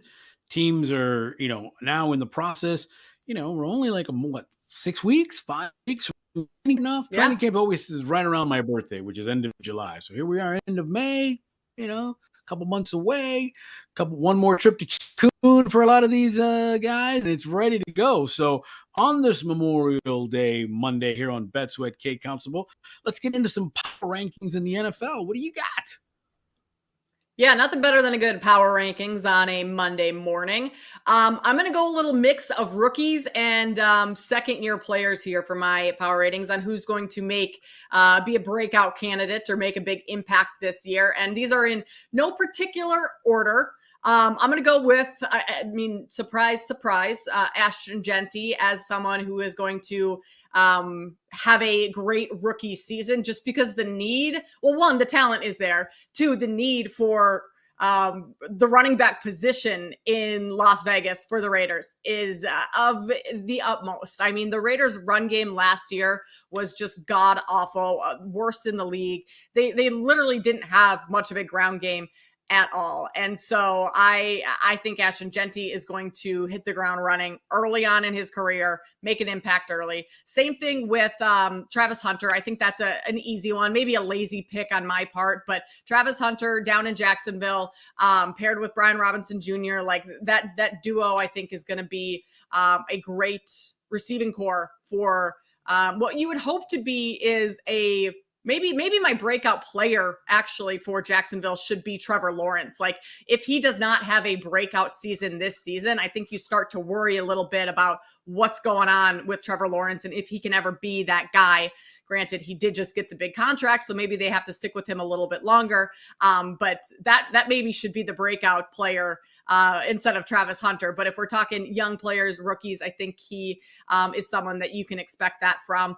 And then another one that was drafted wide receiver this year is Matthew Golden. I mean, his 40 time was so quick at the combine. He's got great route running skills, and the Packers really don't have a number one wide receiver. Like their receiving core is kind of by committee. And so a young rookie coming in, Matthew Golden, I think he can maybe carve out a spot for himself within that receiving core and have a big year. Two other players that I think not rookies this year, but should take another step. Ricky Pearsall over in San Francisco. With Deebo Samuel gone, Pearsall started to see more targets, more action coming his way late in the year last year. I had a few touchdowns again late in the year. His season with that gunshot wound. So as a rookie, he was behind the 8 ball because of an off-field issue. So now that he's had a full off season, or will by the start of the year, a training camp and everything, I think Ricky Pearsall is someone that maybe not a big name. That's like, you need them to have a breakout season in order to get that next contract. I just think he's someone that with some changes offensively, personnel-wise for the 49ers is someone that could make an impact. And then same Xavier Legette for Carolina. He became really that go-to player late in the season last year. The receiving core for Carolina, I know Tetro McMillan was just drafted there, but a rookie. And then you have, blanking on the name, he played in Minnesota forever. Older receiver, kind of on the end of his career. Totally blanking on the name right now. Those of you that are diehard Carolina Panthers fans, you probably know who I'm talking about. Adam Thielen. Thank you, Amir. Yeah. Adam Thielen, like kind of past his prime. I'm not sure he's going to make a huge impact. So Xavier Legette is going to be that number one receiver for Bryce Young, who started to play better late in the year last season. So those are my 5, J-Rod, mix of rookies and second-year players that I think will have a good season. Maybe breakout is not the right term to use, but a good start to their careers. Yeah, it's funny because we talked about maybe making a lazy pick, but I also think sometimes the obvious picks are obvious for a reason. I think obviously Shedeur Sanders. I mean, I think this, and here's why. I think there's so much motivation. I've always said that there's the two most dangerous creatures on earth: a scorned woman and a motivated athlete. So Scorned let's not woman. talk Yes, about the I can scorned attest woman to that. part. Right? A scorned woman and a motivated athlete. You give me a motivated Shedeur Sanders. You don't think Deion's in his ear saying they don't believe you. They don't believe in you. You're going to Cleveland. You expect you to fail. And yeah, he got paid. And I know, but it's not first round money. But I'll tell you what, this isn't like a Todd Marinovich, or this isn't like a prodigy kind of situation. I'm not saying that Shedeur is going to be on the Mount Rushmore of quarterbacks or will have his number retired in Cleveland. I'm not saying that, but Shedeur is not going to be a bust. I think Deion will prevent that because I think Deion can coach him because Deion did it at the highest level. It'll only be an assistance to what they got in the coaching staff in Cleveland. I think he will will himself to play well. I think he's got every opportunity to start there, to play well there, and to succeed there. So obviously the first person I'm thinking is Shedeur Sanders. Jackson Dart with the Giants. I think, again, just being able to get a chance to play. Russell Wilson, I don't know. I don't know if that's going to be the answer. I think Jackson Dart's going to play. I would even almost say, even though he's the third string, Quinn Ewers, I can never say that name, the Texas quarterback here in Miami, he's number 3 for the Dolphins. I think if Tua gets hurt, all of a sudden, Zach Wilson is the backup in Miami. If that doesn't work out, all of a sudden Quinn Ewers, which I still can't say the name, he may get an opportunity. Again, I'm not saying they make huge impacts, but could do some things. And then Michael Williams in San Francisco. He was the 49ers first-round pick, number 11 overall, edge rusher, Georgia. That's all I got to hear. The only knock on him is we just didn't get enough sacks. 14 sacks in his time at Georgia, but they're going to put him up next to Nick Bosa. It's going to give him some help. And I'll tell you what, if we're talking about a team power, I love the 49ers this year. I'm a big 49er honk this year. Easiest schedule in the NFL. They get the AFC South, Jacksonville, Indy, Tennessee, Houston. That's not going anywhere. The NFC South, Tampa Bay, Saints, Carolina, Atlanta. They play the Browns. 3 of their last 4 games are at home. They don't have any cold weather games. They have one cold weather game, November 30th, Cleveland. They end the year at Indianapolis, which is a dome, and they end the year with Tennessee, the Bears, and the Seahawks. I like the 49ers a lot, and I think Michael Williams is going to be a low-key great addition to in the power rankings there. I mean, and again, it's an easy division despite the Rams being there and the Seahawks, who I think are in transition, and the Cardinals who's going on. But all of a sudden, you go from 6-11, and you get a last-place schedule and you look at the betting lines, Niners are the favorite to win the NFC West at plus 160, and they're plus 110 to get over 10.5 wins. I did indicate, forgive me, over 12.5 wins for the 49ers. Again, easiest schedule in the NFL. Easiest schedule, over 12.5 wins, plus 360. I'm with you, J-Rod. I think that the 49ers, they're going to have a big season with that easiest schedule. Their quarterback, Brock Purdy, just got paid, right? Like they believe in him. They gave him a long-term contract.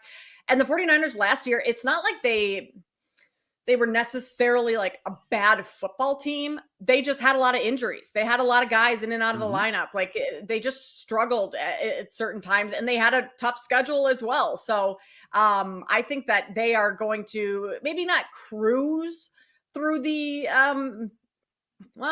12 wins. That is kind of cruising through it all. I don't have a whole lot of faith in the Seahawks this year with Sam Darnold.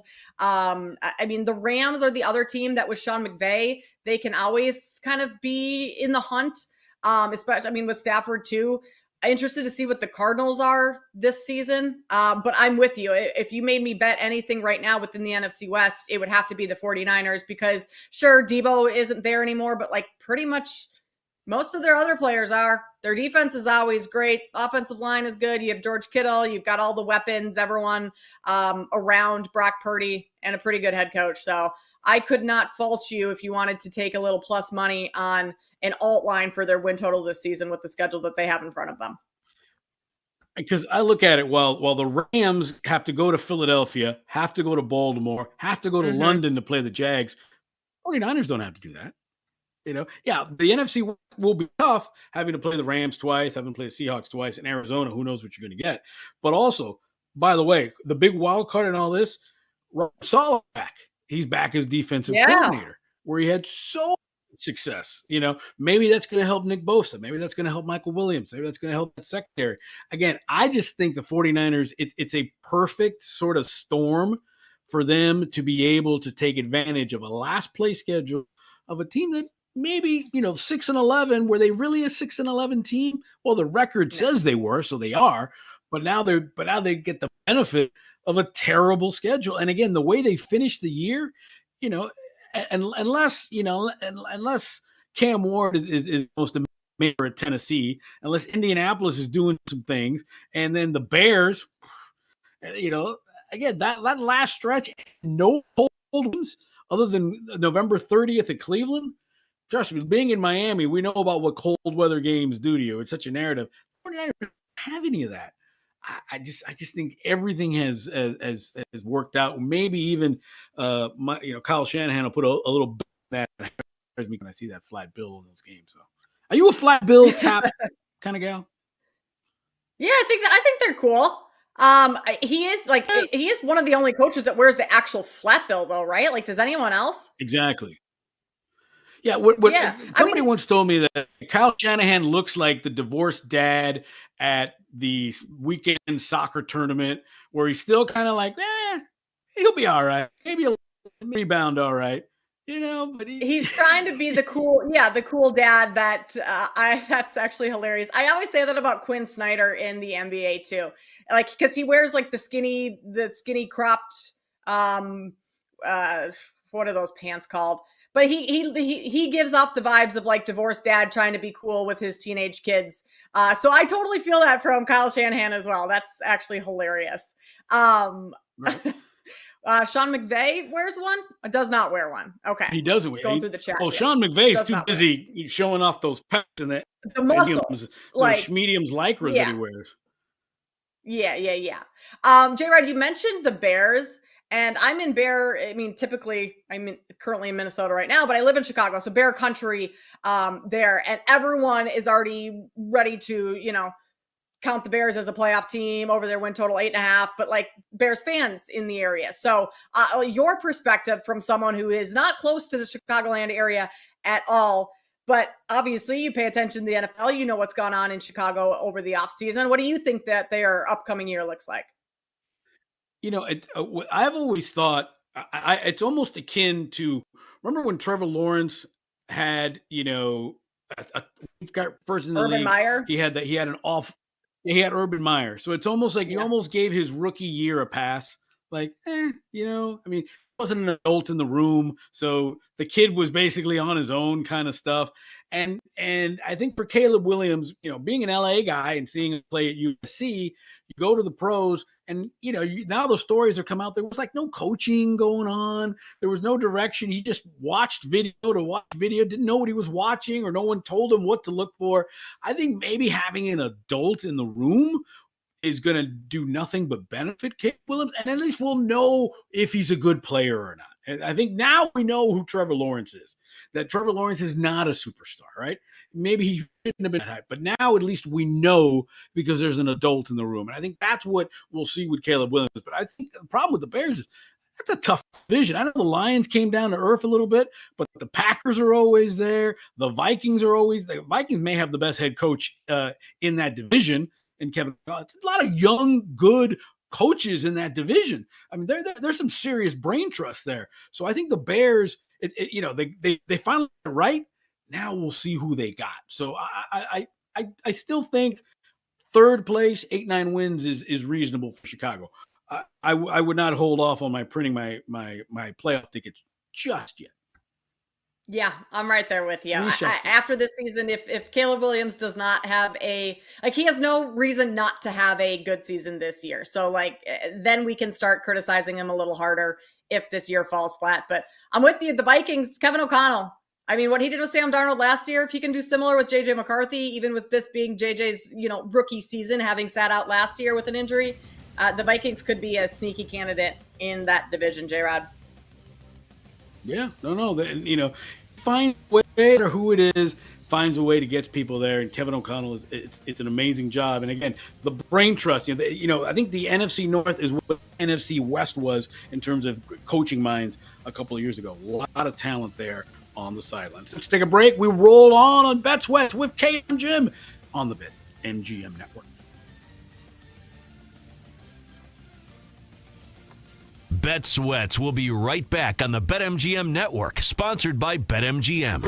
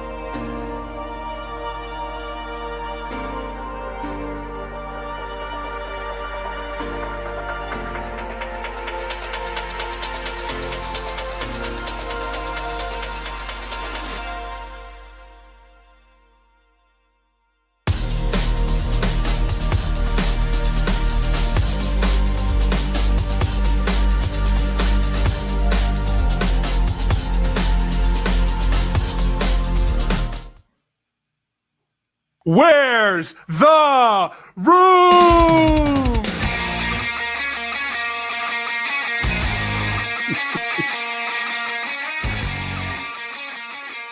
Is anybody going to clean that ketchup that's in front of that door? Because it's been there for a couple days now, and I think it's gonna stain. Where's the room? What's going on, everybody? Jim Rodriguez and Kate Constable on Bet Sweats here on the BetMGM Network. Yeah. Have spoken, you have spoken over at BetMGM. This is what we go over to talk about some of the most bet props and stuff that's going on in the world today, in the world of sports today. And obviously today's huge game 4. Kate, boots on the ground in Minnesota for game 4 between the Thunder and the Wolves. By the way, it's annoying. I keep saying Minnesota. Did I get old at all?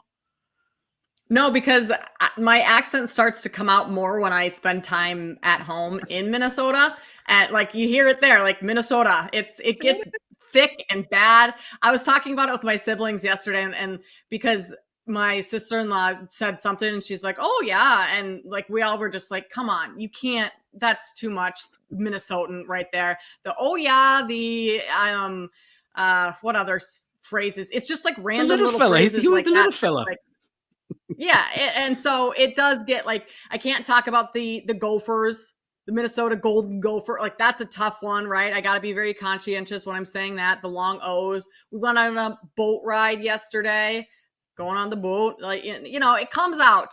But so your Minnesota accent's pretty good though, J-Rod. You get the long O's for the Minnesota. I'm impressed. My problem is I tend to be a chameleon. My wife's family is from Kentucky, right? You know, like from Lexington. Go Cats! So every time we go to Lexington, after about a couple of days, I'm like, we're gonna do this and we're gonna do that and go Cats and this and that. And, we're gonna go to Lexington. I'm like, and my wife's like, will you stop that? Yeah. It's not me. It's like me. If I'm walking down the street and I see somebody limping, I will eventually start limping. I don't know what it is, but maybe I will use the what's the room to get myself some good bets. So let's get into it here. The most bet Thunder Timberwolves props, and you brought this one up. Naz Reid under 6.5 rebounds at a juicy -135. Yeah, I don't like this. I would go over. I would go against the room. I'm not feeling that bet. I know this number, like at the start of the series, I bet this in game 1. It was 4.5. So it's ticked up and it's getting like this might be the breaking point where over 6.5 is the most I would go. But if you look at Naz Reid the last couple of games, he only played 19 minutes the other night, had 8 boards. He's had 8 boards in every game this season. And you look at his rebound chances, which is a number that I always like to look at both for like assists and rebounds for players. How many rebound potential assists did they have? How many rebound chances did they have? Naz Reid is averaging over 12 rebound chances a game. So can he get 7? I think so, especially if shots aren't falling for him. Like he has to try and impact the game in other ways. And that's why I think we've seen with him struggling to shoot in those first 2 games that we've seen him really step up on the boards and pull down big numbers. So I'm going to go against the room for the Naz Reid under 6.5 rebounds. I would take the over on that. And you get it at a plus money price. Right, of course. And now this is one bet. I love the exotic world. I will bet as many of these like Super Bowl, the whole Bible of Super Bowl props. I will bet a million of them. Okay, I love it. I've never gotten into the first player to score in an NBA game. I've never. To me, there's so much going on. There's so much variables there. Anthony Edwards to score the first field goal of the game, plus 525, my friend. I mean, he was I hot. usually don't bet. He is the key guy there. He is. And I usually don't bet first to score. And if I ever do, like, I would want to take one of the more role-ish players versus the stars for that first field goal, just because you get a better price. So, like, if you're going to take a shot at anything, you might as well swing for the fences. But in this case, I actually do like Anthony Edwards for the first field goal, just because of Minnesota, their not style of play, but their success in a sense kind of hinges on how well Anthony Edwards starts off. And that's why I mentioned earlier in the show, like, I like Ant to have 9+ is the number right now, first quarter points, because when he gets going, like, Minnesota just thrives off that energy and momentum from him. So I expect him to look to attack very early on, which is why plus 550 for Anthony Edwards first field goal. If you want to throw some coffee money, some beer money on it, I don't hate that. I wouldn't do, much more than that for a first basket, but to have some fun, I think that's actually a solid look for this time. Maybe I'll put some milk money on it, since I don't drink any milk. So that's what we've established on this. Here's one that I'm scratching my head at. Is Bear under 16.5 points, rebounds, assists. So under 16.5 PRA, minus 125. He's a defensive guru, right? So I would tend to go the other way on this one. I would fade the public again. I think I'm with you as well. I know, like, Rudy Gobert's numbers in that game one were atrocious. He literally did nothing. 2 points, 3 rebounds, 1 assist. But you look at, game 3, 7 points, 7 rebounds. You're almost over. 14. You're getting close to the 16.5. I think Gobert is going to continue to have the minutes to get this done. And the number's sitting like kind of right around where I would have it. So I just fear going under at that price, like laying the, minus 125 for the under. That one makes me nervous a little bit. So I'm with you. I would go over, or that's just one that I wouldn't touch at all, just because Gobert's kind of been hard to figure out in this series. Right. I think that may be more of a laying off for me. Now, I'm going to skip one because I remember him from the Lake days. Is Alex Caruso under 7.5 points, minus 120.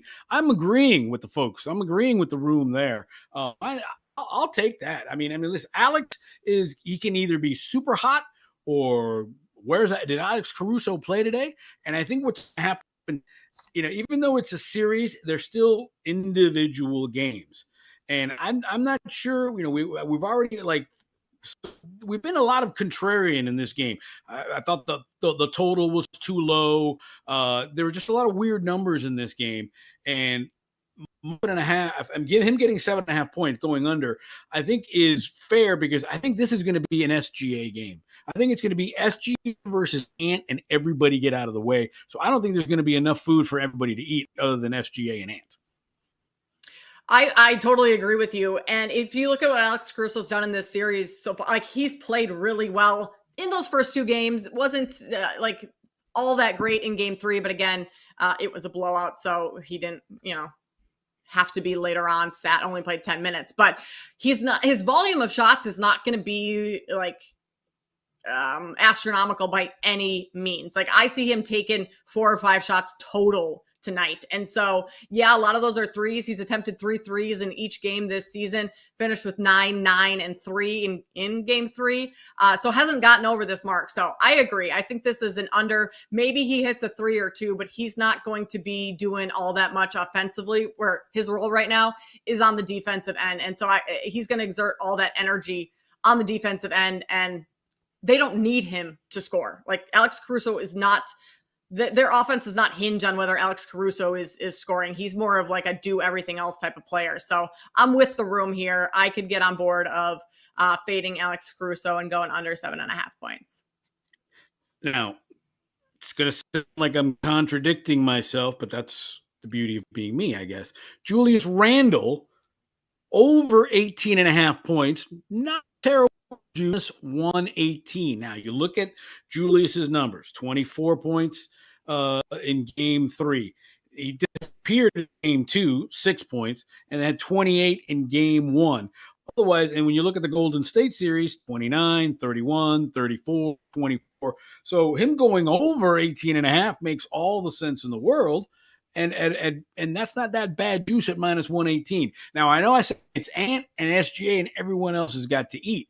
But Ant and SGA are different in the sense that I think Ant still needs help, even though he can dominate a game. Are you with the folks here at over 18.5 for Julius Randle? Yeah, I'm a little scared that I am with the folks because usually when we play this game, fading the public and fading these picks has been the profitable side to be on. So I'm a little nervous that I am agreeing with a lot of what the public is agreeing on. But Julius Randle has been dominant this postseason. Like, I think you could argue that this is one of the best postseasons that Julius Randle has had in his career outside of game 2. I mean, he laid an egg in game 2. It was an absolute dud, but he bounced back in game 3, 24 points. I think he can do that again, get over this 18.5. And you're right. Like, the Wolves have to have that scoring if they're going to win tonight. Anthony Edwards could put up 40. You still need someone to be scoring into the high double digits. And I think Julius Randle has the matchups to do that in this series as well. Again, I mean, just a terrible game 2, but you have to love the way he bounced back in game 3. And I think he can continue that. So I am going to go with the public in this one, J-Rod, and go over 18.5. So I always try to figure out like why numbers are what they are. And at the very beginning of the show, when we first gave the number, it was 217, the total between Oklahoma City and Minnesota. And I thought that was so low. I mean, again, you're coming off 244 point total. Granted, Minnesota 143, a bit of an aberration. So I almost say you can throw away game 3, which was 143-101 to the high side. You can throw away game 1, which was 114-88 to the low side. So I think the true test is game 2 in terms of total, which was 118-103, which is 221. That's why I think the 217.5 was so low. Now to 218.5, which I still think is low. So maybe that's why these numbers for Gobert, for Caruso, for Randle seem to be so low, and they don't think they're going to get it because you just don't think there's going to be enough points. And again, going to what we said before, Kate, where the longer a series goes, in theory, the amount of points you got going on. But I just don't see them being that low. No, I think the over is the right play here as well. Especially like we've had the blowouts for both sides. We've kind of gotten those out of our system, or at least hopefully, for viewing purposes, right? Like we want a more competitive game.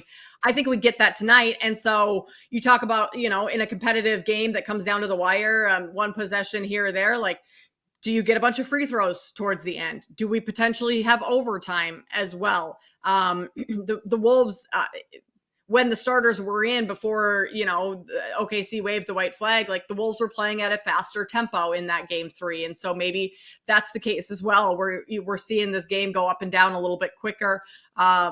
Teams getting out in transition a little bit better. So I think the over is the right play here. It's up to 219 elsewhere, and it's already juiced to the over, where I'm seeing it at some other books, minus 112 to the over at 219. So I think if you like the total, if you like the over, grab it now, because to your point, it's already ticked up from where it opened at 217.5, J-Rod. I think that's only going to go up from here. And I think also there's such recency bias, Kate. I mean, think about what Minnesota did in game 3. They shot 57% from the field. They made 23 pointers. Probably not going to do that again. They literally made half of their 3-point shots, which again, contribute 143 points. But I still think that total is a little bit too much of a correction from the books, too much to the other side. And again, but we always have to remember when you set a line. This is what I always tell my friends who are not, who don't bet a lot. How do you decide that? Well, remember the line, the number is to try to get the equal amount of bets on each side. So you're trying to coerce somebody to come this way and then somebody to come over to get that side. But I just felt that just was such a striking number. And again, now we're getting bet up to 219-ish now. And I'd go up as high as 222. I wouldn't go much more than 222 on that one. All right, that gives you a little. I mean, that gives you, if that's your stopping point, it gives you plenty of value on the over. So I like that for you, J-Rod. I might take the points with the Timberwolves tonight. I go back and forth with this. Like laying 3.5. I want to. Or the Bulls are getting 3.5. Yeah, exactly. I want to believe that what we saw from Minnesota in Game 3 is replicable. That they can repeat that performance. But based on how the first two games went, like OKC was so dominant in those games that worries me a little bit. But again, close game down the stretch, 3.5 points. I'd prefer to have the points in my pocket rather than lay them with OKC and, lose on a last second buzzer beater that doesn't matter. Wolves chucking something up to try and keep it. I don't know. So I would take the points with the Timberwolves plus 3.5 tonight. Yeah, it should be an interesting situation there. At minus 3.5, Oklahoma City. Again, last we checked, 218.5. But some places, depending on where you shop, it's already up to 219. They tip it off 8:30 Eastern tonight. And of course, Kate's boots on the ground in Minnesota. It's the Thunder and the Wolves. Game 4. Oklahoma leading the series 2-1. And of course, tomorrow, Sammy and Joe are back. We get Knicks Pacers, which is with the on. Wrap it up after this. Kate, Jim, Bet Sweats, BetMGM Network. We got lightning bets. Bet Sweats will be right back on the BetMGM Network, sponsored by BetMGM.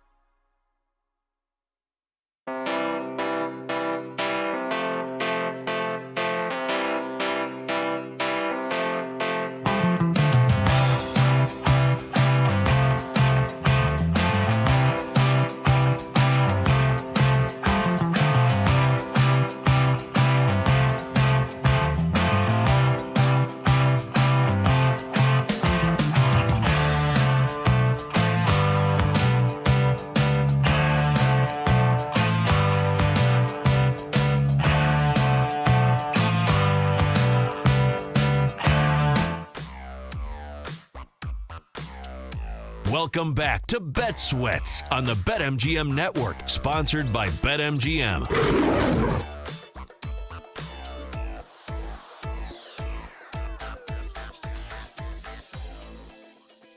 All right, wrapping up the show. We're happy you've been with us today on Bet Sweats, brought to you by BetMGM Network. Kate Constable, Jim Rodriguez here, coast to coast and around the world.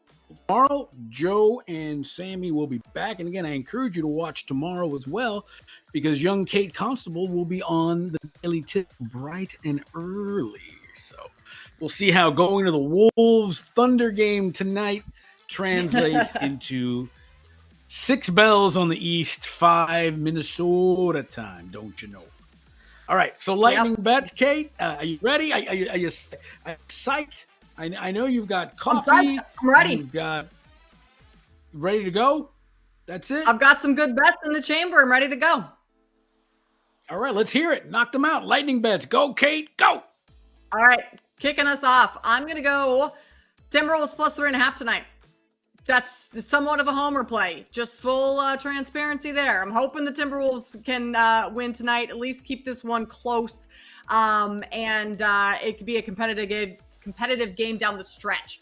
I like Naz Reid over his rebound prop, 6.5. He's averaging almost 13 potential boards per game, and he's had 8 in every game thus far this season. You're also getting that at even money, which I think is a great price. So I'm going to go with Naz Reid there. I'm going to go with Anthony Edwards over his points prop, 28.5.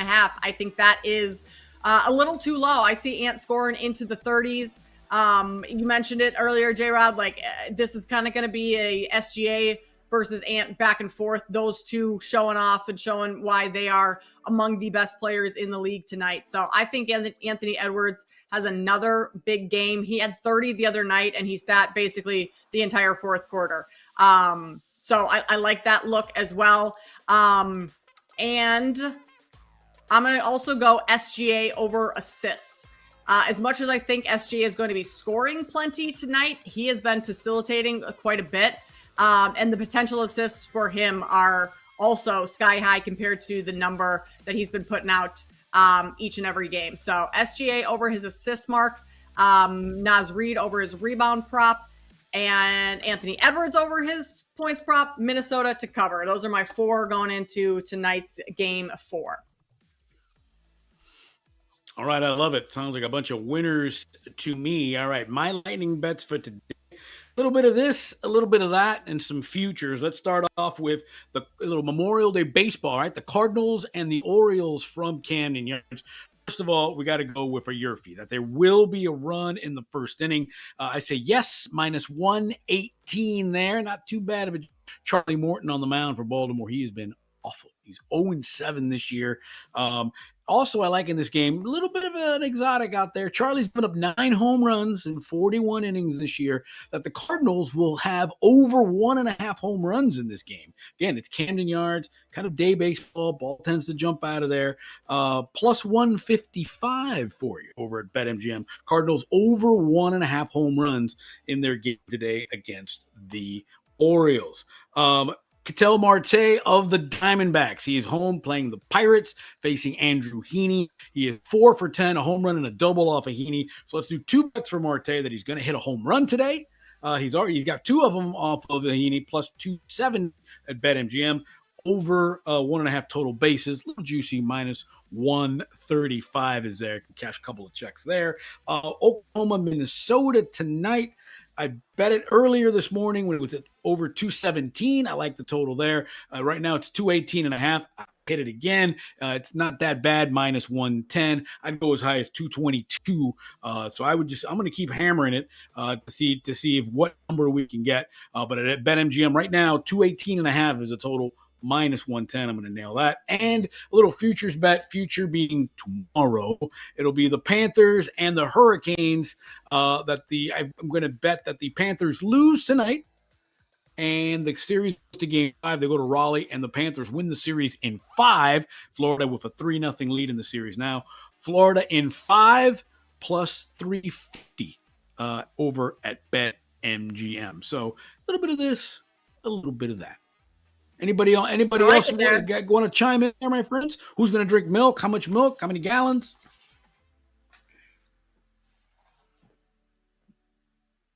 Kenny, you got any bets for us today?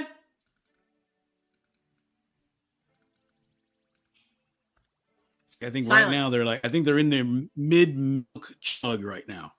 Yeah. They are guzzling 2%. What I always like to do. Mm-hmm. There is some news from Shams Charania, J-Rod. I don't know if you just saw this. Oh. But something no. to mention here. And this probably shouldn't affect any bets, but Tyrese Halliburton's dad has been freed. He is going to be able to be at Game 4 at Grambridge Fieldhouse. He will be in attendance. He's got to sit in a suite, so he can't be on the floor, which is probably right. Like, they should have allowed him to go to those other games. I don't think he should have been banned, but he should have gotten his floor seats taken away. But he'll be in a suite for this one. He'll be back in the building. He still is not allowed to travel to away games, so he won't be at Game 5 in New York, but home games, Greenwich Fieldhouse, Pops has been freed. Oh my gosh, can you imagine that? I mean, I don't know. I'm down with you that they should have pulled his floor seats, and he's lucky. I don't know if Giannis knew that was Halliburton's dad, or just showed an incredible amount of restraint. Yeah, because obviously Giannis would lose so much more, because I can only imagine Giannis, the series is over and all this guy is just in your face chirping at you. You figure the guy's money, right? Because he's got these floor seats. And again, I don't know if he knew that it was Halliburton's dad. Maybe he did.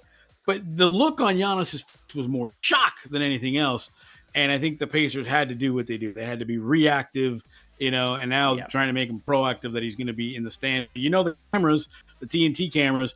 I wonder if Ernie and the guys will have his dad on the set, on the Inside the NBA set. That would be he'll be in the suite level. Yeah, they're going producing Charles again. Barkley was the one that Charles Barkley was the one that said, we have to, Adam Silver, you got to let Tyrese Halliburton's dad come back. Like, he made that call on air the other night. So that would be actually hilarious if Tyrese Halliburton's dad is on set tomorrow night. That would be pretty cool. I mean, call's already been made. Now, the Pacers could be like, no, absolutely not. You cannot have him on the set. You cannot leave. It could be one of those. It could be in a bubble. He's allowed in the suite. He's not allowed to go. Three people have to take him to the bathroom. People have to back out because I don't even know if they'll let him on the court. I wonder if they'll let him on the court pregame. I wonder how strict they're not letting him anywhere near that court. No warm-ups, no hanging out, no, hey, good to see you. Nothing. He's lost privileges. I mean, he did. And that should be, like, I don't think he should be allowed to be on the court after doing that. You can't do that type of stuff. Like, you got to restrain yourself a little bit. So I don't blame the Pacers for taking away his floor seats, but being in the building, that's a good compromise that he gets to at least be there. Yeah, and I don't know, and I always laugh. They're not really probably Tyrese's floor seats. Yeah, that he gave to the old man. So, but it always reminds me of the Curb episode where Larry stretches his legs and he trips Shaquille O'Neal and ends it. That because. But again, I just the picture of Giannis looking at this man yelling at him after the game, going, "Who? What? Security? What's happening here?" If I were Giannis, I don't think I would have handled that quite as well as he did. He handled it really well. Yeah, I'd probably want to go up and punch the guy.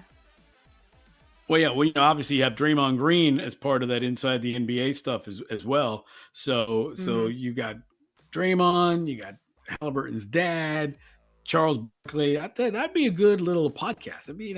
That'd be a good second alternate, TNT 2.0 Manning cast type situation there.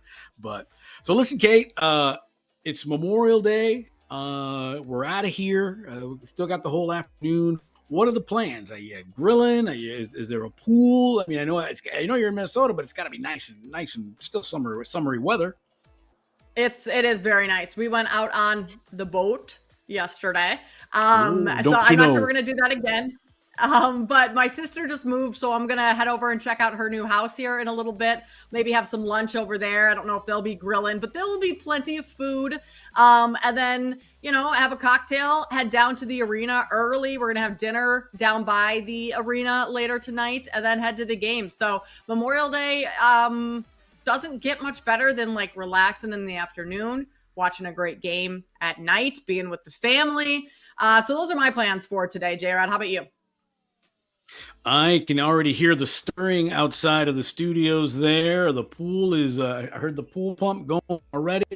The boy and the girl, the 15 and the 14-year-old, they're going to have their friends over. Although we're going to mix it up a little bit. We're not going to grill. We're going to make sushi. We're changing it up. Keeping everybody on. We're making sushi, so we've got some sashimi going on, and we've got some Taiwan. So we're going to try to do that and see what happens. So while you're doing daily tip tomorrow, hopefully I'm in good shape tomorrow. I'm making sushi. I'm a big seafood guy. My son though, he's allergic to shellfish. So I told him, well, buddy, sorry. But the tuna and the salmon, then the yellowtail, that's all good for him. So we'll get into that. So we're gonna have a little Memorial Day sushi by the pool today. Hopefully the pug will keep her little snout out of it. So we'll see. That sounds awesome. I've never made sushi, but one of my favorite foods. Sushi is top notch. So if you can make good sushi at home, J-Rod, I may have to come down to Miami and try it sometime. We're waiting for you. We're waiting for you. Anytime the old Hacienda Rodriguez is open to one and all. Listen, thank everybody for hanging out with us. Joe and Sammy, they're back in action tomorrow. Of course, Kate will be doing Daily Tip tomorrow early in the morning before BetWets. Again, it's Memorial Day. Take a little time to remember why you're off or you're getting the overtime or whatever it is. Take a little time for those who gave all their service to enjoy this Memorial Day for all of us. For all of us here, our cast of thousands at BetSweats, I'm Jim Rodriguez. This is BetMGM Network. Happy betting, good luck, and we will talk to you soon.